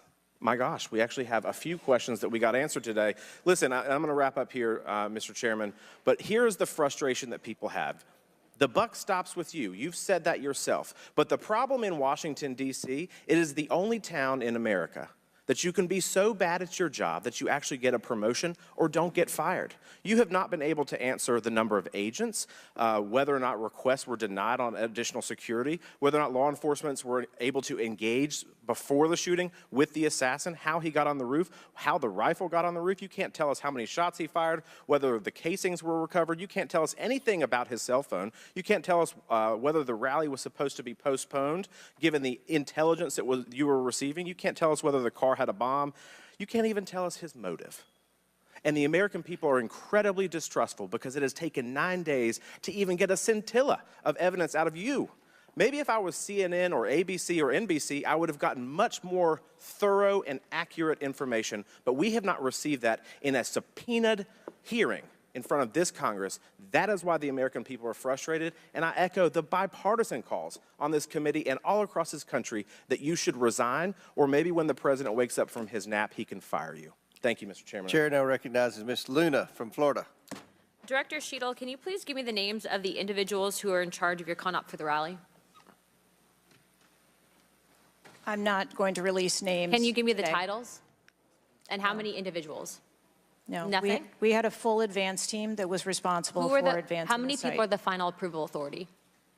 There are a number of people Can you that give me a are number? engaged in approving Can you the give me plan. a number? No, I do not have Okay. a firm number. Can you just confirm whether or not, I understand this is an open investigation, but in order to dispel conspiracy theories, have you guys been able to subpoena the shooter's Discord records, or has the FBI, to your knowledge? I believe that the FBI is working on those. Okay. Is it factual to say that you have not ruled out that the shooter was working with other people or persons? Again, the FBI is conducting the criminal investigation into Can the you, shooter. at least in an effort to dispel conspiracy theories, can you confirm or deny that? At this time, we do not have that there were any other people engaged. So you believe he was acting alone? I do. Okay. Have you been made aware of multiple eyewitness reporting that there was a second shooter on a water tower? I do not have any information related to any second shooter. Okay, the reason I asked that is because according to testimony from multiple witnesses, they did report that. And again, to my understanding, there were over 40 sniper teams that were briefed by the Butler ESU. And I want to make sure that people are aware, if you're saying that there's not another shooter, that we are able to clear that information, because from this whole entire briefing, it doesn't seem like much information has been able to get out to the American people. So I'm trying to dispel rumors, as I'm sure you understand. Was it true that Secret Service was present at the Butler ESU briefing? There was a briefing between the counter sniper teams that were working Secret on the Service ground. present? Yes, to my knowledge. Okay, I want to read you a report from people that seem to be throwing you under the bus and stated that they were in attendance and that Secret Service was not in attendance at the security briefing, according to individuals with knowledge, to also include that the AGR building where the shooter Thomas Matthew Crooks was located was actually not a part of their security perimeter for that. So there was not Secret Service present. It seems as though that when you were asked earlier from Rep. Kristamurthy about whether or not Secret Service was aware of a threat, you had said no, they were unaware of a threat. And yet, according to communications, again, from law enforcement that were in some of these group chats, they actually had reported that Secret Service was made aware of a threat at around 5:59 p.m. as a part of the command, including Secret Service, aware of messages and requests about information about the suspect's location. Can you please tell me if you have knowledge of that at all? Again, I think we're conflating the difference between the term threat and suspicious. But you guys did have knowledge at 5:59 p.m. according to those group chats, did you not? Of a suspicious individual. Okay. Chairman, in my opinion, according to some of the testimony today, I feel that you have perjured yourself in some instances, and so I'm going to ask for a full review of the transcripts by staff, and if you find that to be the case, I do ask that you bring perjury charges against the director. I will say this, it is very frustrating, and I've talked to my colleagues and we've said it to your face, that you have been up here basically stonewalling our ability to get the answers to the American people. And what I will also say is that every single member of Congress does not feel safe with you in charge. You have heard that, and I think that we are all sitting ducks with you in directing the Secret Service currently. But more importantly, it sends a message to our adversaries that we are not protected, and we are one of the strongest countries in the world, so you have essentially made us a less safe country because of it. As a result of that, I'm asking you to formally step down. I share my same opinions as my Democrat colleagues, and I also think that your efforts to bring forward a full investigation and report in 60 days is unacceptable. And as a result of that, I'm going to do everything in my legislative toolkit to ensure that that happens sooner rather than later. And I'm sure that you know that we brought a vote on inherent contempt against Garland for essentially blocking a congressional investigation, and I don't think that you should be any different. So I will say that I am just completely disgusted by your performance today, and I understand that you're probably in a position where you're being told not to testify, which is why we had to subpoena you. I think that goes back to Garland. But again, that is part of the flushing that we need to get out of Washington, and I would be happy to assist in that process. Chairman, I yield the rest of my time. Chair now recognizes Mr. Langworthy from New York. Thank you very much, Mr. Chairman, and I appreciate you bringing this hearing forward with a subpoena. Director, yesterday I made the decision to get in my car and drive to Butler, Pennsylvania in preparation for this moment and asking you questions about the events of the assassination attempt on President Trump's life. I've done several presidential events prior in my career, and I wanted to see this site with my own two eyes because I don't believe the video footage tells the whole story or looking at things on a diagram. And I was absolutely appalled when I went to the site, when I saw the fact that I could have stood on the roof of that building, the AGR building, and hit that podium with a 9-iron, and I'm a lousy golfer. And the fact that that was not included in the perimeter is a complete dereliction of the duty of the U.S. Secret Service. I mean, there are very few rooftops that needed to be secured, and the fact that the Secret Service, as they were putting a site plan in place, did not think it was necessary to man those rooftops, you have completely walked away from your duties. You had one job, and that's to protect the future President of the United States or to protect all of the other protectees. And President Trump is only here today by God's grace because he had just something in him that made him turn his head just slightly, or we would be in a national period of mourning right now. And you have done nothing here today. I've rewritten these questions like 4 times during your hearing, and you haven't answered a damn one of them. You haven't given any information. You have hidden behind this FBI investigation, and I think you should be ashamed of yourself because you have brought more shame to your agency than I think that the assassination attempt has at this point. This is literally the worst performance I have ever seen in front of a congressional hearing.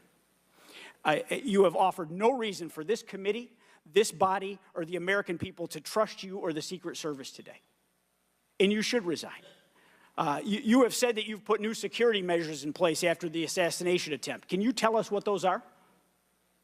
Because the American people want to know that you're taking real corrective measures. But today you've pointed to an investigation.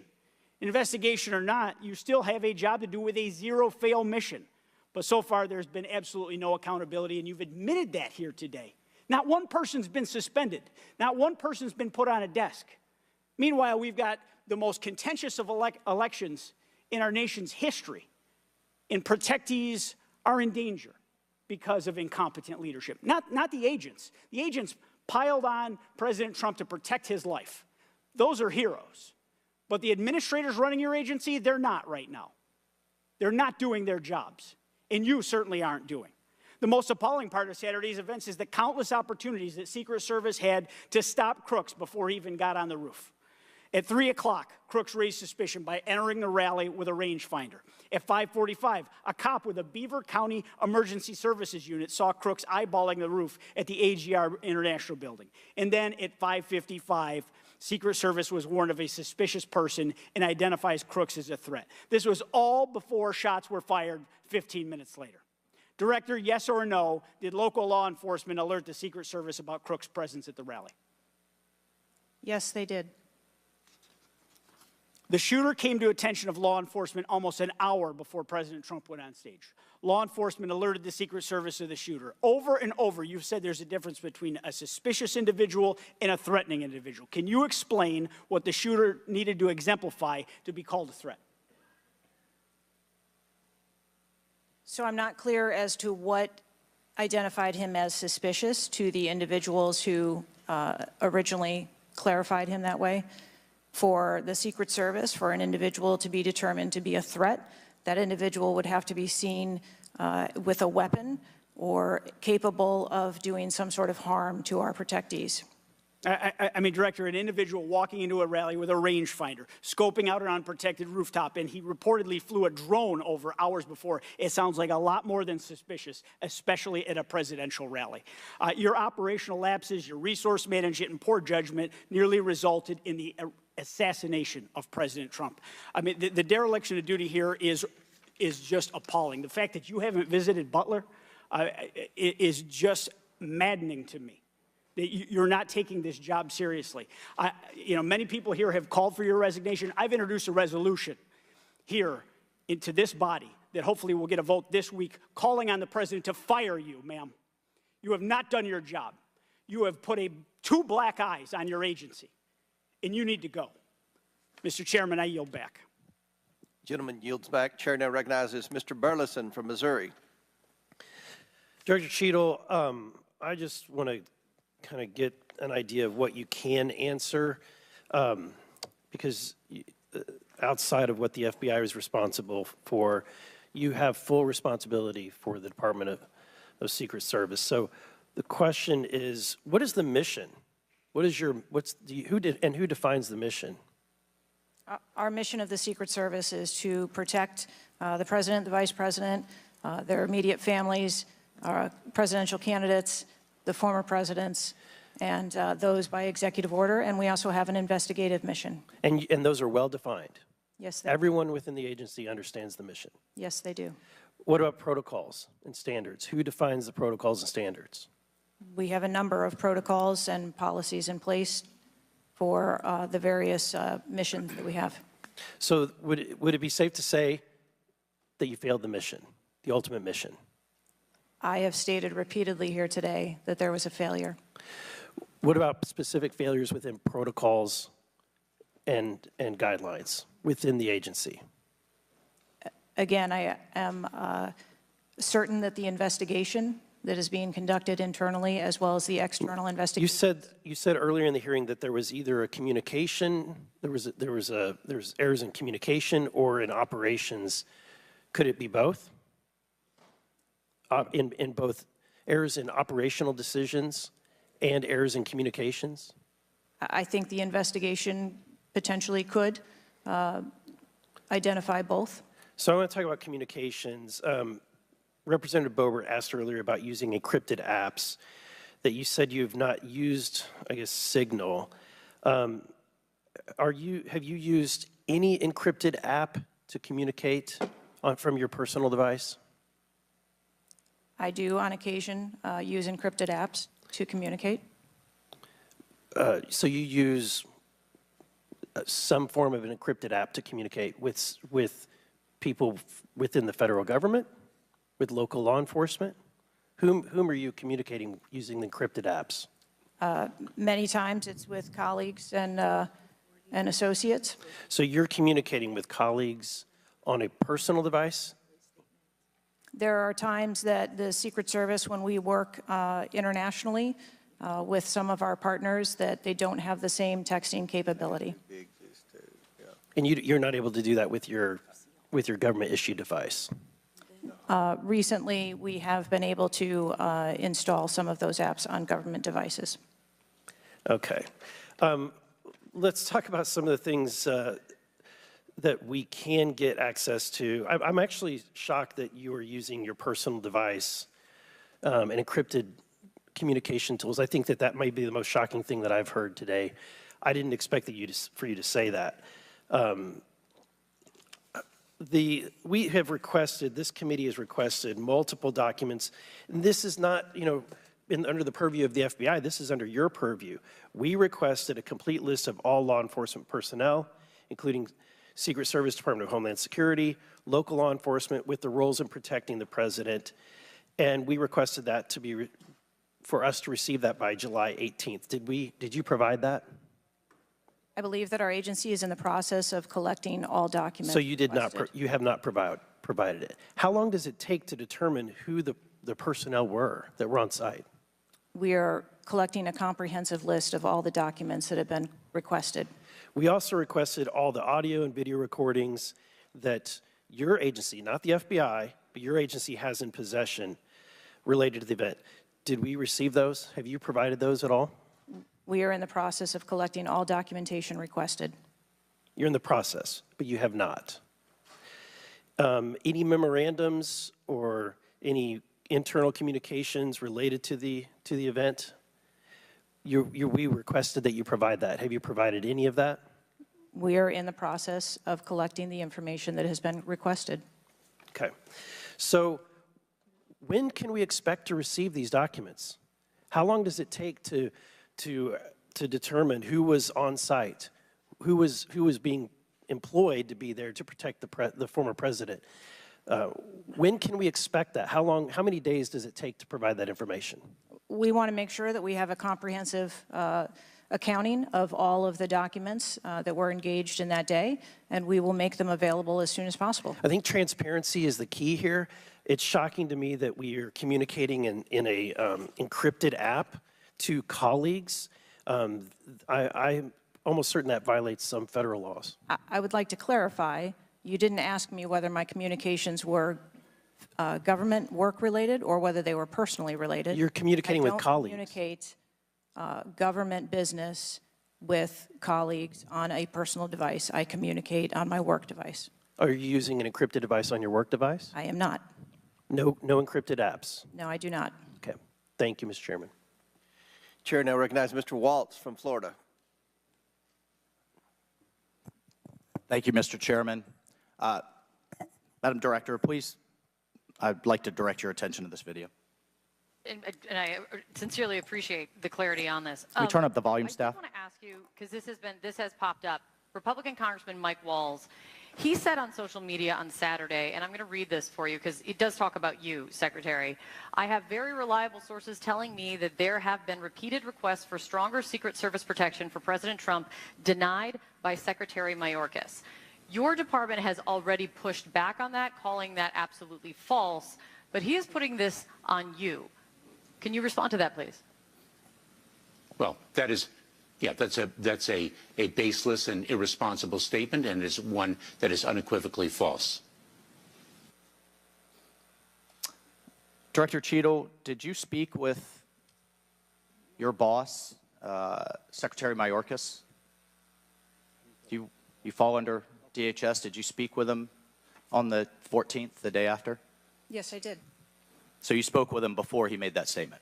I spoke with him immediately following the incident. Did you inform him that all requests for additional resources for President Trump had been fulfilled? Or that it was false to say they had been denied? I informed him that the request for that rally that day had been fulfilled. Okay, you continue to answer that very carefully, because I made a broader statement. The agents that came to me made a broader statement that his permanent protective detail for years now have been asking for more. Is that correct?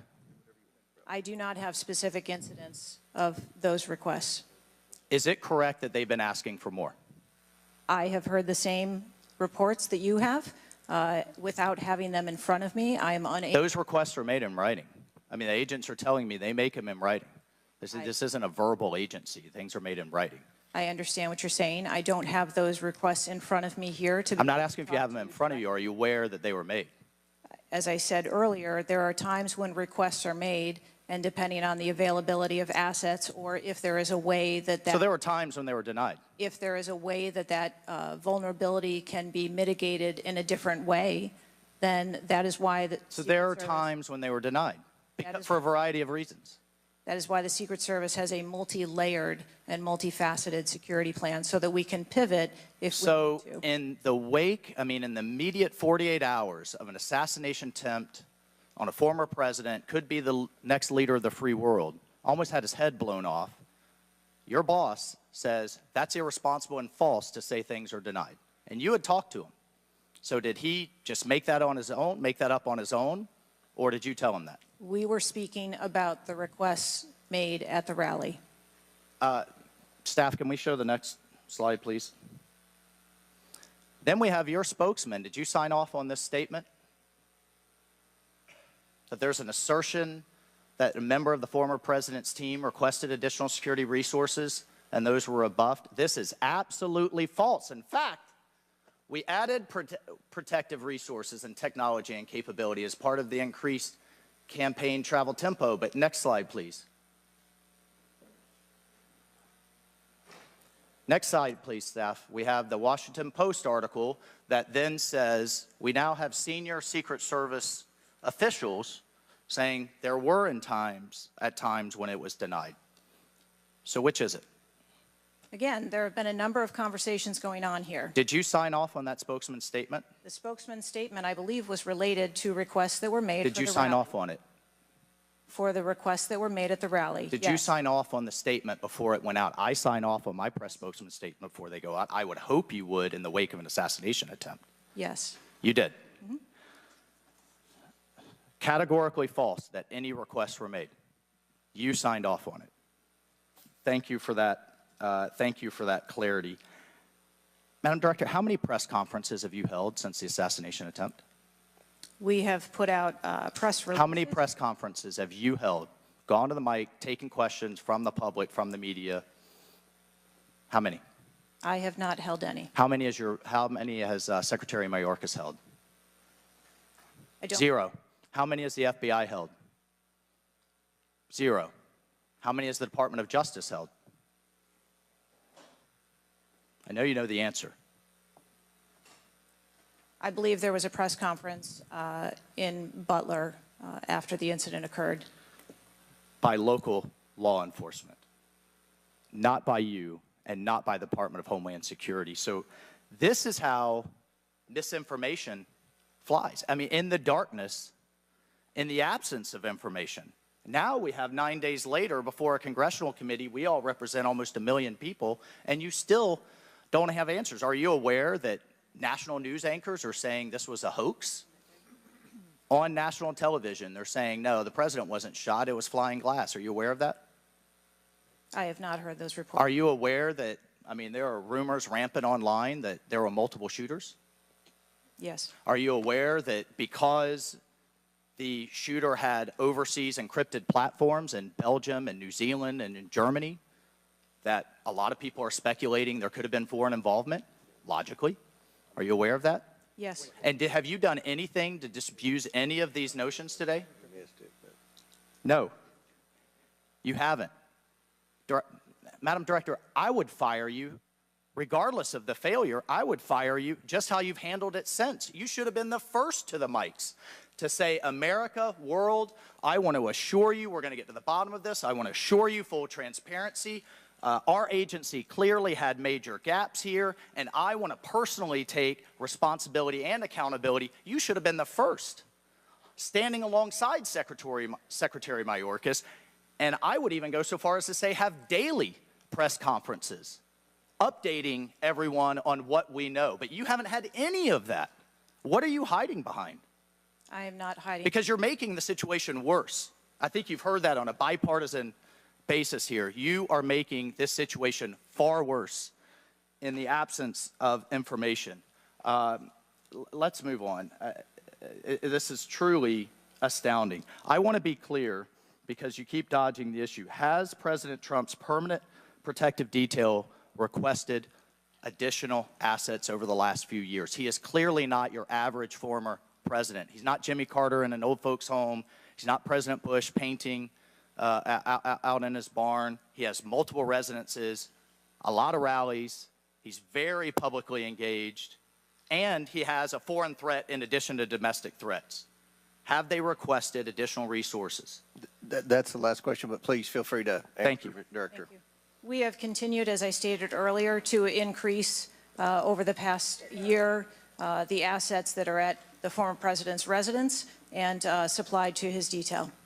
Mr. Chairman, if I could just ask for one more indulgence. It is clear you have not been to Butler, Pennsylvania. Leaders lead and should be on the ground. You have not been there. Instead, you went to the RNC, but you weren't originally even going to go there. Where were you originally scheduled to go besides the RNC, a national special security event?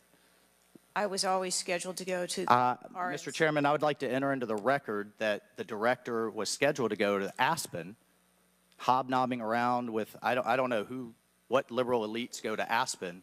That was where you were originally scheduled to go to speak at a forum. I was scheduled to go to the RNC. I was going to leave the RNC for 24 hours and return back to the RNC. I hope, as your predecessor, Julie Pearson, with a security incident on the White House and under the Obama administration and Reagan's Secret Service detail lead, I will hope you would have the dignity for the sake of the agents in the service to resign. Gentleman's time's expired. Thank you. I'd like to enter a few things into the record. First of all, the remaining articles that Mr. Biggs was wanting to enter into the record. Without objection, so ordered. Next, I have a written statement from Representative Mike Kelly of Pennsylvania. His district includes Butler, and he has a written statement that we'd like to enter into the record without objection, so ordered. A bipartisan 114th congressional report titled United States Secret Service, an Agency in Crisis. This was prepared by former Oversight Committee Chairman Jason Chaffetz and former Ranking Member Elijah Cummings. And lastly, the issue subpoenaed compelling Director Cheatle's appearance at today's hearing without objection, so ordered. That concludes our question segment. I want to thank the Director for your testimony today. I now yield to the Ranking Member for closing remarks. Thank you very much, Mr. Chairman. And Director Cheatle, I also want to thank you for your patience over the course of what must have been a very long and trying hearing for you. It has been an unusually encouraging hearing and an unusually depressing hearing. And what's encouraging, Mr. Chairman, is that we came together to issue a strong statement deploring and categorically denouncing political violence in America. And I also didn't see any daylight between the members of the two parties today at the hearing in terms of our bafflement and outrage about the shocking operational failures that led to disaster and near catastrophe on July 13th, 2024. What is depressing is the extraordinary communications gap between the Director of the Secret Service and Congress. And I don't want to add to the Director's terrible, horrible, no good, very bad day, but I will be joining the Chairman in calling for the resignation of the Director, just because I think that this relationship is irretrievable at this point, and I think that the Director has lost the confidence of Congress at a very urgent and tender moment in the history of the country, and we need to very quickly move beyond this. But what I will say, Mr. Chairman, is that I took this hearing to be about two major policy failures, and one policy failure is the one that got the vast majority of the attention, which was the failure of the Secret Service to effectively respond to a gunman on a roof within 150 yards of a presidential visit and speech. But the other failure is on the part of Congress, because the mass shooting that took place in Butler, Pennsylvania, is replicated all over the country every day. And in fact, as I said, Mr. Chairman, it happened that evening in Alabama, in Birmingham, Alabama, where there was a mass shooting where more people even were killed and wounded than were killed and wounded in Butler, Pennsylvania. So it's true, the president, the former president, and a handful of people who get the Secret Service protection are the only people in America we thought were safe from an AR-15 attack. It's clear that they're not safe either, and we've got to get to the bottom of that. But we also have to get to the bottom of the larger problem, which is that the whole country is living like this in fear and in terror of assault weapon attacks in movie theaters, churches, synagogues, mosques, supermarkets, Walmarts, any place where an audience or a public gathers. And the worst was in Las Vegas, where a gunman got up on a roof and then just mowed down 60 people below him and wounded hundreds and hundreds of other people. So we've got to deal with that problem. Yes, we've got to move as swiftly as we can to deal with the problems of the Secret Service, but the broader problem is still there. And I just wish to the heavens that our colleagues that could get together on the question of presidential security against an AR-15 attack could get together on the question of public security against an AR-15 attack, because all of us are vulnerable.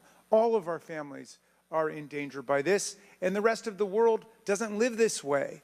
And we have to look to see how uniquely strange it is that we allow 20-year-olds to access AR-15s, weapons of mass destruction, and show up in public places to endanger other people. And I hope, Mr. Chairman, we can work together on that with the same spirit of bipartisan commitment to the public safety that was exemplified here today.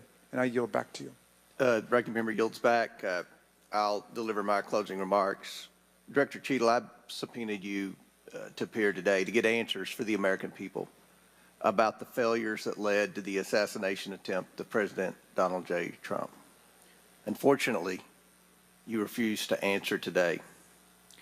And this committee is not known for its model of bipartisanship, but I think today we came together unanimously in our disappointment for your lack of answers. You've stated that the FBI will investigate and give a report, and you estimate 60 days.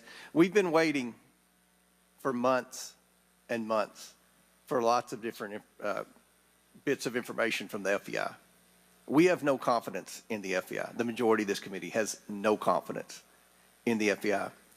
I sincerely hoped that the hearing today would give not just Congress confidence in the Secret Service, but the American people would have confidence in the Secret Service. We don't have confidence, not just in Congress, but I don't believe the American people tonight when they go to bed are going to have confidence that the Secret Service is the best it can be at protecting President Biden, at protecting the First Lady, at protecting President Trump, at protecting their families. That's what the primary role for the Secret Service should be. And some people have said and speculated, well, there needs to be more money and more employees. As I stated early on, $3.1 billion, I believe next year it's going to be $3.2 billion budget, over 8,000 employees. If the Secret Service is spread too thin in doing things like inspecting counterfeit, which is what the Secret Service was created to do, was to inspect counterfeit money and things like that with the Treasury. If it's spread too thin, then we need to come together in Congress, and I think we can do that in a bipartisan way to narrow the focus of the Secret Service, to protect the leaders of our country, to protect our elections by protecting our candidates. And I don't believe we have any confidence that you can do that as the leader of the FBI. I sincerely hope that we would adjourn this committee hearing and have confidence not just in the Secret Service, but in you as director of the Secret Service. But we do not. Taking responsibility requires a lot of things. It means providing transparency. It means answering simple questions. It means providing a specific timeline of July 13th to this committee and the American people. I mean, it's been 9 days. There were people that were demanding that we have a hearing the next day or 2 days following the shooting. And I said, no, we need to give the Secret Service ample time to be able to answer those questions. 9 days. 9 days. And I don't think we answered very many questions that the American people have. I don't think there was I've never said this before, and I've presided over a lot of hearings. I don't think there was one question asked by anyone that the average American hasn't already asked at a diner or at church or at a ball game. The American people have questions. They deserve answers. Congress deserves answers. You were subpoenaed today to provide answers, and ma'am, you did not do that. So, as Ranking Member Raskin stated, he and I will be sending a letter requesting that you submit your resignation as a step toward accountability in what happened. And one of the biggest frustrations that many of us have, especially on this side of the aisle, is that there's never accountability in this administration. And when you look at the debacles prior to July 13th, I mean, it would be hard to beat the withdrawal in Afghanistan, the debacle there, and no one was held accountable. To this day, no one has been held accountable for that. But here we have clearly video showing people notifying the police, and the police are blaming the Secret Service. The Secret Service are blaming the police. Homeland Security is blaming everybody. But at the end of the day, after this hearing and after our request for information, we don't have any answers for the American people, and we don't have that confidence that you can lead the Secret Service to restore the confidence. And again, I commend the ranking member for joining with me in the letter asking your resignation, and we certainly hope that you will take that to heart. With that and without objection, all members have 5 legislative days within which to submit materials and additional written questions for the witness, which will be forwarded to the witness. If there's no further business, without objection, the committee stands adjourned.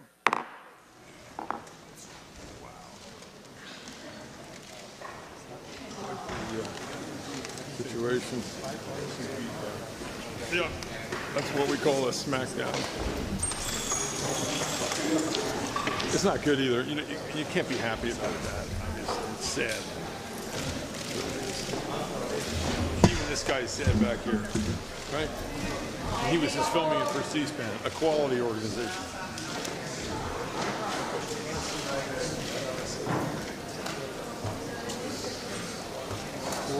I used to work at C-SPAN. You still feeding? Can you throw me out?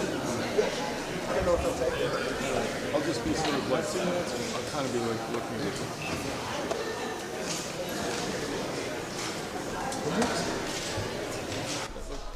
And wrapping up a day-long hearing with Secret Service Director Kimberly Cheatle, testifying on the attempted assassination of Republican presidential nominee Donald Trump. And on Tuesday, Pennsylvania State Police Commissioner Colonel Christopher Paris and other law enforcement officials testify on the attempted assassination. Watch the House Homeland Security Committee hearing live at 10 a.m. Eastern on C-SPAN 3. C-SPAN Now, our free mobile video app, or online at cspan.org. All right, thanks very much. If you ever miss any of C-SPAN's coverage, you can find it anytime online at cspan.org. Videos of key hearings, debates, and other events feature markers that guide